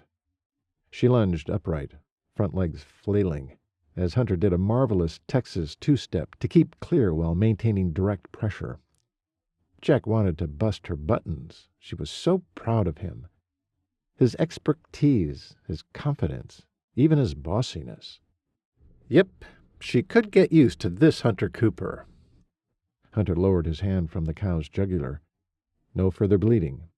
He stroked her shoulder, talking to her soothingly as the cow lifted her head to give a great bellowing hello and approached the stall divider to see her calf, looking no worse for wear. "Amazing!" Jack looked toward the rancher, wanting to see his reaction. His eyes were wide, but didn't speak. "You're a miracle worker, Dr. Cooper," Jack said, practically bouncing in place. Hunter gave her an amused grin, then stood. He handed the rancher a pill vial. "This is oral calcium. 1 tablet in 12 hours, the other in 18. Calf can go back on her now." Mr. Reynolds' hand shot out, grasped Hunter's, and shook it so hard Jack wondered if he'd throw out Hunter's shoulder. "Thank you, Doctor. Appreciate you so much." After a few seconds, the rancher dropped his hand, looking a bit sheepish. "Are there any other animals that need attention while I'm here?" Jack watched Hunter's reaction with Mr. Reynolds. His transformation was as big a miracle as the cow's. Confidence radiated from him. His shoulders were squared, his jaw set. Even his eyes were back to twinkling their mischief. "Thank you, Lord. Maybe he will make it after all. Time will tell." While Mr. Reynolds took Hunter around his barn, then out to the corral, Jack decided to wait for him in the yard between the house and the barn. She looked up at the big 2-story ranch house. It looked Victorian, with all its shuttered windows, angles, and peaks. She particularly loved the wraparound porch. The front door opened, and a little girl flew out. Upon seeing Jack, her eyes got big, and she squealed happily. A fuzzy fur ball squirmed in her little hands. Carefully, she descended the front steps. "Want to see my kitty?" The little girl had to be around 3, maybe 4. "Sure, I love kitties." Jack squatted down to the little girl's level and smiled into her sweet pixie face. She had blonde ringlets all over her head, and the biggest blue eyes Jack had ever seen in a little face. Adorable. The munchkin handed the kitty to her, and Jack grabbed it before it fell free. The little tyke ran up her chest and under her hair at her neck. "Oh, my!" Jack laughed. The poor little creature had to be tired of being dragged around by a tiny human who wasn't careful with it. "What's your kitty's name?" she asked, while reaching under her hair to scratch the animal's ears. "Daisy." "Oh, I see. And is it a girl or a boy?" She scoffed. "A girl, of course." "How sweet. Okay." Jackie shifted her focus from the little girl to the kitty. "Come on out, Daisy. Let's have a look at you." While Jack worked at getting the kitten out of her hair, Unhooking each claw from her uniform, she asked, "And what is your name?" "Shirley." That is a mighty big name for such a little girl. But then she remembered the child actress, Shirley Temple, and all the ringlets all over her head. Wondered if she was named after her. "How old are you, Shirley?" "3." "Ah, 3. And how old is your kitty?" "Dunno. Can you fix her eye?" Jack chuckled. She'd yet to unhook the little feline, so she didn't know what might be wrong with her eye. "Well, Daisy," Jack said, trying to calm the creature, "what is wrong with your eye?" Once she finally managed to unfasten her, Jack brought the kitty up to eye level to take a closer look. One eye appeared gooey and swollen. "Ah, I see. Well, what do you think, Miss Shirley? Shall we go see if Dr. Cooper can fix her eye?" "Yes!" The little girl bobbed up and down. "First, let's make sure your mommy knows. Is she in the house?" Just then a pretty blonde woman appeared at the doorway. "Shirley Ann Reynolds, how many times do I have to tell you not to go out the door without an adult?" The little girl gasped and turned around. "I'm sorry, Mommy. Have to get Kitty fixed." The woman's expression softened as she came down the stairs. "Okay, sweetie. Who's your friend?" "The doctor's wife," Shirley said matter-of-factly. "Oh, hello, Mrs. Willows. I didn't realize Warren had gotten married. Congratulations." Jack laughed and patted Shirley on the head. "No, I'm not anyone's You're a police person?" she said, as she gave Jack a quick perusal. Again Jack laughed. "Let's back up a minute. There's part of my family," Mr. Reynolds said, leading Hunter toward the house. He came up and gave his wife a peck on the lips, then tousled Shirley's hair. His wife smiled. "Hi, honey.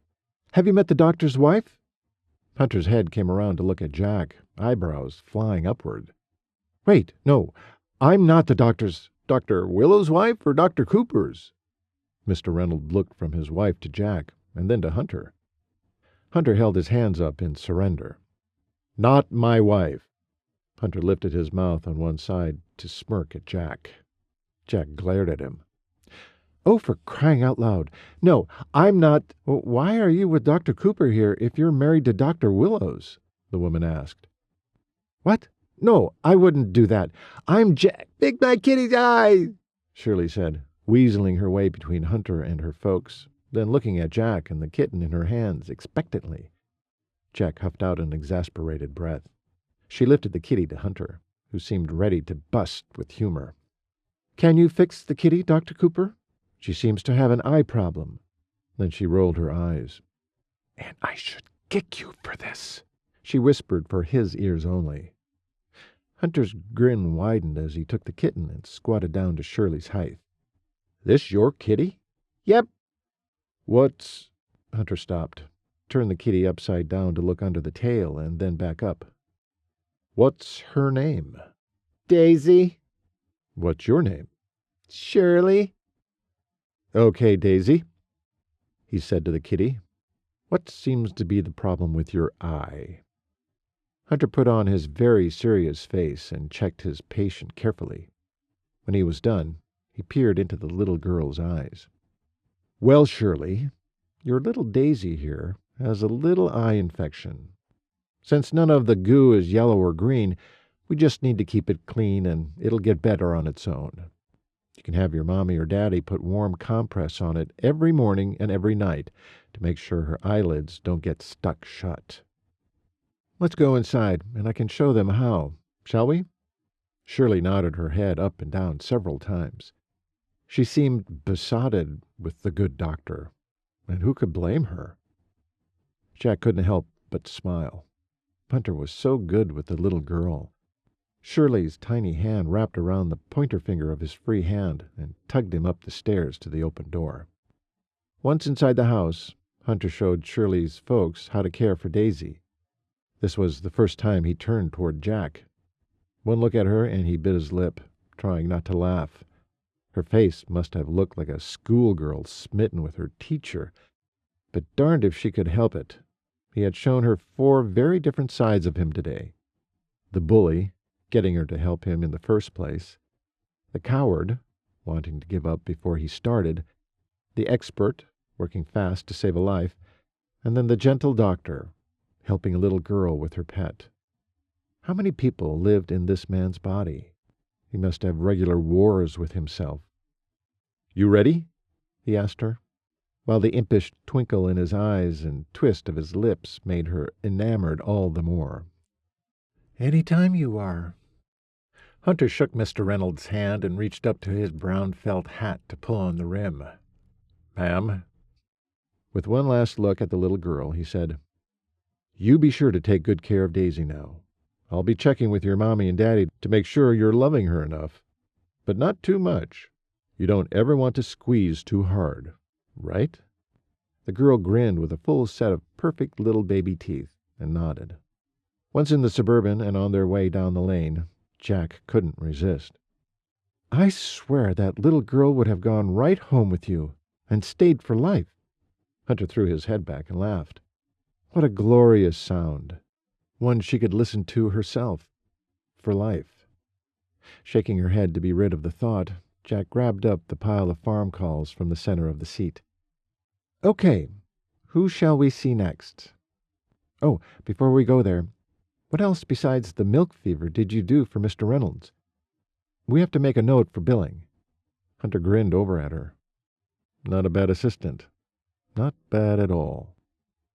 "Yeah, right. Don't get too used to it." Jack noticed Hunter's relaxed demeanor. He was in his element now. She hoped that was the last she'd seen of the coward. What she saw in the last 2 hours was someone she admired. "I only checked out his oldest daughter's overweight 4-H goat and gave advice. No charge. The kitty is no charge as well." "Well, if you don't charge for your work," though she was impressed and elated over his choice not to, "then how are you, or rather, Warren, going to make any money?" "I'm not willing to charge people for simple advice or children's pets. If Warren is going to use my services, he'll just have to deal." Well, she couldn't argue with that, so she didn't. Tilting her head down so he wouldn't notice her grin, she busied herself looking over the rest of the day's cases. Chapter 15. "So, tell me, Assistant Lewis, how did your first day go?" Warren asked Jack, his eyes sparkling despite the deepening bruises on his face. She eyed the IV in his arm with new appreciation for how it was inserted, and sank down into the chair beside his bed. "It was fine. Good, really. I was impressed with Hunter's abilities. So you needn't worry." She rattled on about the Reynolds visit, winding to an awkward end when she noticed how closely Warren was studying her face. "Stop staring. What are you looking for?" "Could it be our little deputy here is smitten with the good doctor?" "Grown women don't become smitten." "Is that right? Well, what would you call it?" "Nothing. I would call it not happening." "Stop it." This from a guy who should still have a wicked headache. The nerve. "Ooh, I ruffled a few feathers, eh? You do know that gives you away, don't you?" Jack sat up straighter and looked him in the eye. "I am helping take care of your patients. You don't need to tease me about my feelings for Hunter." "Did I miss something?" a familiar voice said at her back. Jack flushed so hard she felt the blood actually fill her face. Warren was grinning, showing all his straight white teeth, while his sky-blue eyes flashed with mirth. A flicker of a thought crossed her mind. Why had no woman snatched up Dr. Willows yet? But never mind his love life. Hers was in the hot seat right now. She steeled herself against melting into the floor from embarrassment and faced Hunter. "You didn't miss a darn thing. I was just catching Warren up on our day." She expected him to look playfully exultant, or at least mildly interested in another opportunity to tease her. Instead, all she saw was narrowed eyes and a clenched jaw. He looked furious. "Why are you doing that? You knew I was coming in to update him." "Oh." Jack found her eyebrows arched in surprise of their own accord and worked to restore her deputy face. "Territorial, are we?" "No problem. I can head out. You can tell him all about it."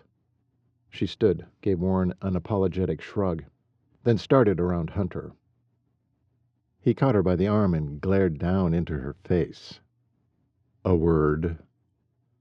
With confusion, she frowned up at him. "Sure?" Not letting loose of her arm, he ushered her out into the hallway and turned her to face him. With his fingertips, he pushed her by the tummy up against the wall. Tingles went up and down her spine. She began to sweat. Sure, now he'd heard her and would demand to know what she meant by her feelings for him. "I will handle Warren's updates. You don't have to bother." "Bother? No, it's not a bother. I wanted to see how he was doing anyway." "Why would you do that? You're not friends? You barely know the man." Interesting. She barely knew Hunter either. But if he'd been kicked in the head by a horse, she was sure she'd want to visit him in the hospital. Maybe she should have some fun with this. After all, he riled her up a few times today. "Well, I think I'll be a friend and visit every night, just to see how he's doing. You understand?" Hunter looked like he'd swallowed his tongue. Huh? Was he jealous? How could he be? The only Lewis he seemed to like was the Jacquelyn Lewis, trussed up in a frilly lavender dress. He cleared his throat. "Not necessary." "Oh, I know. But it wouldn't be very Christian of me not to. Now would it?" She slipped away from the wall to head out, but not before she caught how his eyes flashed like beacons in a fog. Only right now, those beacons would burn away the fog. "Good night, Dr. Cooper. See you in the morning." Hunter couldn't get his feet to move. He needed to talk to Warren, but all he could do was watch the little T's sashay down the hallway and on out the door. Why was he so put out by her visit here? And now she was going to visit Warren every night? So he'd have to, what? Beat her to the hospital after work to be present during her visit? And yet, for the life of him, he couldn't understand why that was necessary. He had no claim on her. Didn't want one. Finally, he got his feet to move. "About time you got in here. What were you doing out there in the hallway, Doc?" Hunter tilted his head and gave Warren a side glare. "How are you tonight, Doc?" Warren grinned. "Why, I hear you did well your first day on the job. At least your little assistant says so." Hunter grasped the chair, scraping it 3 feet further away from the bed than Jackie had it, and sat. "She was pretty helpful, I'll have to say. Looking forward to her help again tomorrow." "What did she already tell you? I don't want to repeat it."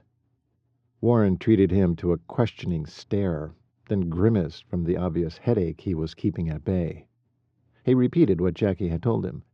Sounded like she'd only had a chance to cover their first visit, right down to little Shirley and her kitten. "After Reynolds, I paired out some thrush on 3 of the Baines draft horses, vaccinated 20 of McMaster's heifers. He wanted to ship them across state line in a month. Did some preg checks on Dover's dairy. I'll need to spend more time doing those. Treated some mastitis there." "What did you do? I'm curious what they're teaching these days." Hunter crossed his leg at the knee and leaned back, feeling the fatigue of the day settle into his bones. "Stripped out all the infected milk in the quarter, then infused dilute iodine into the teat. They'll be dumping milk for a few days. Should be better after that."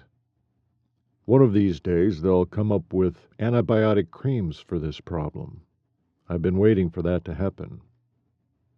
Would be a good idea. Doesn't seem it would be that hard to do.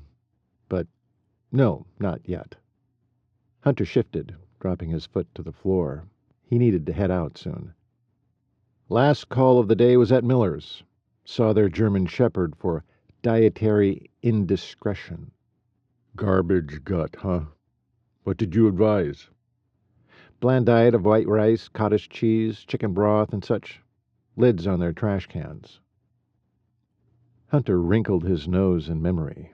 Told him to discard the old placentas instead of leaving them to rot in the pasture for his dog to get into.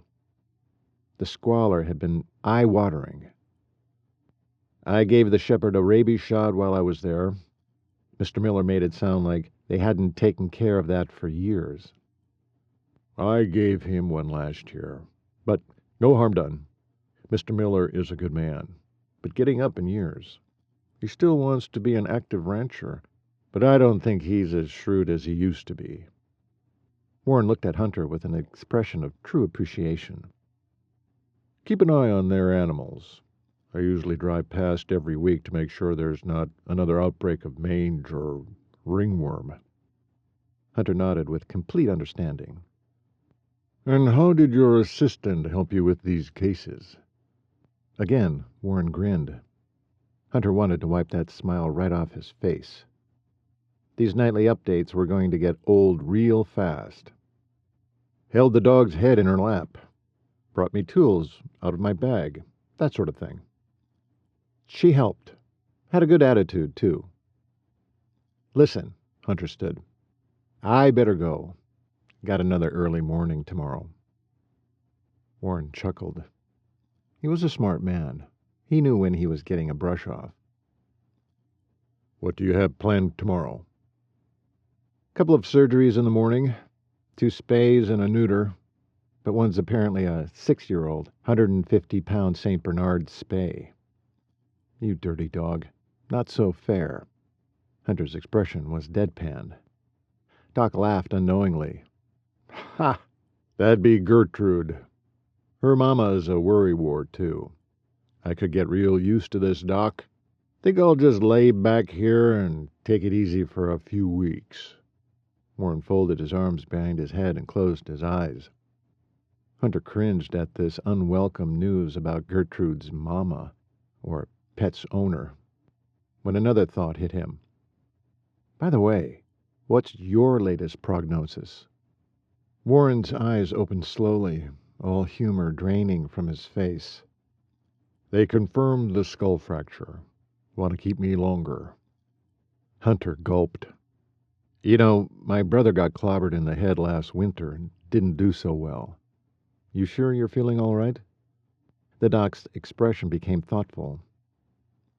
I was sorry to hear about Clay, but he made a full recovery. I intend to do the same. Hunter gestured toward Warren's forehead. Do they think you'll have a permanent horseshoe shape tattooed into your head? Yeah, afraid so. Oh well, I figure it'll be a good conversation starter with the ladies, right? Hunter watched his friend, recognizing the tightness in his eyes now, the tension lines that Warren couldn't quite hide despite his laughter. Listen, Warren, I don't want you to worry about your practice. One last thing. I've got it covered. Jackie will help. Jackie, huh? Thought she hated anything but Jack or deputy. She does? Well, how about that? Hunter said, with a grin and a wave as he exited the room. Chapter 16. In the dusky dawn light, Hunter glanced down at his watch, noting that, even after checking on last night's guard duty hands for the Bar 6 pastures at midnight, he'd still managed to arrive early. He opened the door to the sheriff's office and brought his eyes up, expecting to see Jackie's desk empty. Not so. There she sat, head down, scribbling in what resembled Dr. Willow's appointment book. What was she up to? He pushed the door closed with a snick. Hearing it, Jackie looked up and graced him with a smile. A happy smile. A real smile. The image prompted a smile back. Good morning, Dr. Cooper. All set for your surgeries this morning?" He strode close and stood over her, frowned. "Did you get that schedule book from June?" "Yep. Got her permission to pick it up from the clinic this morning. I was just scheduling your afternoon." He raised a brow. "How so?" "Well," she looked down at the spiral-bound calendar. "Colt called June yesterday. He has 2 new rescues." "I know this, Jackie. I live there." Her smile disappeared. She cleared her throat and sat up straighter.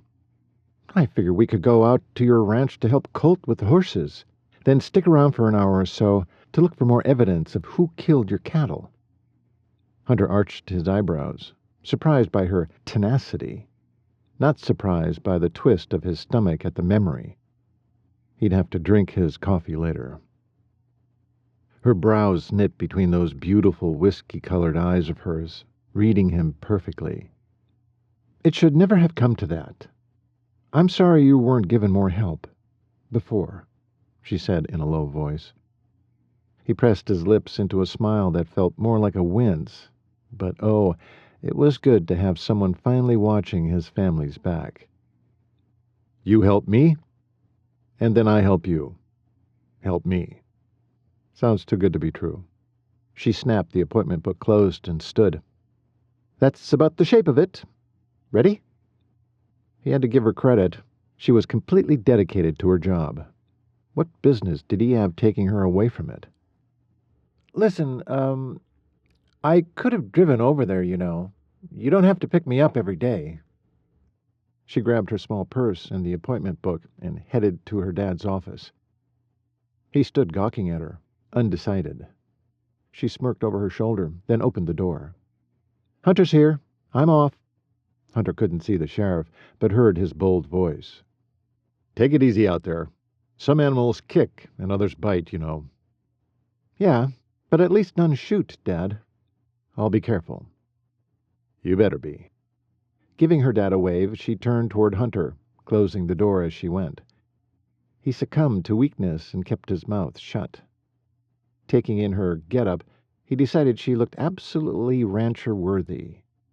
Jeans, long-sleeved blouse, and a golden tan. A good calming color for animals.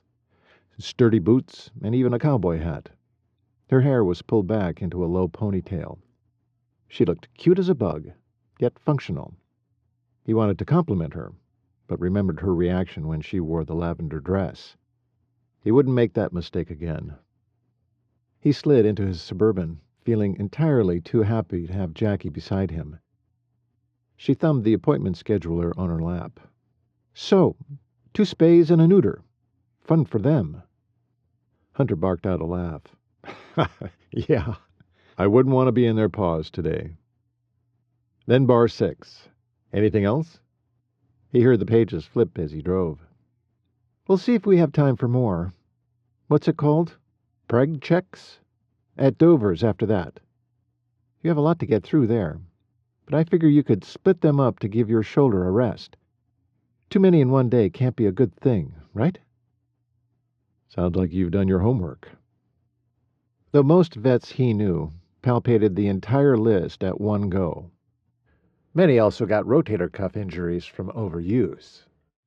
If the cows moved too much with the vet's arm locked in extension inside, the shoulder took the brunt. He'd already planned on limiting the number of preg checks per visit.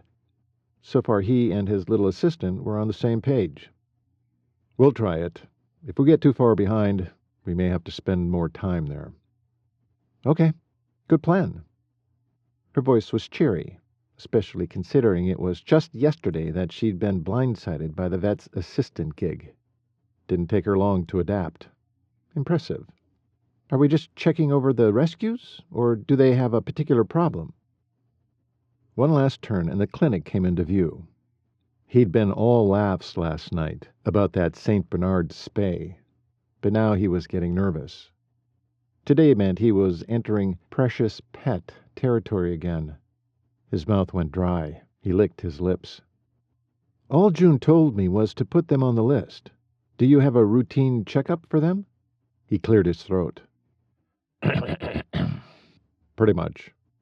We'll play it by ear. His voice cracked. He cleared it again. You all right over there, Doc? He drew in a deep breath. It didn't quite do the job, so he did it again, then whooshed out a breath along with some tension. At the clinic, he pulled into the first space and parked. Turning off the ignition, he left his hands on the steering wheel, trying to tamp down his trepidation. Jackie patted his bicep. You'll be great, Hunter. Stop worrying. Do you want me to assist in surgery? He dropped his hands from the wheel and turned toward her. Have you helped with surgeries before? No, but I got some training in school. Deputies do have to stop bleeding now and then. You know. How well did he know? He often rubbed that little scar her bullet had left across his ribs, thinking of her. It was as if she'd tattooed herself on him. Somehow he didn't mind that small memento of her. Now he thought to tap his finger to the scar to tease her, but he wasn't in the mood right now. He needed to get into surgery before he figured a way to back out. Come on, we'd better get a move on. You got it, boss. Jackie followed him through the clinic door, then strode to the front counter ahead of him. Good morning, June. How are you this bright and sunny day? Both June and Hunter glanced at the sky outside. The day was overcast. If he hadn't been so anxious about the next few hours, he'd have asked her straight out why she was so dang bubbly about helping him today. Instead, he shook it off. Jackie nearly bounced on her toes. Is the surgery room set up? Good morning, and to you too, Dr. Cooper. Yes, it's all set up. Morning. Thank you, Hunter said, without as much as a smile. We'll get started right away. June rose from her seat and started to follow him. He turned back. She stopped before plowing into him. Is there something more? She cleared her throat. Gertrude's owner wants a call as soon as you're done. She was pretty anxious last night when she dropped her off.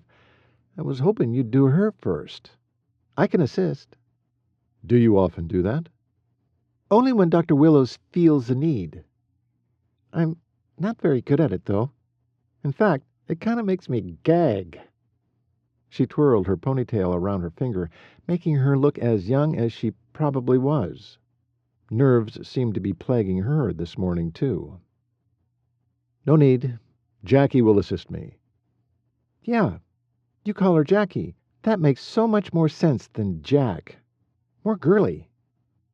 June looked to her. Why do you call yourself Jack? Jackie puffed up like she was about ready to detonate when he intervened. No time for this, ladies. Let's get going. Thankfully, June shut her mouth and followed him into the surgery suite. She helped them lay out 3 sets of surgical instruments: towel clamps, scalpels, needle drivers, thumb forceps, sutures, scissors, snook hooks, hemostats, reels of suture, and pentobarbital for anesthesia. By the time Hunter and Jackie had scrubbed in and donned their sterile rubber gloves, Gertrude was lying asleep on the surgical table, clipped and prepped, with June well into her escape. Hunter wished he could join her. He glanced from Gertrude's shaved belly to Jackie, who was frowning. You all right? I'm better than you by the looks of your pasty skin, she replied. He had no doubt he was pale. Sweat slithered down his spine, and nerves were making his stomach ache. He knew how friable the tissues in there would be, how easy it was to tear vessels on accident and cause bleeders you couldn't find afterward. He gulped, trying to ignore the words repeating in his head. This is Mrs. Gunderson's pet.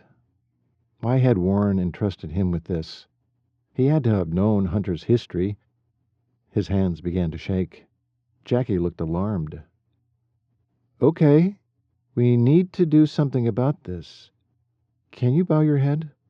My head? Confusion added to the meltdown happening in his body. She pressed her gloved hands together, then lowered her head and closed her eyes. What was she doing? Dear Lord, we come to you today before this important surgery for Gertrude. give Hunter calm nerves, focused attention, and clarity of mind to perform this surgery perfectly.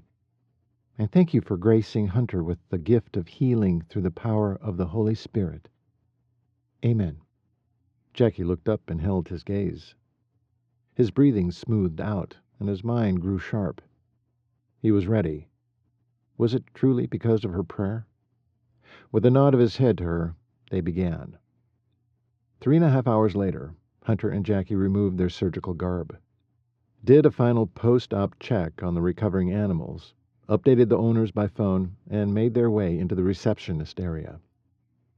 Finished with all 3 already? June swung the chair around to face them. Yep, we're off to lunch now, Jackie told June, surprising Hunter. I know you won't mind cleaning up the surgery center.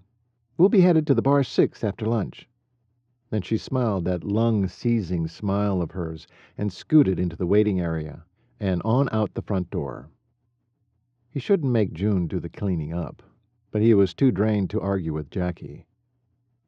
"Would that be okay?" he asked June quietly. Sure thing, she said, looking at him with new appreciation. I can call the owners to say everything went well. No need. I took care of that. Gertrude's mom must have been so relieved. He smiled tiredly. Was there any doubt? No, sir, June smiled, turning to head toward the surgery room. He caught her eye. Thank you, he mouthed, then followed Jackie out the door and took a deep breath of fresh air. I'll drive, she said, and stretched out her hand. Without a word, he dipped into his pocket for the keys and dropped them into her open palm. As she drove them to the diner, Hunter went over each surgery in his head. They had prayed over each patient, and there had not been one problem. He'd never felt so confident, as if he'd been doing surgeries for years. It amazed him how the prayer had settled his nerves and cleared his mind. Maybe he'd make a practice of doing that before each one in the future. It sure worked this time. He scooched down, leaned his head back on the seat, and closed his eyes, smiling. It had been a good morning. Really good. Thank you, Lord, he found himself saying in his head, feeling more grateful than he'd ever remembered feeling. Jackie began to sing next to him. To God be the glory, great things he hath done. Before long he joined her, even after she pulled into the diner and turned off the ignition. She turned to him, smiling, as they finished the song. Thankfully, she picked one he'd grown up with in Sunday school as a kid. His heart felt so full and happy, he wanted to reach over and give Jackie a hug. But before he could act on the simple impulse, she was out the door and on her way to the diner, waiting by the door for him to open it. Interesting. He took note, opened the door, and they both traipsed inside. You two certainly look happy, Beth, the hostess behind the counter, said. He'd gone to high school with Beth. She'd always been a sweetheart, a strong Christian with a giving spirit, everyone had said. We are, Jackie said. We're celebrating. Would you bring us 2 cheeseburgers, French fries, and shakes, please? Jackie turned to him. What flavor? He was stunned she'd ordered for him. Had Jackie recognized he was that weary? Strawberry was all he could muster. How could she read him so well? Make that 2, she said, and grinned again with that smile, the one that warmed his heart like she'd brought sunshine into it. Jackie wound around the tables as he followed like a lovesick teen, finally plopping down in a quiet corner booth. She gave him another of those smiles. Well, that was exhilarating. She rubbed her palms together as if she were ready to take on the world. You seem invigorated. Where'd you find all that energy? I'm pooped. You should be. What you did takes a lot of concentration. Oh, Hunter, no wonder you want to be a vet. Doing those surgeries was... Her grin seemed to show every tooth in her mouth. Beautiful. Invigorating, energizing, exhilarating, and yes, a little exhausting. But you were amazing. Precise, calm, focused. You fixed 3 animals today. I can't wait to watch when you save lives." Tension tightened every muscle in his body, including the one in his jaw. Jackie saw it and gave him a look full of sympathy. "Hunter," she said, her voice low and soothing, "you can do it. I witnessed what a skilled surgeon you are, and I'm sure you're just as capable with everything else. What happened to you?" "Don't." "Don't what? Don't talk about what happened?" "It was an accident, Hunter. You didn't—" "Stop," he said a bit too harshly.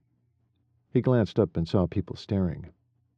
"Let's just enjoy our meal and continue with our day." "Hunter," he ignored her, only feeling himself reanimate when he saw Beth approaching with their shakes. He put on a smile. "Thank you." "Yes, thank you. These look great," Jackie said, her smile returning. For several long minutes they were quiet while they sucked at straws, trying to pull in the thick shakes. Once the shakes melted a bit, the creamy strawberry flavor hit his tongue and cooled his angst. He doubted he'd ever get past what he'd done to Mrs. Rogers' mare. He should give up being a veterinarian and instead take up ranching like most of the rest of his family. It would sure be safer for the animals. "Stop it," Jackie said, interrupting his thoughts. He realized he'd just been holding the straw in his mouth and hadn't sucked for quite a while. His eyes met hers. He saw irritation there, impatience. Why have this conversation? Thankfully, he saw Beth coming toward them with lunch. Beth set the hamburgers and the fries in front of each of them, then pulled ketchup, mustard, and relish out of her deep pockets, leaving them on the table. "Here you go. Is there anything else I can bring you?" "I don't think so, thank you," Jackie said before Hunter could put his mouth in gear. "Enjoy," Beth said, then turned and scurried off. "Hunter," Jackie started again. "No, pretty filly, no more talk." He knew the nickname would shut her down since she grimaced whenever he said it. And sure enough, Jackie shut her mouth and began slathering her hamburger in condiments. The rest of the meal was eaten in silence. Just as well, except he regretted one thing. That smile of hers didn't show up again. Chapter 17. "Here we are," Hunter said, bringing Jackie back to the here and now. Her mind had been elsewhere, so much so they hadn't spoken a word since they'd left the diner. "Oh, good." As they bounced down the potholed lane, she kept groping for a way to help Hunter let go of his bad memories, or else he'd be stuck in the past and no good to the animals who needed him now. But she came up blank. Her biggest fear for him was that he would give up and shut down. Jackie had seen it happen to people in her line of work, even though there was still a major debate in the medical world.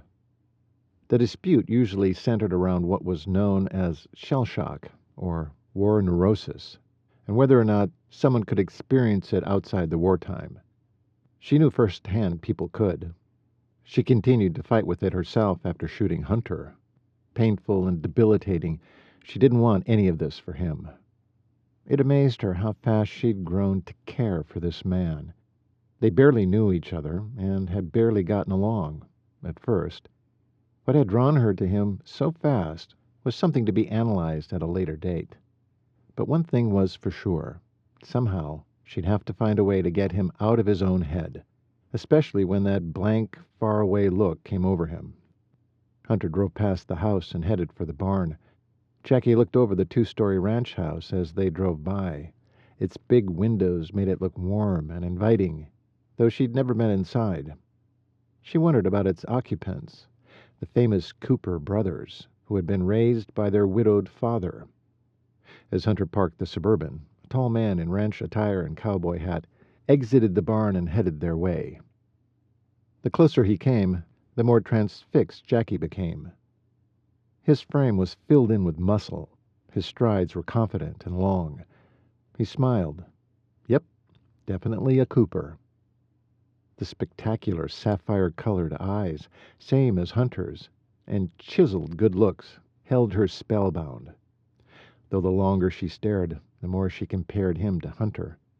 She scrutinized the high cheekbones, full bottom lip, striking eyes, sturdy jaw, so similar to Hunter's. But the small differences between them started to stand out, and she knew Hunter appealed to her more. She wasn't entirely sure why. Maybe she preferred lean builds with broad shoulders, or the shade darker hair which made Hunter's deep blue eyes stand out more on his face. But the better explanation was that she knew Hunter's inner self and appreciated him all the more for it. Whatever it was, for the first time she was fully aware of how utterly attracted she was to this man, this gentle doctor, this broken gentle doctor. "You must be Jackie. I'm Colt, Hunter's older brother," he said through her open window, then grinned at Hunter. Hunter scoffed. "Yeah, so much older." She'd take the bait. "How much older?" she said as she swung her legs out to exit the vehicle. 2, 3 years. Something like that. Colt reached out his hand to help her out. She glanced at Hunter. He was amused by this and seemed to be waiting for her reaction. She considered teasing Hunter by letting Colt fuss over her, but she couldn't quite do that to him. Considering this was an older brother, she grinned up at Colt. "I've got this." Colt immediately backed away, but didn't look offended. "Nice to meet you, Deputy. Heard good things about you." "Good things? From whom?" she wanted to ask, but decided that would be tacky. "Get you anything before we head into the barn?" What a gentleman. She remembered Bobby's complaint about Colt and shook her head ruefully. Poor Bobby never had a chance. "No, I'm fine." "Then let's go have a look-see at the latest rescues." "Yes, let's do," she said, closing the door behind her. The three of them strode into the barn. Jackie watched Colt's long strides and cowboy swagger ahead of her, not realizing she'd been staring. When Hunter elbowed her, she startled. Bringing her eyes up to his, she was surprised by what she saw. He looked upset. "Yeah, he has that effect on all the ladies. Sorry, he's taken." Hunter sounded defeated, his quiet voice acknowledging what he assumed to be her reaction. Her eyes widened. "Oh, no, I'm not. I wasn't," though she was. There was something about Colt she'd been trying to figure out. But it was the detective in her, not the woman in her, who found him intriguing. He'd seemed extremely laid back. So different than Trevor, the first brother she'd met, and Hunter, who seemed to be strung too tight so much of the time. She found herself curious about all the others now. She finally pulled herself together enough to say, "I was not looking him over out of interest, Hunter." Hunter raised one brow. "Is that right?" "Yes, that's right. I was just staring." She rolled her eyes. "Okay, yes, but not for the reasons you think." Colt stopped between the two stalls and turned back, halting any further conversation he'd been unaware of. "2 geldings, found in a field half-starved. The bordering ranchers claim the horses aren't theirs. We'll get to the bottom of it so the sheriff can find them. But in the meantime, they need care. There wasn't much grass in that field, no water. Thank goodness it rained often enough to create puddles, or they would have died of thirst." He looked furious, as did Hunter. And she certainly was. How could people abandon a fenced-in horse, leaving it to try and survive on so little? Fuming, she couldn't keep her mouth shut as her law enforcement side rose up. "I can help you with that, Colt. If you'll tell me where you picked them up, I'll handle the rest." Colt swung his gaze from Hunter to her. "You'd do that?" "Of course I'd do that. I have fists, too." Colt chuckled, then graced her with the most spectacular smile she'd seen from any of these Cooper men. A Cooper smile such as this sure did weaken the knees. It was no wonder the women in the area couldn't leave the man alone. Apparently, Hunter didn't think her so funny. His gaze swung from her to Colt and back again, a steely expression coming over his face. "Where's Riley, brother?" "In town. Picking up groceries. Why?" "Riley is Colt's fiancée," Hunter said to Jack. "A gutsy, possessive little thing." Jack almost snorted a laugh. Jealousy? Really? Warning her off with Colt's feisty fiancé? This man who'd barely given Jack the time of day until she wore a dress? The possibilities pleased the dickens out of her. She smiled at Hunter, causing a bemused look to fill his face. She baffled him. Good. One of the tools of her trade, throwing people off balance in order to shake them into recognizing a truth of some kind. In this case, if Hunter looked close enough, he'd see without a doubt that though he was easy on the eyes, she had no interest in Colt. Not even a little. Hunter shifted his attention back to Colt, his mouth set in a grim line. "Let's have a look." Colt didn't seem to notice Hunter's sour mood, or didn't care. He opened the gate, and the two of them entered the first stall. The gelding was a brown horse with a black mane and legs. She didn't know the names of horse coat colorings, but she did know when an animal was sickly. This one was so skinny every rib cast a shadow. His head hung down in defeat, eyes at half-mast. Poor thing looked feeble. Hunter asked questions. Colt answered. The men efficiently covered what the poor beast had been fed, what he should be eating, how he needed his teeth floated, whatever that meant, and his hoofs trimmed. Then Hunter checked every orifice and limb, followed by a thorough inspection of his coat. Hunter peered over the croup of the animal. "Did you bring the bag, Jackie?" Shoot. Her only job, and she'd fallen down on it. "Sorry. I'll go get it. Be right back." As she jogged out of the barn, she overheard Hunter berate Colt. She couldn't quite hear the words, but at first she thought it was about her. She didn't know Hunter very well yet, but jealousy, honestly, didn't seem his style. So, maybe this was only about what Colt had missed doing for his rescues. Whatever it was, she'd never heard Hunter quite so outwardly furious. She had observed the tension that rode him daily, though.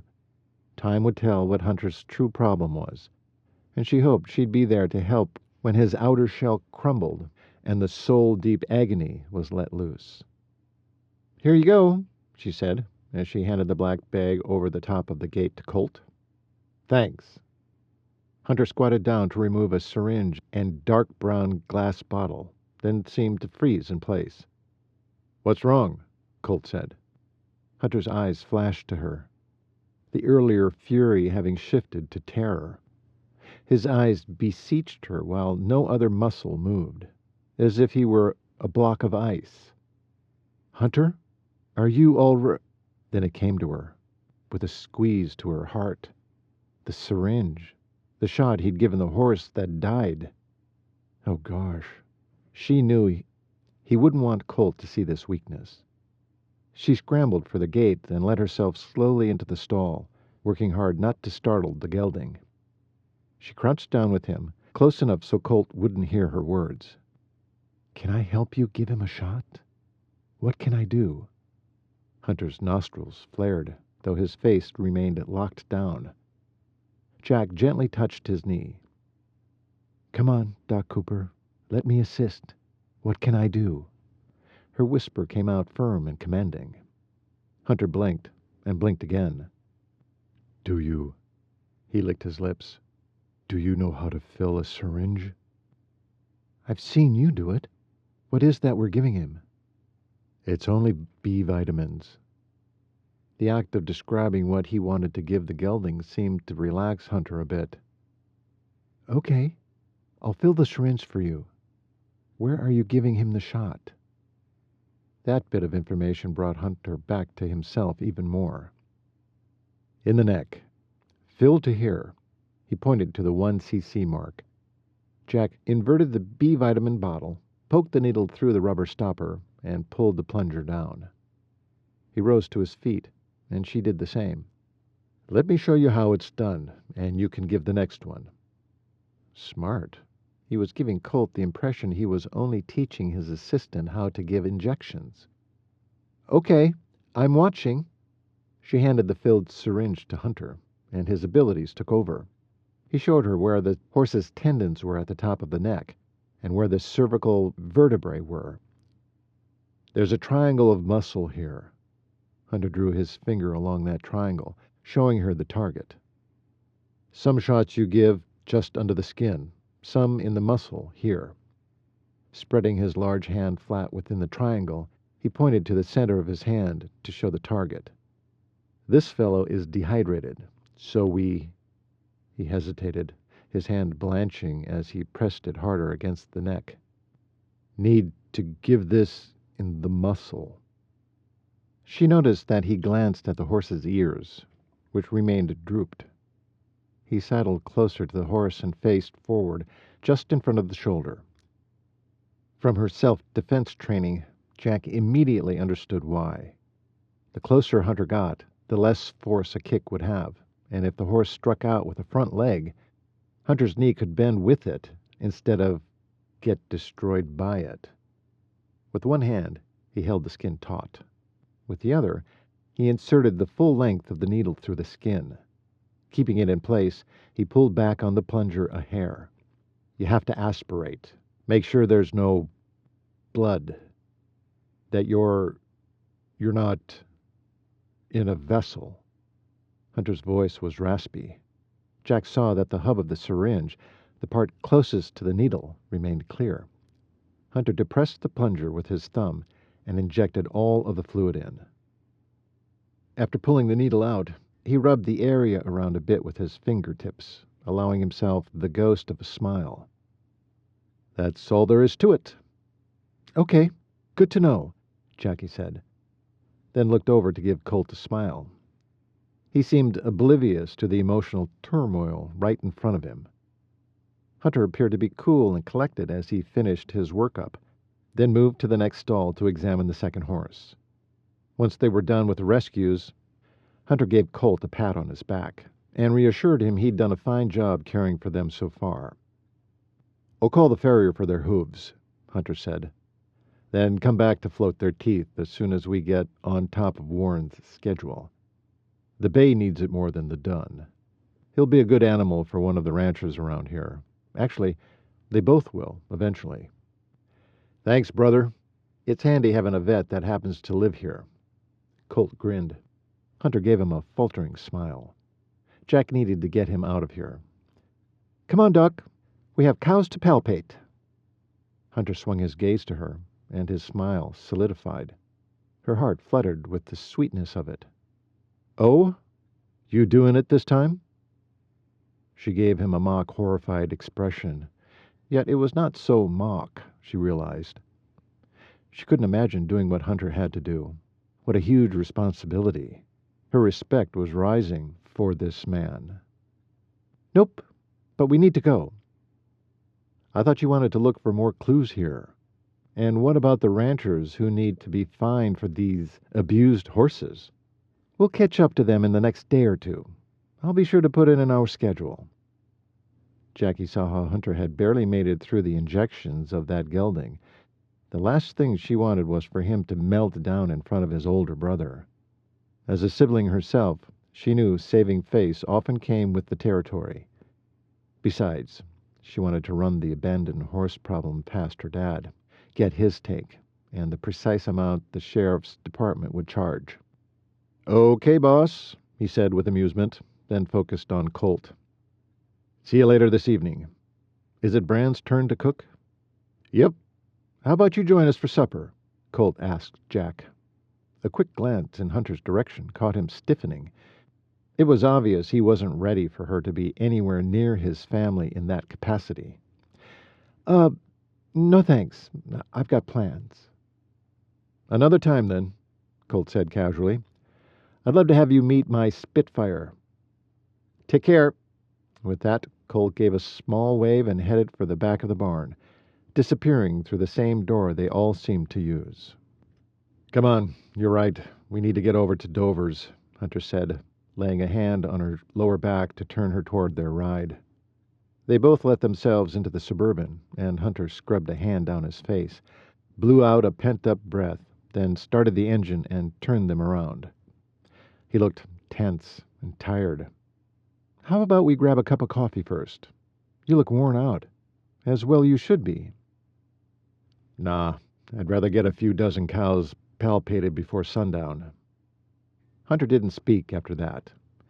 He took them down the bumpy road and onto the highway, and still he was quiet.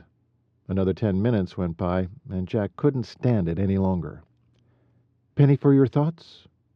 Hunter chuckled. Kind of an old saying, isn't it? Still effective. What's going on in that head of yours? He glanced in his rearview mirror before slowly making a right turn onto the country road that led to Dover's dairy. Oh, I was just understanding for the first time why Warren's been begging me to finish school. Whenever I saw him at holidays, he was relentless. I get it now. He's overrun with work, overwhelmed, overtaxed, overstressed, overtired. Poor man. No wonder he wanted another vet in town, specifically one partnering up with him. Yes, I can see that. What have you been telling him all this time? He was silent for so long, Jack figured he wasn't going to answer her. Finally, he exhaled and continued. I'd been dragging my feet, staying at school each summer instead of assisting him here. Then after the mare, I didn't want to come back at all. She studied his profile. She saw him grind his teeth. He shrugged. Then this last month, with me here on the ranch, it was just easier to avoid the whole issue. She kept her voice low and soothing. You're doing fine, Hunter. Hunter swung his head her direction, catching her eyes before fixing his back on the road. Another long silence fell between them before he finally spoke. It's you, pretty filly. Not sure I would have even tried without you. Chapter 18. As the minutes dragged on with Jackie silent, Hunter kicked himself over letting that confession slip out of his mouth.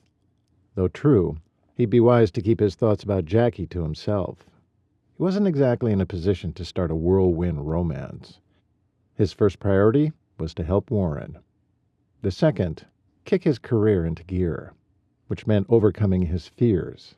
The fear of killing another patient haunted him, sure. But the other fear, the deeper fear that he'd battled as long as he could remember, well, he didn't know when or if he'd ever get past it. He and Jackie rode in silence the rest of the way, her usual introspective self no doubt mulling the information he'd given her. He'd revealed too much for an investigator like her, that was for sure. The Dover's dairy sign came into view. He felt the tension in his shoulders loosen a bit. As he drove between the two poles holding the sign, he was ready to break the silence, test the water. Here we are. Jackie cleared her throat. Yes, I see that. What will you need me to do? Nothing really, he should tell her. Let her sit in the Suburban and rest. Or stew, whatever she was inclined to do. But no, he needed to keep her busy or the sheriff would take her back. Come to think of it, the latter idea should make Hunter happy. He was a loner by nature, and he was done torturing her for volunteering him to Warren. But he already grown accustomed to her company, and he wasn't ready to give her back. What did that say about him? Bring the bag. Stay at each cow's head and write down the number on the tag in her ear, and then her status when I give it to you. The notepad is in the bag. Note everything else I tell you as we go along. None of those things were necessary, since the dairyman could do the job. But the less she knew, the better. That way, he could keep her buckled to him without her questioning the need. She gave him a salute. Yes, sir. Cute. Hunter pulled in next to the big barn where they were the day before and exited. Jackie got out and opened the back passenger door to retrieve the bag before following him into the barn. They strode down the sunken aisle of the milking parlor, past dozens of cow behinds, the hum of milking machines filling the air. Finally, they came across Mr. Dover on the upper level, doing his best to shift a cow into place, fighting with her girth and the slippery floor with every shove. Hunter offered a hand from below, tapping on the tendons of her hind legs, pushing her into place with ease. "Thanks, Doc Cooper." "My pleasure. You should consider hiring some high school-aged boys to help you." "Or girls," Jackie said at his side. He jerked his head her way in time to catch her sheepish expression before she looked away. She just couldn't help herself, could she? But then again, fighting to be noticed in a man's occupation had to be hard. Amused, Hunter focused back on the dairyman. "We're here to do more pregnancy checks." "Good, good," the man said, pointing to the other side of the barn. "There are 3 dozen or so over there, having their evening meal. Mostly 40 days since last mating. There should only be another 2 dozen after that, so 1 more visit should do it. If you tell me when you're coming, I'll have them ready." "Sounds good. We'll get these done today. Have my helper with me. She can log the stats for you." The man beamed at Jackie. "Warren never had a helper. How does Dr. Cooper rate having a deputy sheriff help him?" Jackie opened her mouth to say something, but Hunter beat her to it. "Arranged by the sheriff, to keep ranchers in his county happy. It allows Jackie, or rather, Deputy Lewis, to keep an eye on the happenings in the area as well." By the look on Jackie's face, she hadn't thought of this. Maybe now she'd be more inclined to continue helping him. He smiled to himself over the small triumph. They made their way to the other side of the barn. Jackie took up her position at the head of the cows, while Hunter lined up with her at the other end of the animal. The cows seemed not the least bit flustered by their intruders as they munched away. "What do they feed them?" Jackie asked casually as she towed the mixture while waiting for him to get set up. "Mostly alfalfa haylage," Hunter said, popping a mint into his mouth. "Haylage? I've only heard the word hay. What is haylage?" "Same as alfalfa hay for beef cattle, except it isn't dried before it's collected. It's stored for a while wet under tarps, which makes the hay ferment just a bit. This changes the sugar and starch content and makes it easier for the cows to digest. Dairy cattle have a fast metabolism, so they need to eat a lot of food. A lactating dairy cow will eat 100 pounds of food every day." "No kidding. Wow." He chuckled at her true interest, lubed up his arm, and slipped it into the rectum of the first cow.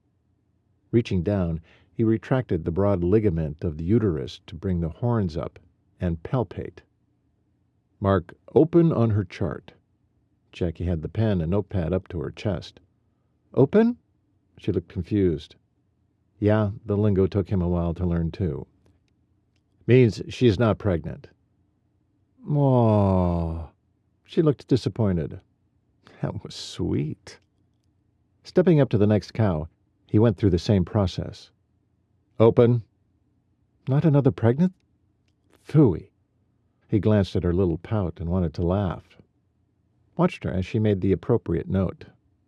Marching up to the third, he tried again. "Open." "What? Really?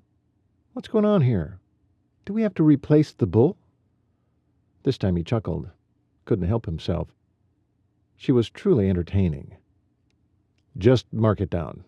We'll let the dairyman handle the rest." "Fourth cow?" "Ah, we have a positive. 40 days in calf." She stuck her tongue out to the side of her mouth and clamped down as she marked the information next to this cow's tag number in her notebook. This was a different side of Jackie he was seeing today. He got caught up in watching her until she looked up at him and said, "Whew! Well, Ferdinand's safe then?" Hunter threw his head back and laughed, startling the next cow. He steadied her and went through the process again, and so on down the line. Jackie was so entertaining and so darn cute that by the time they were done, his arm throbbed, but his mood was flying high. He'd have to be sure to take her with him on all preg checks in the future. Mr. Dover showed up just as they finished. "How's it looking?" Jackie didn't hesitate. She looked him square in the eye and in all seriousness said, "Well, Mr. Dover, I'd consider getting some help for Ferdinand. He only managed to impregnate 25 out of the 36. Seems he's slacking. Make sure he gets more sleep. Feed him more often. Give him time off in between." Mr. Dover looked stunned, and then contemplative, like he needed to heed what Jackie had said. She looked over Mr. Dover's shoulder at Hunter and gave him a wink. His half-smile bloomed into a grin that stretched from ear to ear. He did his best to keep the laugh that bubbled up his throat from coming out of his mouth. What a hoot this girl was! Who knew? Once he could pull himself together and erase the smile, he came around to face the dairyman. "Do you have any fresh cows that need checking? I can give you another half hour." Jackie jerked her head from Hunter to Mr. Dover, back again. "Fresh cows? Did they overdo the flirting with old Ferdinand? Are they somewhere else being punished?" She nudged him in the shoulder. "Say, is that Ferdinand over there in the field? Are those daisies he's sniffing?" The two men burst out laughing. Hunter shook his head. What a kick. "Likely," he said, going along with her. He laughed again, feeling more light-hearted by the minute. After regaining control of himself, still smiling, he answered her other questions. "Fresh cows are ones who just gave birth. I should check them. 4 is all. The others are due in a week or so." The dairyman turned and headed for the pen out back. Hunter followed. Jackie jogged up next to him. "What do you check them for if they've already given birth?" Hunter waited for another cute punchline. None came. Funny how that disappointed him. "It's rare, but some have twins, and the mummified fetus has to be removed. Plus, I check for infections. Find it, treat it." "Oh, sounds important. Do they get to keep their calves?" Hunter gave Jackie a side glance. The look on her face saddened, telling him she already knew the truth. "For a while," was all he could say. He hated the sad look, much preferred the happy, funny girl. This one broke his heart. "How long, Dr. Cooper?" she asked. They were lucky if they had 24 hours. "You sure you want to know?" "No." Facing forward as they walked, she was quiet for a few seconds. "I couldn't be a dairyman." Neither could he. He was happy his family was in the beef business. Mothers kept their calves with them until weaning, which could last from 3 to 8 months. So much easier on everyone concerned. As they came up from the fresh cows, Hunter struggled for a way to get the happy-go-lucky girl to come back. He certainly had enjoyed her today. The thought made him want to smile, but also grimace. He needed to be careful. At school, he managed to keep the ladies at bay by studying hard every night. Now that he was back home, he'd have to stay busy, keep moving, spend time with his favorite animals. Since he really didn't know how to relate to the opposite sex, he thought a lot about why. The only conclusion he finally drew was being raised without a mother made him gun-shy. Before Colt found the love of his life, it seemed all of his brothers felt the same way.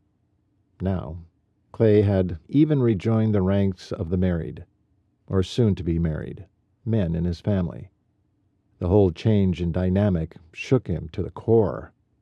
He glanced at Jackie, and then looked away.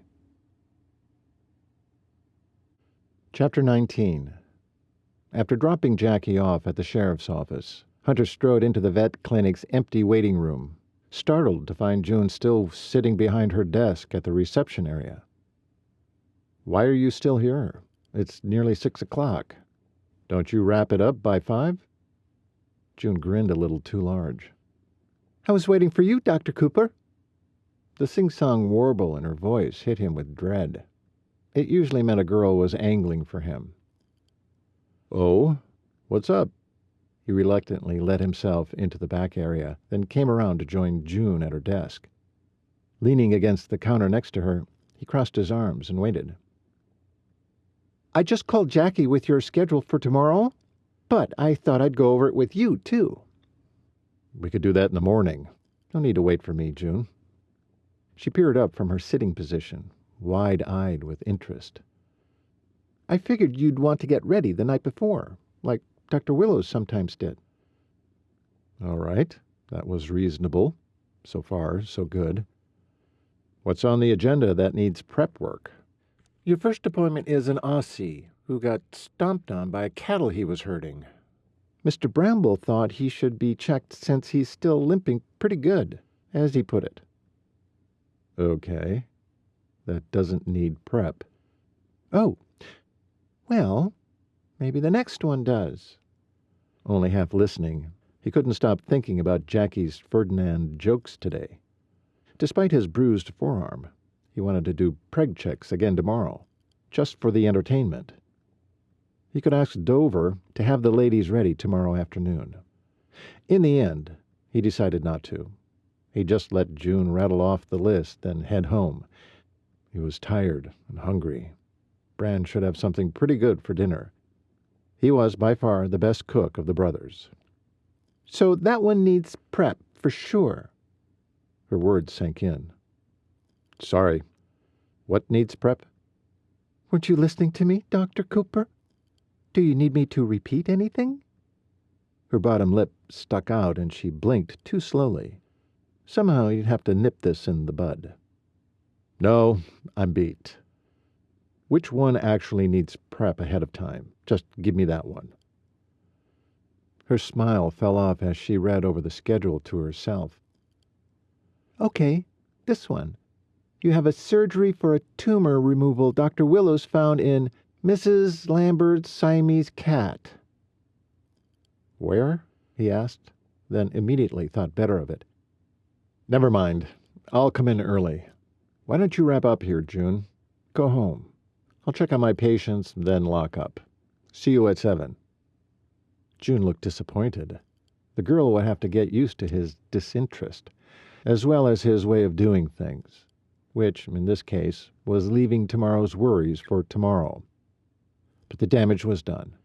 His exhausted mind roused itself in fits and starts to wonder if the mass was on a distal limb or the flank. Would there be enough skin left to close it? What margins would he need? Or worse, was this an abdominal mass that would require an exploratory surgery? He wanted to groan, trying to haul the gate shut on his mind again. Good night, June. Before June could say anything more, he strode to the back to check his patients. All looked good, so he turned off the lights, then locked up before heading to his Suburban, wishing he could have gone straight home in the first place. He was drained, mentally and physically, but he could still chuckle enough about Jackie to stay awake. That girl never ceased to surprise.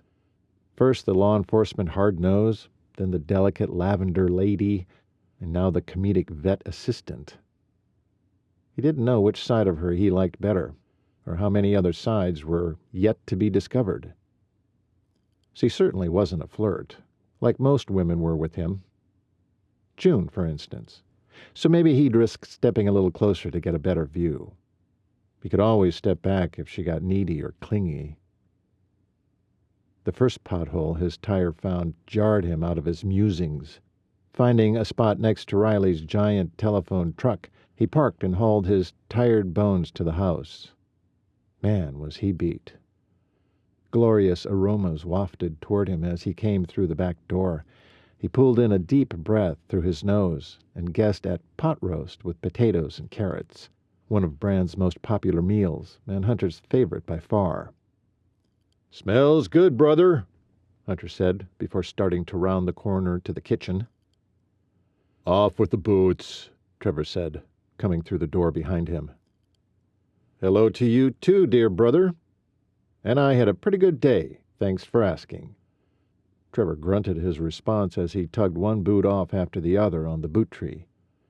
Hunter backed up and waited for Trevor, then did the same while his brother washed up in the basin. Have a rough day? Same as always. Okay. Is that good or bad? Don't bother asking, Bran hollered from the kitchen. He's pretty mute most days. Hunter looked Trevor over carefully. He hadn't spent much time with any of his brothers since he'd been home only a few short weeks. Certainly hadn't bothered to check them over for anything concerning. Trevor always looked fatigued, more so now than Hunter had ever seen. Dust and grime rode Trevor's body from the beater hat he'd just removed and hung on a nail, down to the worn boots he left by the door. Lines splayed out from the corners of his eyes, filled with grit. Hunter could barely see his hazel eyes under the thick coating of dust on his eyelashes. You been riding flank on the cattle drive today? Hunter teased. As dapper as Trevor usually kept himself, even after a long day, today he looked like any other bone-weary rancher. Hunter couldn't resist the friendly jab. Besides, without a little good-natured teasing, Trevor tended to be an irascible jackass, which meant the Bar Six ran the risk of losing good employees under his high-handedness. It didn't change the fact that all the brothers worried about him. Trevor turned around and leaned against the tub, rubbing his face with a towel, leaving the majority of dirt all over it. He caught and held Hunter's eyes. Could have used your help today. Hunter elbowed him out of the way to get to the sink. Sorry, Trev. I'm the only vet in town. Haven't you heard? You're a Cooper. Don't belong to the town. He threw down the towel and stomped heavily into the kitchen. No doubt about it. The man needed some serious downtime. Hunter only wished he could help with that. Weekends were all he could hope to give him, and only if no one called with an emergency. After washing up, he followed his giant of a brother into the kitchen. Feed this man quick, Brand. He looks like he's aged 10 years just today. Good evening, my brothers, Brand charmed. So happy to see you both. Is Colt coming? Riley? Trevor shook his head, creating a dust cloud from his hair. Went to town. I sent them on an errand. Said they'd eat there. Brand didn't look happy about that. Well, there'll be a genuine feast for the three of us then. We can invite Stogie and Willie, if you want. There's plenty. Trevor turned from grabbing his plate and glared at Brand. Or not. I think we're hungry enough to finish it off, don't you? Hunter sat at the kitchen table next to Trevor. Brand soon joined them. How was your second day on the job? Brand asked Hunter. Actually good. You sound surprised. I am, sort of. I had Jackie with me. Thought she'd be a pain. Turns out she can be pretty helpful. And fun. Fun? Trev was actually listening? Hunter was amazed. Yes. She gave Mr. Dover a hard time about how his bull was slacking, how he needed to give the fellow more rest, better food, and a vacation. Hunter grinned. Stunned the man. She nicknamed his bull Ferdinand, like the cartoon. Trevor snorted. Brand laughed outright. Hunter couldn't help the grin that lingered. He tried and failed to make it go away before his brother razzed him. Too late. She's kind of cute, don't you think, Doc? Brand teased. Maybe she'll make a human out of you yet. That made the smile disappear. What's that supposed to mean? He stuffed a carrot into his mouth and chewed, surprised by his anger. Trevor was the brother that wasn't quite human. Not him. Animals have always been your favorite living thing, Dr. Cooper, not people. What's not to love about animals? They never talk back or criticize. Hunter glared at Brand, then shifted his attention to Trevor. You, Bacon, need some serious rest. I suggest you sleep in tomorrow. Brand can do your early morning chores. Trevor raised his eyes to Hunter, but kept chewing and didn't say a thing. Hunter's right, Trev. I'll do it. You look plumb wore out, as Willie would say. Trev looked at them, jutting his jaw sideways as he was about to speak, but then just took another bite of the pot roast and chewed. Too tired to even talk? I expect you to stay in bed till 6. Got it? Hunter hoped that prodded at least an answer out of the man. You're not a human doctor. Doesn't matter. I know when a patient is exhausted. Do what I say, big brother, or I'll drug you in your sleep. And don't think I won't use my horse pills on you. Trevor's eyes jerked up to find Hunter's. Your glare won't work on me either. We'll see, he finally retorted, before digging into more food. Brand finished chewing a bite and sought Hunter's attention. Colt wanted me to ask, did Jackie go see those ranchers and find them? Not yet. We ran out of time. She said she wanted to talk to her dad about how much to find them first, anyway. She'll do it. She does everything she says she'll do. Oh? Brand grinned. You know that already, do you? Hunter pressed his lips together, thinking that through, feeling the joy it created. He wasn't sure why, but he felt like he'd known her for years, not just days. In spite of the fact she'd shot him once, he felt he could trust her more than anyone he knew, brothers included. She is wholly trustworthy, the wee small voice whispered into his soul. Yeah, I do. Chapter 20. Jack turned over in the fluffy bed and inhaled deeply, nearly choking on the overpowering fragrance of jasmine permeating the room. So not her favorite scent. But today, she wasn't going to let it bother her. The sunlight came through the window, warming her face, bringing with it a beatific radiance and a soul-deep joy she hadn't felt in years. Hunter's face swam before her mind, and she smiled. Actually smiled. When was the last time she'd done that first thing in the morning? After a couple of deep, cleansing breaths and a few dozen jumping jacks, Jack headed for the bathroom and her morning ritual. As she readied herself, she thought again of Dr. Hunter Cooper, veterinarian extraordinaire.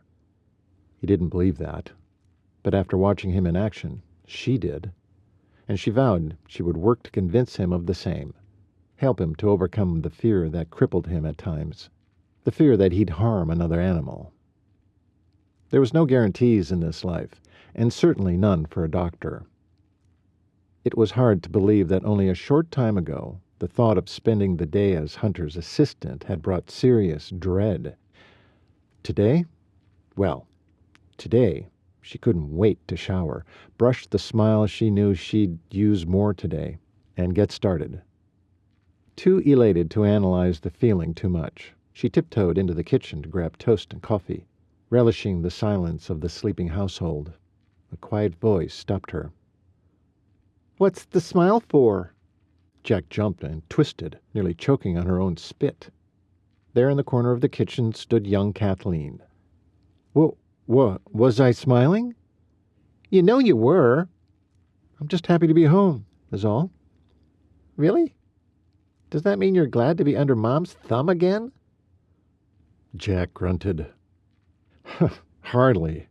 I'm moving out soon. Oh, shoot. Maybe that bit of information should have been kept to herself. Kathleen often went through depression when Jack wasn't around to remind her to look to the future and not dwell on what their mother was doing to their present. No, you just got here. Tears were in her voice, breaking Jack's heart. While her bread toasted, Jack filled her cup of coffee and motioned to the kitchen chair. Let's sit for a minute, Kath. Kathleen dragged herself to the chair and plopped down as only a teenager could. Listen, sis, you're 17. One more year in this house and you can go off to college. Far, far away if you want to. Look forward. Pray more. God will help you through anything. Even Mom. Jack grinned. Kathleen snorted a laugh through her nose. I'm serious. You'll be fine. Look at my example. She pointed at herself. I turned out fine, and I was with Mom for over 18 years. Kath sighed and nodded. Okay. How soon will you leave? Don't worry. I still have to find an apartment. I'm too busy right now to look. Too busy with the handsome doctor? Jack concentrated on buttering her toast so her sister wouldn't see the interest in her eyes. I hadn't noticed. You hadn't noticed? Really? I still need closure with David before I can move on. He'd been gone for 2 months by the time she'd left Colorado. She actually didn't know if she'd ever see him again. Mother wondered about that. I'll tell her. Jack felt a prick of pain. She tried not to think of David and how it had pierced her heart when he stopped calling her. Strictly a pride problem, she was sure, but it hurt nonetheless. She sure wouldn't jump into another relationship willy-nilly. Okay, gotta go, little sis. Be good. Help Mom and the others. Okay, Jacquelyn. I'll try. Jackie stuffed the toast in her mouth and gathered her bagged lunches, her coat and purse. Since her hands and mouth were full, she winked at her sister and managed to get herself out the door and to her car. Before she plopped everything on the roof, she glanced up at the sky. It was a bit nippy out, and the wind was whipping up, but so far no rain. When she opened the car door to set the coffee in the console, she nearly lost her coat and purse to a gust of wind. She reacted quickly, grabbing up her stuff in a leap and throwing it in the car. Finally biting through the toast and removing the rest from her mouth, she wrestled the car door shut behind her. She chewed her now cold toast, then started the car and backed out. Phew, it was good they'd be indoors today. Wyoming weather was sure fickle. Chewing the wad in her mouth, she felt a smile come over her again. Bad weather or not, she sure looked forward to today. And for the life of her, she couldn't figure out why. Being with the good doctor made her so happy. She wasn't Kath's age anymore. She was way beyond swooning over a man like a teenager. Pulling into the sheriff's station, Jack noticed Hunter's Suburban, and her heart did a little flip. Oh, for crying out loud. Time to get hold of yourself, girl. Stick to the task at hand. Going over the agenda for the day in her head, Jack tried to think through when she could spend time investigating the crimes against the Coopers, which reminded her she needed to talk to her dad. Jack opened the door to the office and let herself in. "Good morning, Deputy," Hunter said. She glanced up to see him in all his official doctoring glory, wearing a crisp white lab coat over his scrub top. But the jeans and boots marked him a rancher at heart. He smiled, and her heart fluttered before settling back into a steady rhythm. Jack smiled back, stuck between admiration and a mounting desire to throttle him for making her feel like a brainless, lovesick teenager after all. She was better than that, and would never let herself be controlled by such emotions again. "Good morning, Dr. Cooper. I just need a minute with my dad, and then I'll be ready." Hunter's smile fell off, replaced by a concerned frown. "You okay?" Was she okay? Sure. Reminder, he was her boss. That was all. "Fine. I'll be right back." Hunter continued to frown as he went straight to her dad's office, not bothering to set her belongings down on her desk. Once inside, she pushed the door closed with a foot and faced her dad. His eyes were already studying her. "What's up, slugger?" She snorted, relieved the old nickname had snapped her out of her wayward thoughts. For now. Inhaling a deep breath, she quieted her mind and gathered her thoughts to give to him.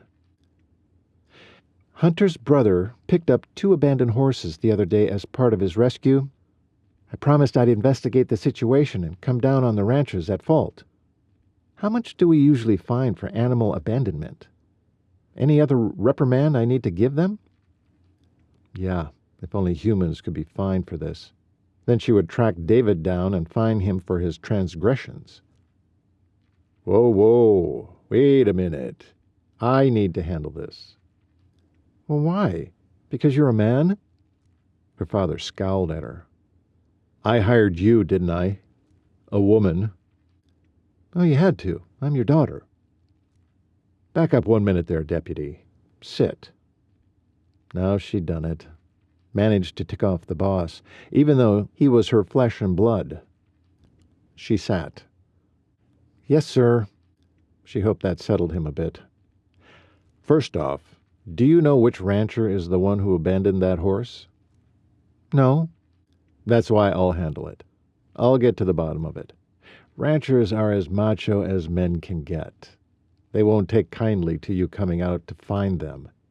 And I won't have them skirt their responsibilities just because you're a woman. No pun intended. Jackie could feel her blood pressure rise. Would people ever just treat her like the deputy sheriff she was? Was this even worth further argument? After a long pause, she decided no. She'd just tell Colt that it was being handled. Fine. Anything else before I go with Hunter to play assistant? She knew her words were snippy, but she was getting plenty tired of being viewed as the token female deputy instead of a serious law enforcement officer. Watch your tone. You're dismissed. Still, she battled with the two people warring within her. The law enforcement professional who could stand her ground and win, and the little girl who had always obeyed her dominant father. The father figure won again. She tamped down her anger and obediently left his office.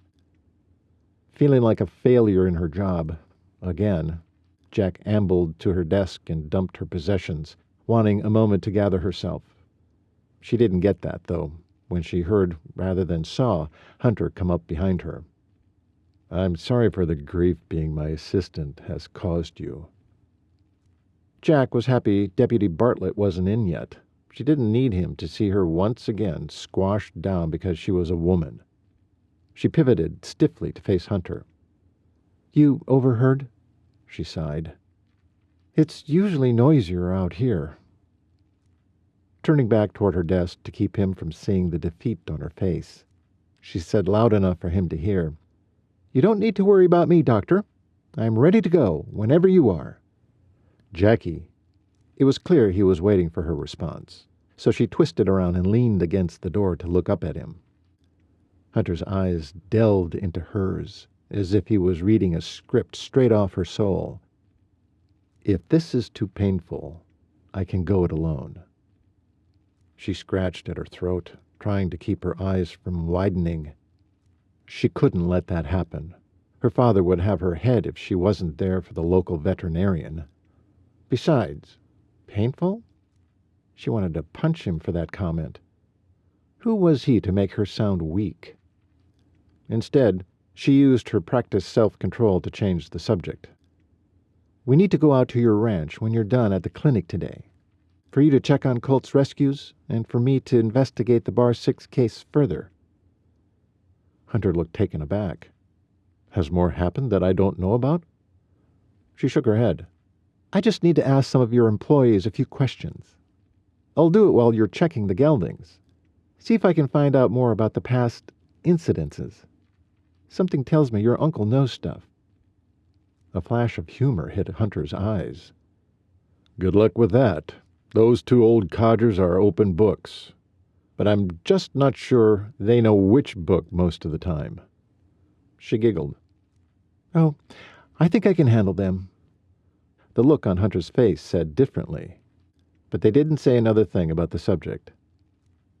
Well, let's get our day started then, shall we? She slung her jacket and purse strap over one shoulder, then jostled the coffee mug, appointment book, and her interview notebook into her hands. Yes, sir, Doctor, sir. Hunter scowled at her, making her grin all the more. His eyes centered on her mouth, and his expression eased. She felt oddly relieved and annoyed at her pleasure in seeing this.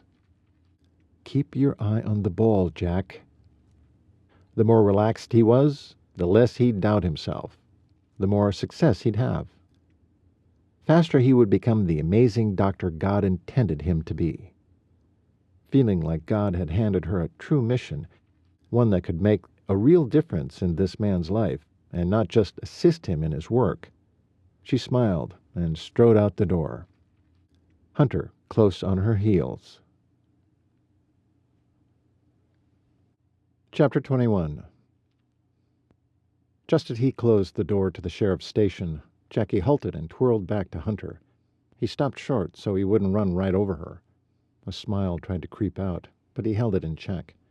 She was so effervescent most days. He got a kick out of it. "You want me to meet you at the clinic?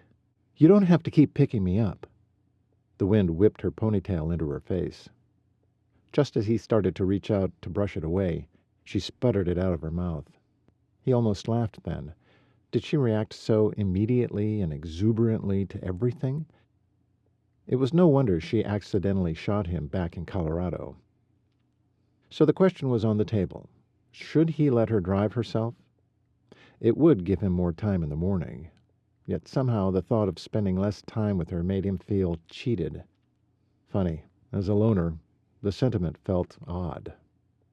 Before he thought it through to its logical conclusion, his mouth spoke for him. "Nah, I don't mind picking you up and delivering you back. That way we have time to discuss the day before us, and conclude it after." Relieved his comment at least made sense, he lifted his arm to gesture Jackie onward, right when another gust of wind sent her stumbling into him. Halfway there already, he wrapped both arms clear around her, scrunching her jacket up between them.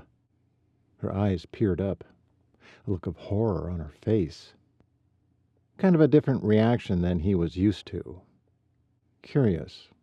Was it because he'd had to catch her, or because she hadn't wanted him to catch her? They blinked at one another for a few beats before he carefully set her back on her feet, saving the scheduler and notebook from tumbling out of her arms. With an inarticulate grunt, she tugged her jacket unceremoniously back into place and straightened the coffee cup that had spilled half its contents onto her hand. Hunter winced for her, but she just shook the liquid off with a peeved expression, switching hands to huck her swinging purse from the crook of her elbow back to her shoulder. He could have sworn she mumbled something under her breath. He gave her time to get adjusted, looking instead at the dark clouds overhead. Would it snow today? September would be early, but he'd seen snow in August before. He glanced at his Suburban and the patrol car, then at Jackie, who was still preoccupied with the darn coffee cup.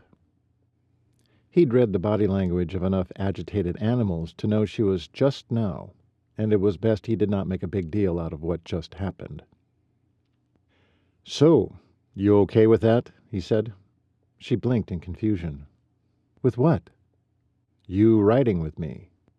Oh, sure, of course. If that's what you want." That had been a meek sound. Not so Jack, the law enforcement officer, or even Jackie, the veterinary assistant. More Jacquelyn, the lavender-dressed lady. What did he make of that? He shouldn't open that door, but couldn't seem to help himself. "You okay?" Sound a bit timid. Timid? The one-word question was loud and bold. She took a step back and scowled at him. Ah, good. He'd decided the meek lavender-dressed lady was off his list of favorites.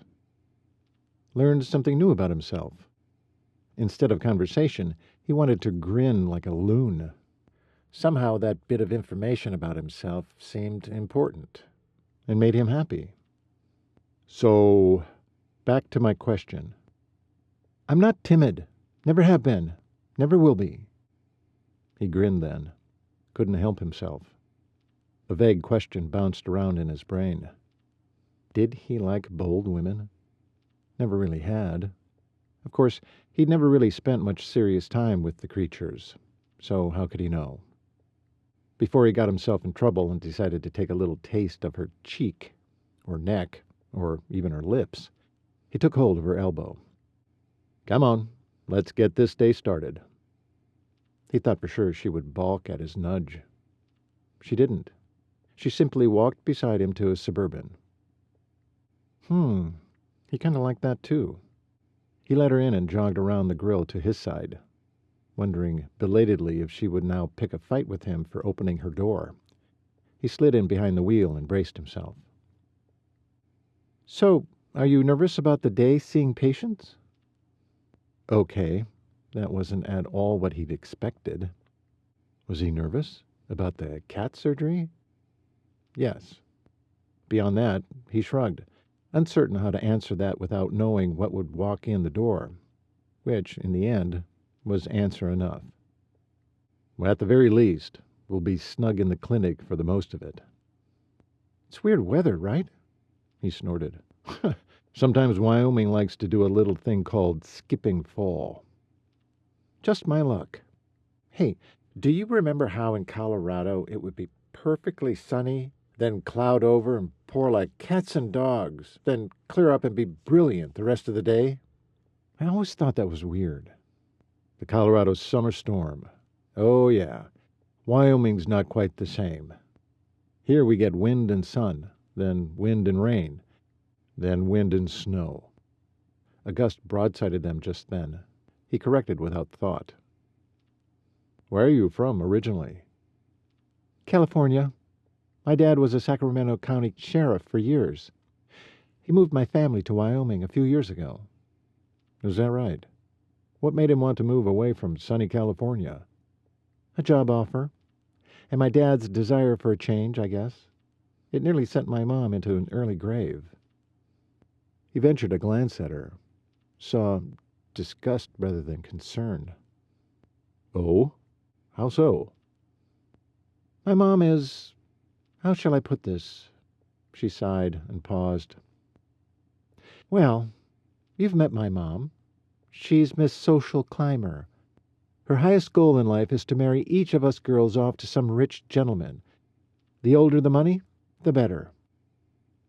The reminder of why her mom continued to like David, in spite of Jack's misgivings, stung. We all had to have impeccable manners, perfectly coiffed hair, frilly pastel dresses, tastefully applied makeup. You get it. But did he? Not really. Since nothing she'd just rattled off described her in the least. Go on. Well, we were the Lewis girls of Sacramento, you see. She thought she had me nearly ready for the picking when I surprised her and went off to college. That was bad enough. But then Dad up and moved them to cowboy country, right when my second sister, Priscilla, was just getting ready for serious dating. Now she's 21 and very much not married. You see what I mean? Without a mother to grow up with, Hunter was a little baffled. He wondered what his mother would have been like. His father only ever cared that his sons were honest, hard workers. Yeah, that was about all he cared about. Hunter gave himself a mental shake. And now you're back with them. For someone who sounds like she couldn't escape fast enough, what brought you back home? Hunter pulled into the clinic driveway and parked, but he made no move to get out. Instead, he shifted his position in the seat to face her more fully. She sighed and looked away, focusing on the door to the clinic through the windshield. That's a fair question. It does seem duplicitous, doesn't it? She looked back at him. But then, you know the answer to that, don't you? He frowned as he took in the look of pain on Jackie's face. You can't mean you had to come back because of the shooting? Really, Hunter? Her brows were knit tight, her eyes flashing with wrath. You don't know why I'm here? Well, okay. You got fired, but you didn't have to move back with your family. Yes, I got fired. And who do you think would hire a female deputy sheriff after she was fired for shooting a civilian? Oh, probably just her dad.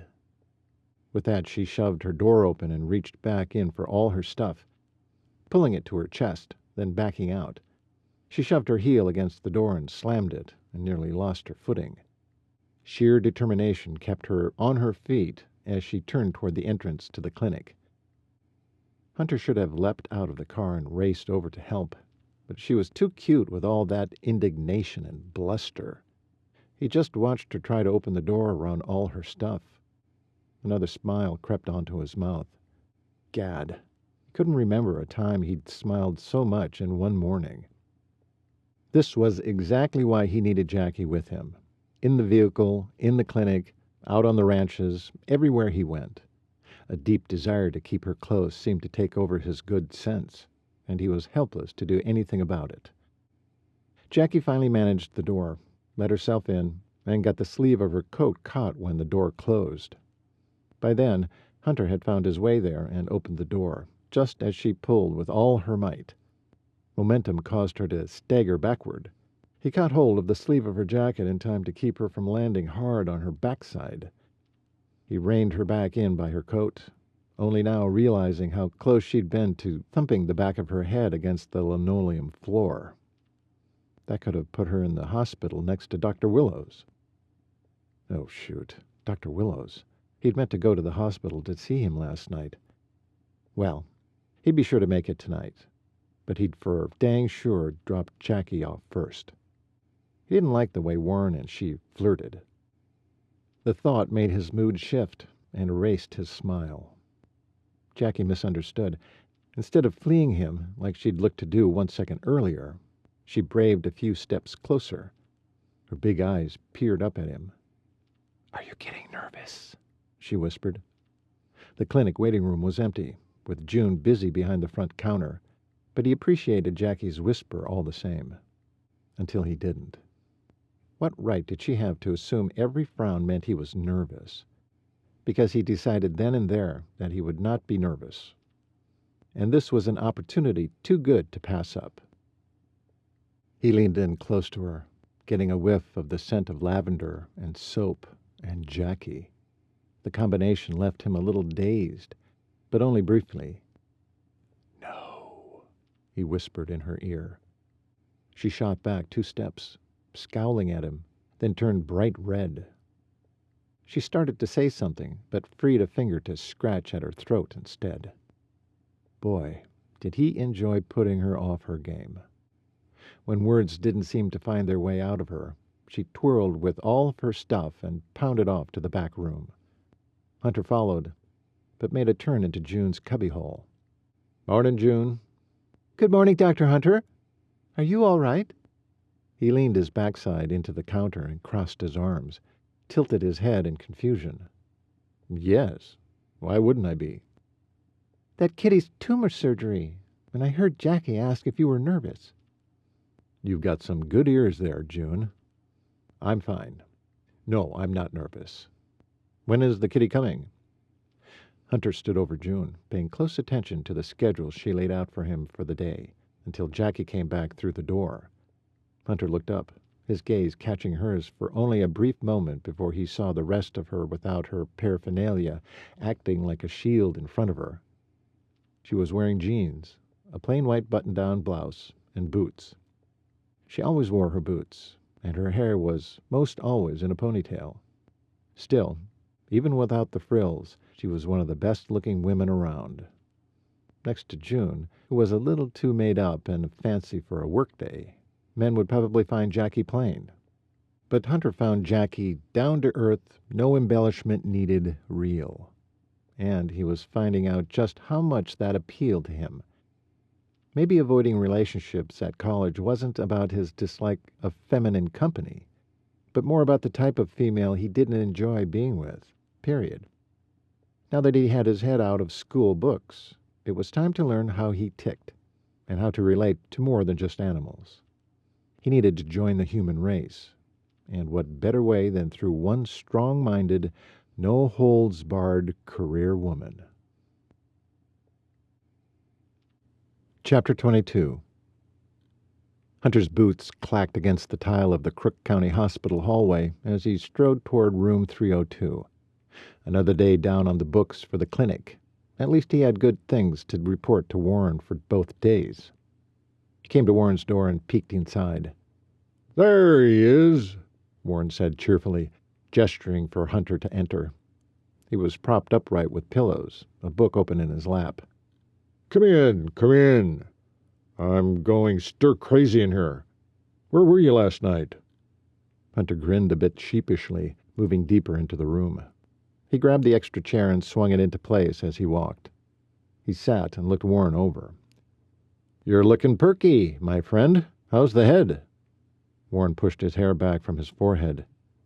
Yep, there was a hoof print in all its glory. "Still there." I meant, how's it feeling? Still giving you pain? The smile Warren had led with was now gone. He dropped his head, gazing at the book in his lap. "Afraid so. And I failed their balance test. That's why I'm still here. The docs are pretty adamant now. They want to keep their eyes on me for another week or two." Can't they have you just come back every few days to get checked and recover at home? Warren looked back and locked eyes with him. "You know, I think with anyone else, they might. But since both my doctors know me well, one has a dog, the other 2 cats, they kind of know my work ethic. They think I won't take it easy at home. Who knew being a hard worker would cost me my independence?" Hunter chuckled. They're worried they won't have a vet in the future if you misbehave. Is that it? He looked indignant, a frown marring his face, exposing even deeper stress lines around his eyes. As a paleface, everything showed on his skin. Now that Hunter studied Warren closer, those sky-blue eyes appeared dull. He could see why his doctors were concerned.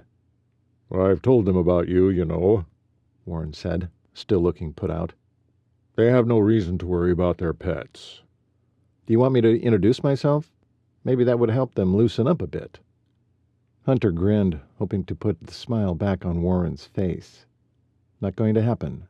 He sat there looking more gloomy and getting more silent as the seconds passed. It concerned Hunter. Is there something you need, Warren? Something I can do for you? He looked back up at Hunter. "You're already doing it. Thank you, by the way. I've been in touch with June. She says the animals are doing well, and the owners seem to like you." Speaking of owners with animals at the clinic, what's going on with that gelding you have in the corral? Warren's mouth set in a grim line. "Yeah, that poor animal. It makes me see red what some owners do, or in this case, don't do, for their animals. That horse was the second one found on the Peterson property, next door to you, that has been neglected. When Colt mentioned he was going to check it out, I told him I'd do it, make it official. So it wouldn't be a neighbor tattling to the sheriff about yet another abandoned horse. The last one, you may not know, was found by Colt's fiancée long after the Petersons abandoned the property. Now that they're back, they still have not taken care of their animals. Though that horse was the only one we found. I involved the sheriff. Got the gelding to the clinic a couple of weeks ago. I'm about ready to give him to Colt now so that Chirp Fund can take care of him." Chirp? Oh, that's right. The name of Colt's Cooper Horse Rescue Project. I've been out of the loop for too long. Well, Colt should do well by him. He looks pretty beat up. Glad you dealt with his hooves. They're split pretty bad. I'm surprised he gets around as well as he does. Still pretty skinny. "You should have seen him when I first got him." Warren growled low in his throat. "I've given him vitamins, minerals, floated his teeth, had the farrier whittle down those claws we call hooves. Fed him well. He's probably gained 120 pounds already." Warren waited a moment, eyeing Hunter. "Be careful. The Petersons, or whoever is living on that ranch, are pretty angry I took that horse. Amazing how people get real territorial about their animals, even though they're starving them to death."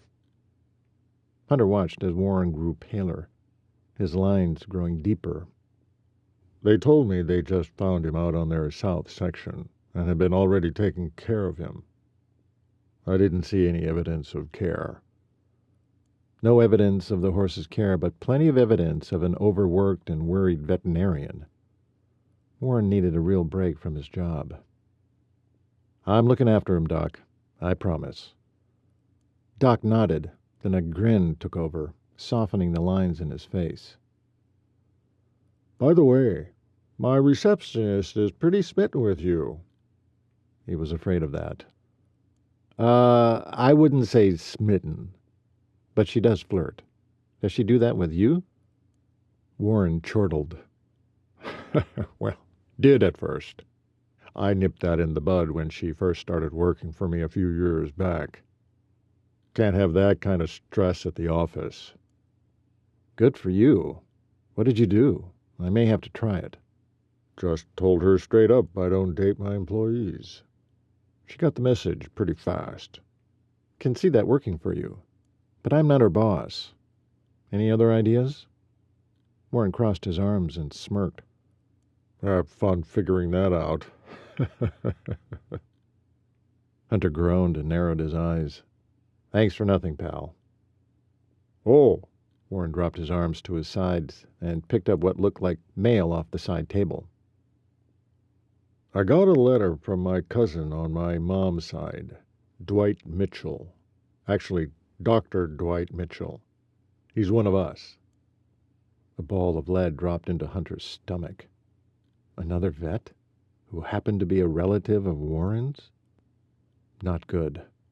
Hunter thought about how he hadn't wanted to do this for Warren at first. Now he felt possessive about it, his confidence returning with every animal he helped. Was he about to lose all this? Don't look so stunned. I'm not replacing you. He wants to come help, though.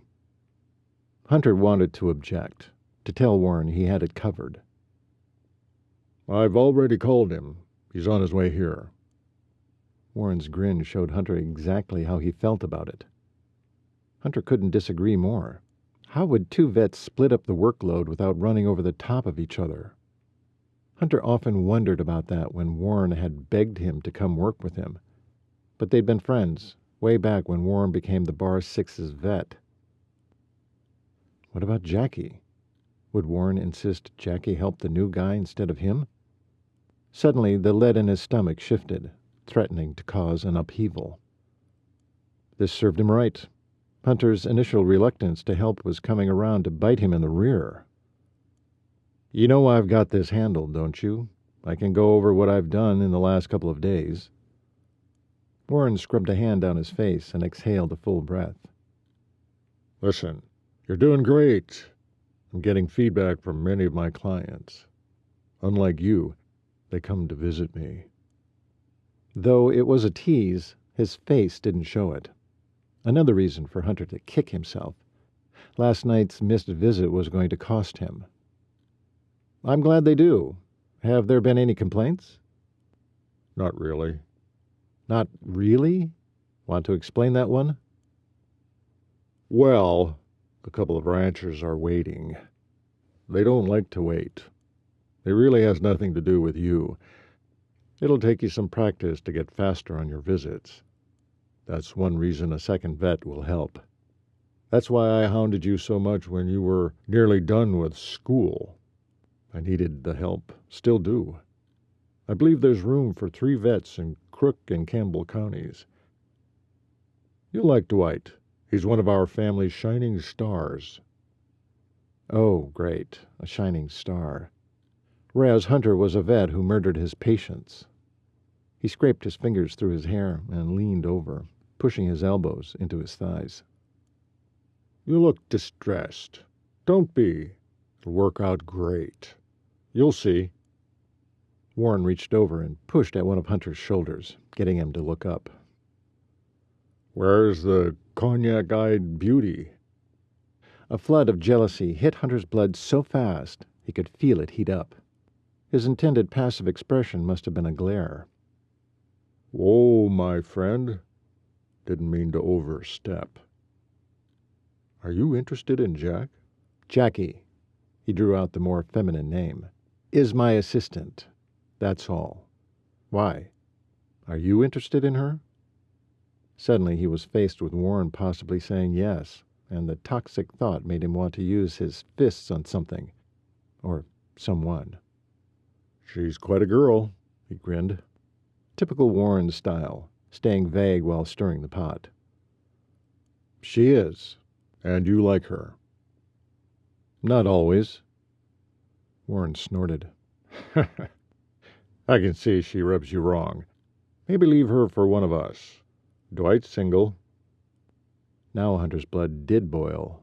He felt it rise into his cheeks, making them burn. Why the pretty filly did this to him, he would not waste time figuring. He needed out of here.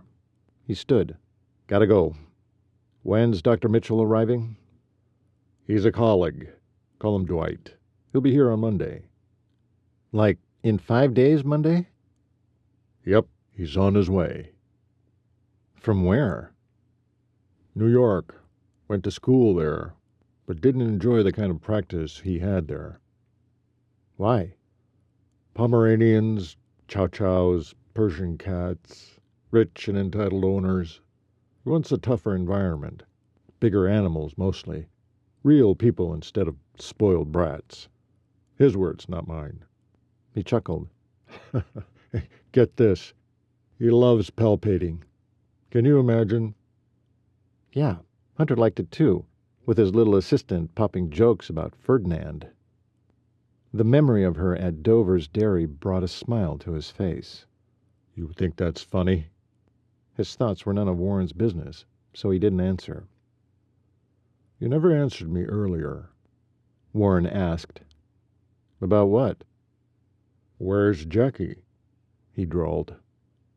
Dunno. Home, I expect. Okay. I'll leave you be about her. For now. He grinned and waved. See you tomorrow night? Maybe. If you're lucky. Ha! If I'm lucky. Okay. Sounds good. Hunter turned to go. And Hunter. He stopped and peered over his shoulder. Thanks for all your help. It is appreciated. Hunter nodded and vacated the room before Warren could think of another thing to shove under his skin. As Hunter put his feet in motion, he focused on the end of the hallway where the elevator was just now unloading a few people. His breath froze in his throat as he cruised slowly to a stop. One of those people was none other than Warren's cognac-eyed beauty. Whiskey with a splash of absinthe was how Hunter saw those eyes. He stiffened in disbelief. Knowing her exact eye color chilled him. When had he checked them out so carefully? Jackie's voice and lilting laughter echoed down the hall and straight into his ears, lifting his spirits just before they crashed right back down again. She wasn't here to see him. She was coming to see Warren. The truth of that was like a blade slicing into his heart. He didn't want them alone together. Warren was too full of himself, too confident, and Jackie too naive of men and their intentions. Though she would ferociously argue that point, he was sure of it. Shoot. Could he get away with turning back to Warren's room and waiting for her there? What would he tell Warren? The idea came fast.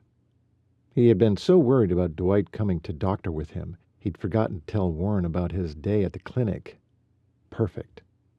Just as he was getting ready to turn back, he caught himself. What was he doing? What did he care that Jackie came to see Warren? Or even if Jackie liked the guy?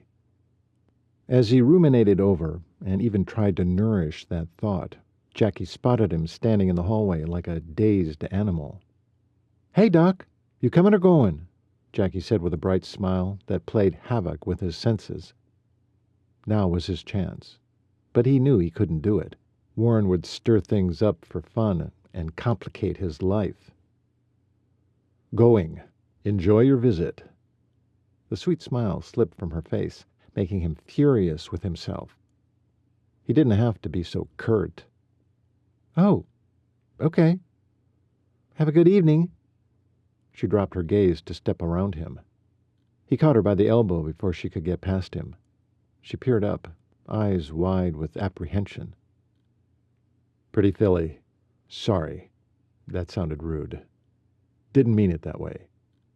Her smile came back, but only at half its wattage. He wanted to kick himself for that. "No problem. See you tomorrow." She slipped her arm free of his hand as he loosened it. Hunter watched as she trotted off. She got a few feet away before he called her name. She halted, faced him, and waited with her head tilted and brows knit tightly together. It was one of his favorite expressions on her. He soaked it in, then finally said, "Let Warren know how the day at the clinic went. I only got a chance to talk about the abused gelding with him before we got sidetracked. Didn't cover the rest." Her head straightened and her eyes widened in surprise. "You didn't mention the day's procedures?" She laughed then. "Men." With that, she waved him off, then turned to go. He watched every move until she had slid through door 302. Chapter 23. Hunter slipped through the back door of the big ranch house. It was well past 9 o'clock, and he was well past a full hour of fretting about Jackie. He slammed one boot and then the other onto the tree by the door, wishing he could undo the last few hours. He never should have left Jackie alone with Warren. He knew Warren would tug her into his orbit with his subtle flirting, then tell her about the new veterinarian soon to arrive in Sundance. If Dwight was as charming and confident as Warren, Hunter didn't stand a chance. Stocking-footed, he rounded the corner to the kitchen, his mind solely on Jackie. He'd learned the pretty filly was a woman like no other. Every part of her called to him. She was confident, tough, funny, strong in her faith, and strong in her courage. Add that face and figure to the mix, and he couldn't quite break away. It continued to baffle him, this pull she had on him. He'd yet to figure it out, why he needed her near. Just knew he did. The kitchen lights were on, so he expected to find his brothers still lingering over a late supper. He didn't.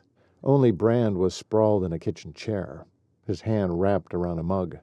His head hung as if he'd lost his best friend. Hunter patted him on the shoulder as he pulled out the chair next to him and sat. "What's up, little brother?" Brand lifted his eyes forlornly to Hunter's, just like he used to when their dad couldn't make it to another of his football games in high school. Melancholy tugged at Hunter's heart. This brother was their most talkative, so this silence spoke volumes. "Tell me, what's wrong?" Brand took his time, taking a gulp from his mug, then sighed. "Bronk isn't doing well. Dad called." "What do you mean he's not doing well? Is he hurt? Sick?" The possibilities were endless when it came to Bronk. As much trouble as he'd always been in growing up, it didn't change the fear that gripped Hunter's heart. "Dad said he's drinking. There are bars nearby, and Bronk has apparently decided they're his new home." He hung his head again. Hunter cursed. "Why'd Dad call? Just to worry us?" His own words surprised him.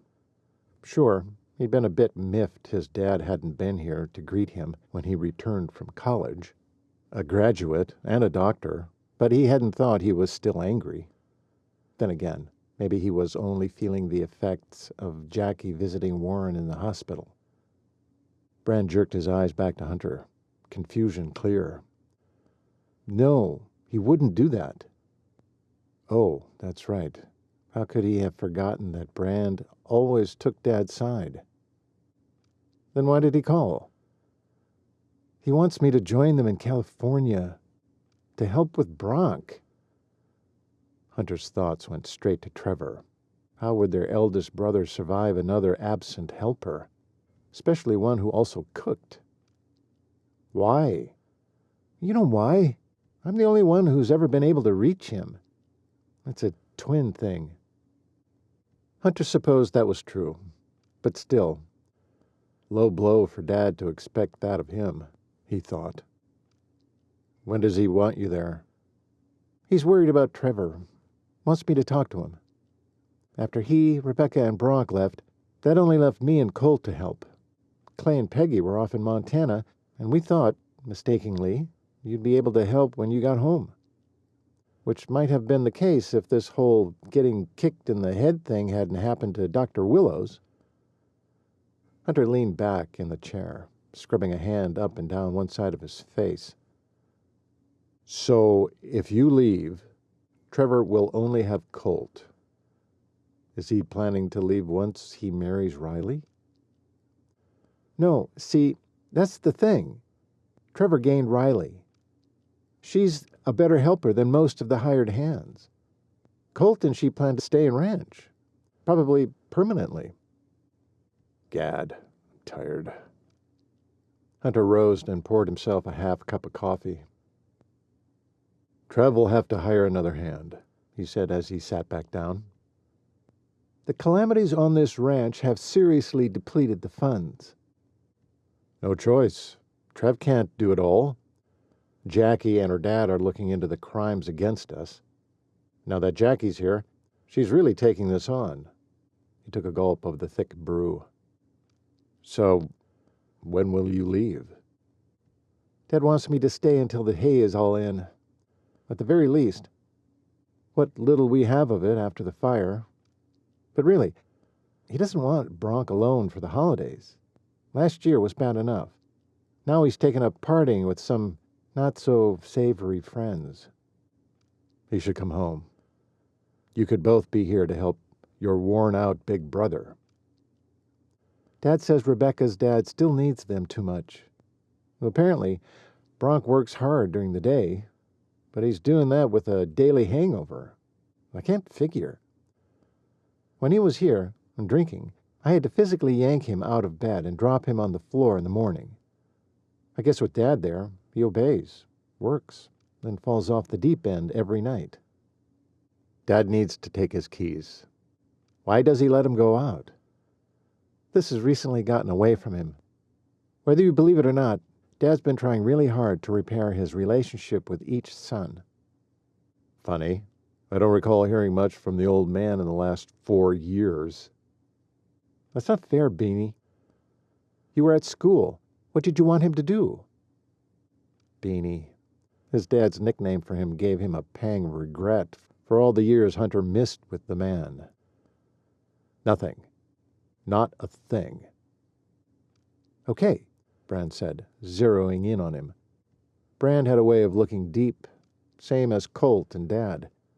Before he could change the subject, Brand said, Something's up with you. You're never this crabby. That mood belongs to Trevor. Speaking of Trevor, when will you talk to him? Brand took a big swig of coffee, swallowed. Tonight. He'll come in late, like always. But believe it or not, he's in a better mood at night. He's angry in the morning. A whole day of hard work, problems, and not enough help looming ahead. At least at night he feels like he's accomplished something. What will you say? Just what I told you. I'm going to tell him what you said, though, that he needs to hire at least one more person.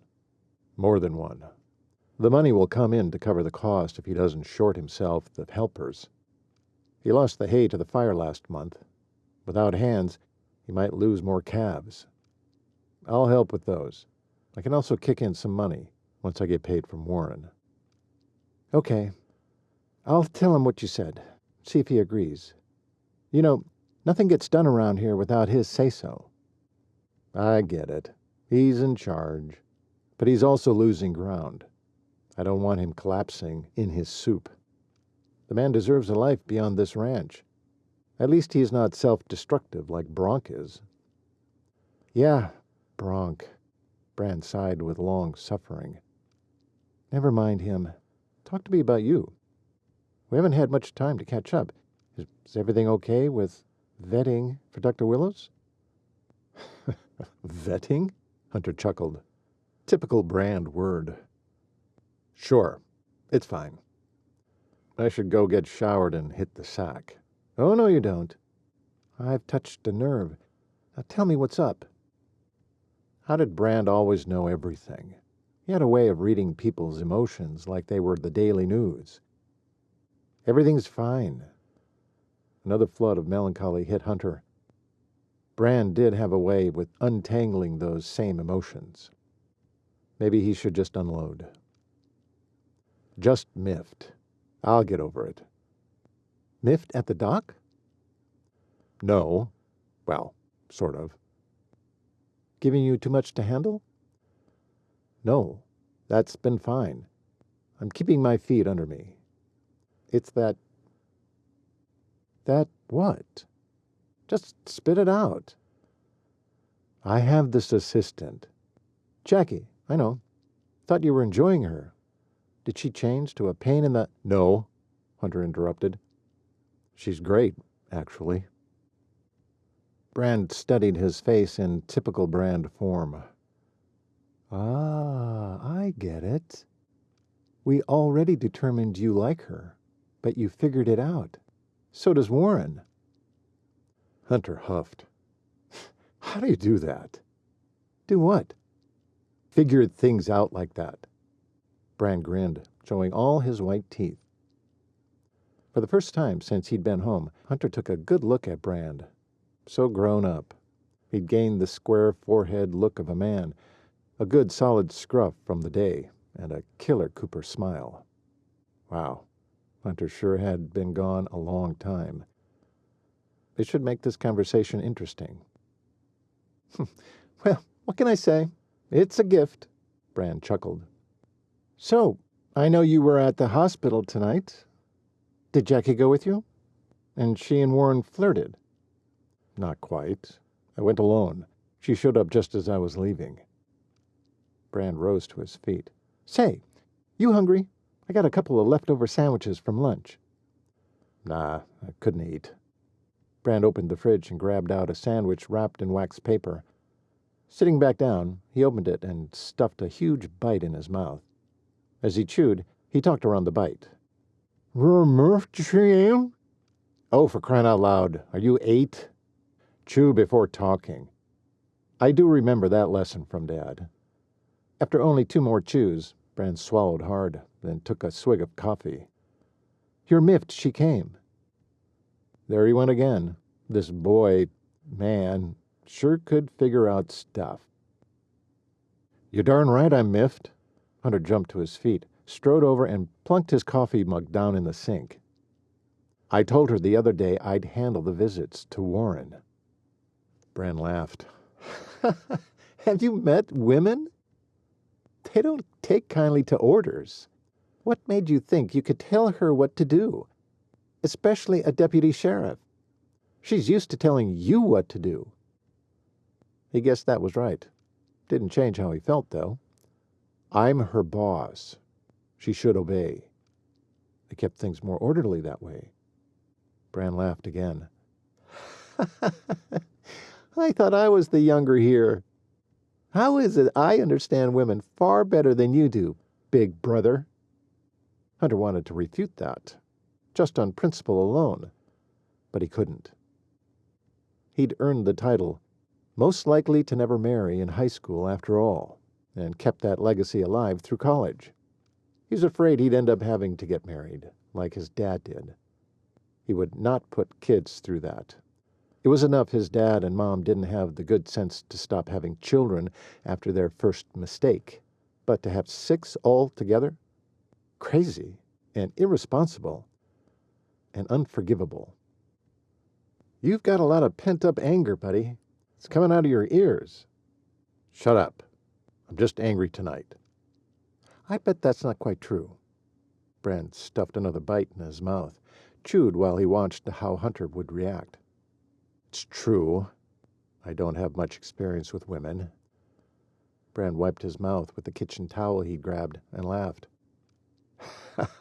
I meant about the anger, but I like this line of thought much better. He laughed some more. Oh, so you admit women baffle you? How'd he know his exact thoughts? Sure, I'll admit it. How does belittling me help? It makes you think. Figure out what you want from Jackie. Is she someone you want? And I don't mean for a little while. I mean for the long run. For the long run? Hunter repeated, settling back in his chair, giving it some good thought. Do men actually choose to settle down? He always figured marriage was the unwelcome hoop to jump through for a physical relationship. You just don't want Warren to settle down with her before you decide to, is that it? Or Dwight. The thought of either man with his pretty filly tightened his throat, making him glad he hadn't stuffed ham sandwiches down it. He watched Bran pop the last of his into his mouth. Hunter's mind tentatively explored the possibilities before him as Bran chewed and swallowed. Would Hunter be all right if Warren settled down with her, right here in Crook County? Over my dead body.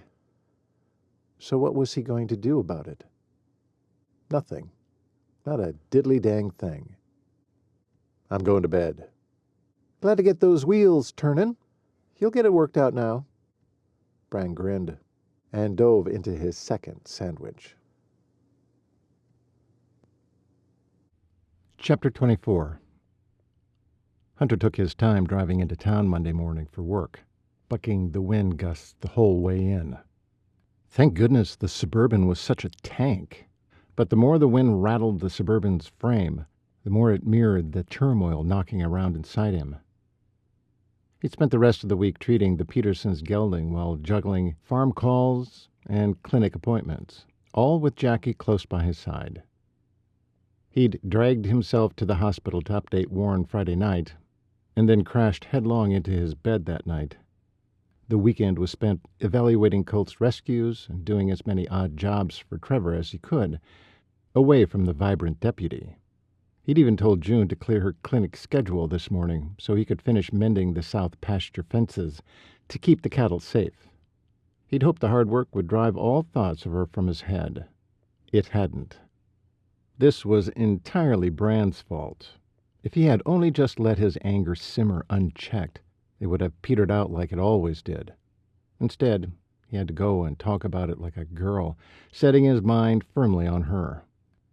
If he had this much trouble with mere thoughts of her, what would happen when he saw her in person today?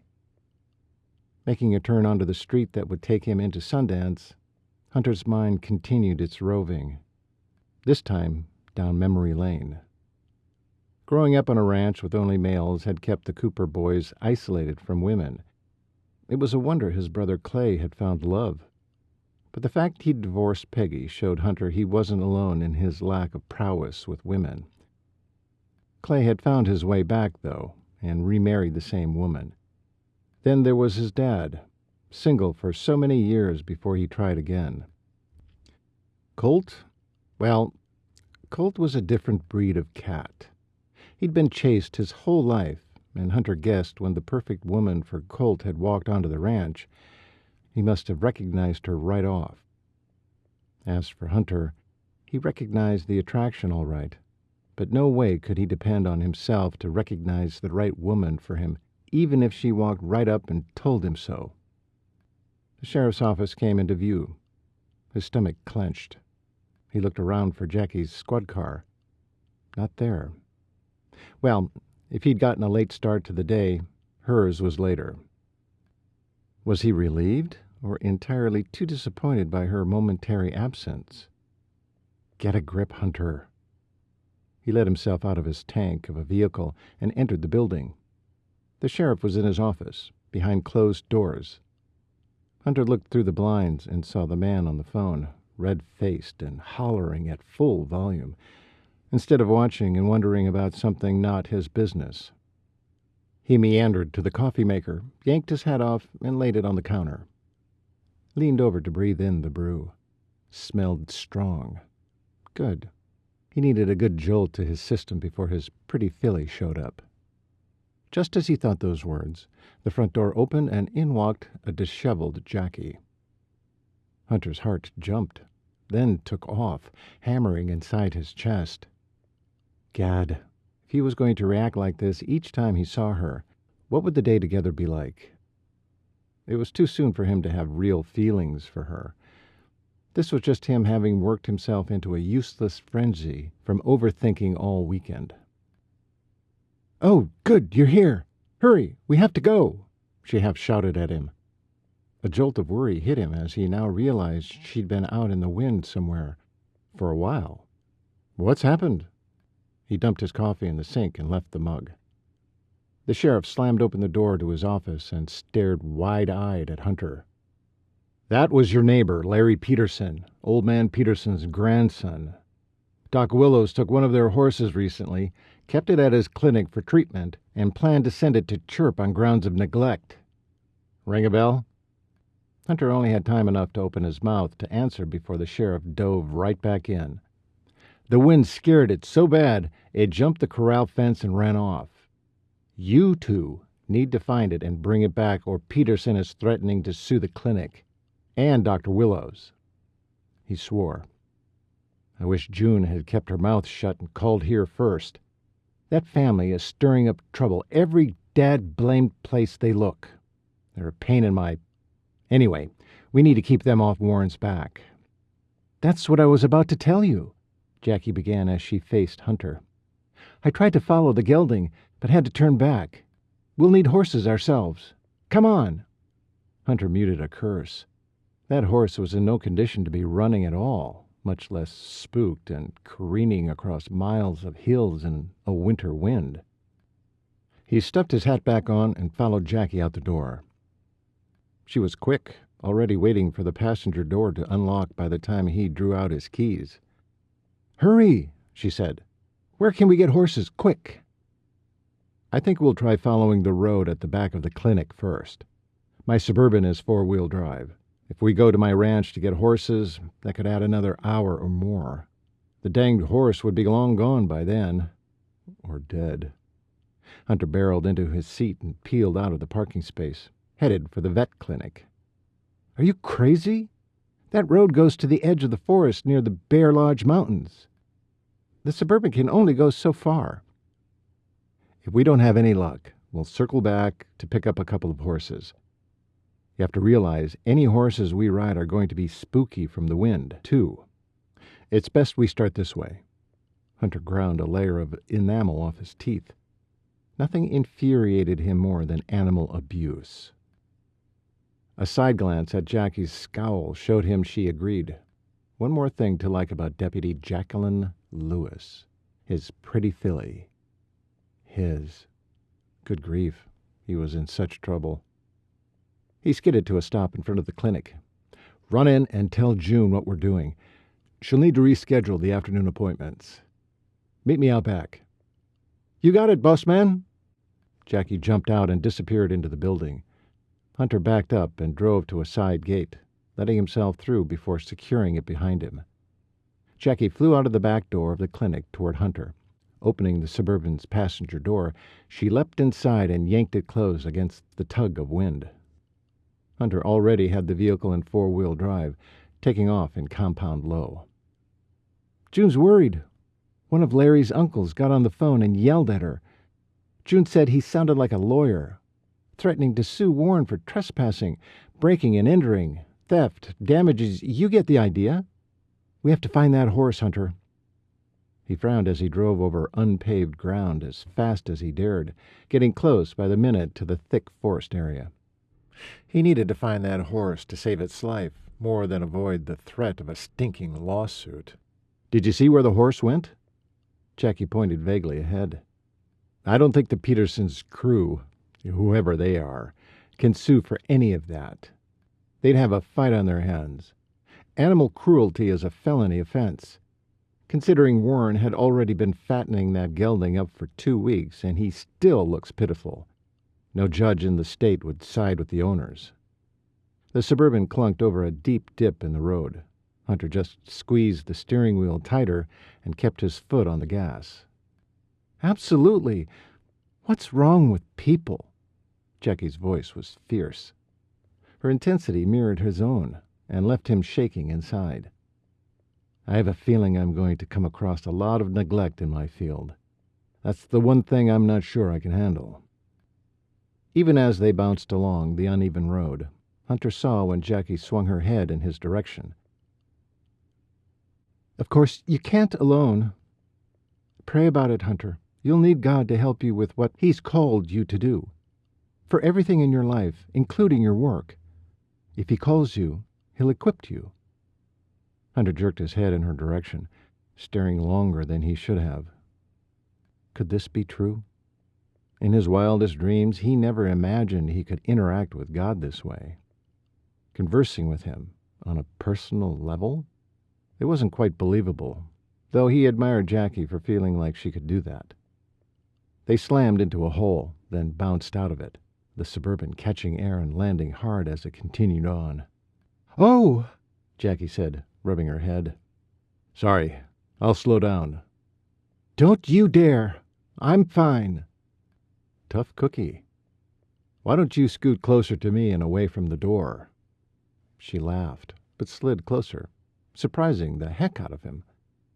Now he had to grip the steering wheel hard, not just to steer, but to keep his hands to himself and off her thigh, or around her shoulders, anything to draw her closer, get a good whiff of her lavender scent, feel her warmth. When he slammed into yet another hole, she was the one who gripped his thigh, steadying herself. A shock of current raced up his leg, then climbed his spine. "There!" Jackie shouted. Hunter snapped out of his momentary short circuit and zeroed in on where her finger pointed. "Shoot! I just saw him. Now he took off into the forest." "We'll get close and hoof it the rest of the way. When I stop, grab the rope from the back seat behind you. I'll bring the sugar and halter." A boot to the brakes had them skidding to a stop. Hunter slung the halter through his forearm and tucked the sugar cubes in his pocket. Jackie followed his instructions, then met him at the front grill of the Suburban with rope in hand. "I've always hated we don't know his name. Warren just had him listed as a gray," Jackie shouted over the roaring wind. "We can call him Grayson, or even Pewter."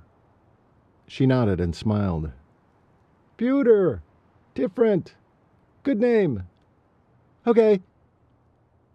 Hunter sidestepped his way past furiously bending and shuddering trees. He thought the forest would create a better windbreak, maybe once they got farther in. As a kid, he remembered sheltering under trees during a sudden rainstorm with his brothers. The pines had acted as umbrellas. It was almost magical. But when they rode back home, wet to the bone, untacked the horses with numb fingers, and started to turn them loose in the pasture without checking their hooves for rocks, boy did their dad light up on them, had them walk barefoot in the cold mud to finish their chores before going inside to get warm. Hunter's memories held a dad who was never there for him. But clearly the man was present often enough to dish out some memorable punishments. Ones he agreed with surprisingly, now that he looked back as an adult. Out of the wind ahead, he heard a deafening, splintering crack, and then a loud whinny. He launched into a run, Jackie beside him. Slamming through low branches and thick foliage, he came upon a gelding. His eyes were wide, flashing white as he tossed his head and stood trembling in front of a downed pine. Hunter slowed his stride, straightened his arm to signal Jackie to do the same. "Easy, boy," he said, quiet enough to be soothing, loud enough to be heard. "Easy now. I've got something for you." He dug into his pocket and offered a sugar cube with the palm of his hand. Pewter continued to tremble, sides heaving, weight shifting, but he perked his ears toward Hunter briefly, a look of relief in his eye. Hunter took one step, then another, his palm reaching close to the gelding's nose now. "Go ahead, boy. Take it. You earned it, running like you did. You must be plumb tuckered out." The gelding's ears swiveled sideways and back again, but finally he sniffed Hunter's hand right before his lips opened to swipe the cube off. His head bobbed as he ate the small cube. "Want another?" Hunter placed it in his palm, this time slipping the halter over Pewter's nose before cupping his palm around his lips. The gelding lipped the cube off Hunter's palm with more confidence and immediately looked for more.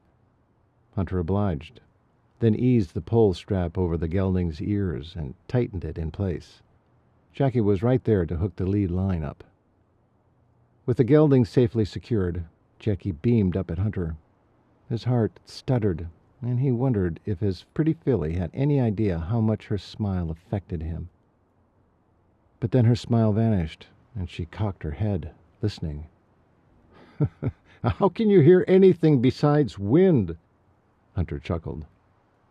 She placed a hand on his forearm and seemed to listen harder. The touch energized him. When she lifted her hand off, he wanted to give her reason to touch him again. What is it? Her hand returned and squeezed. He stilled, not wanting her to lift it off this time. Hear that? She squeezed him again. He wasn't listening. Hunter! This time shaking his arm, she asked him, Do you hear that? The wind? He said, grinning.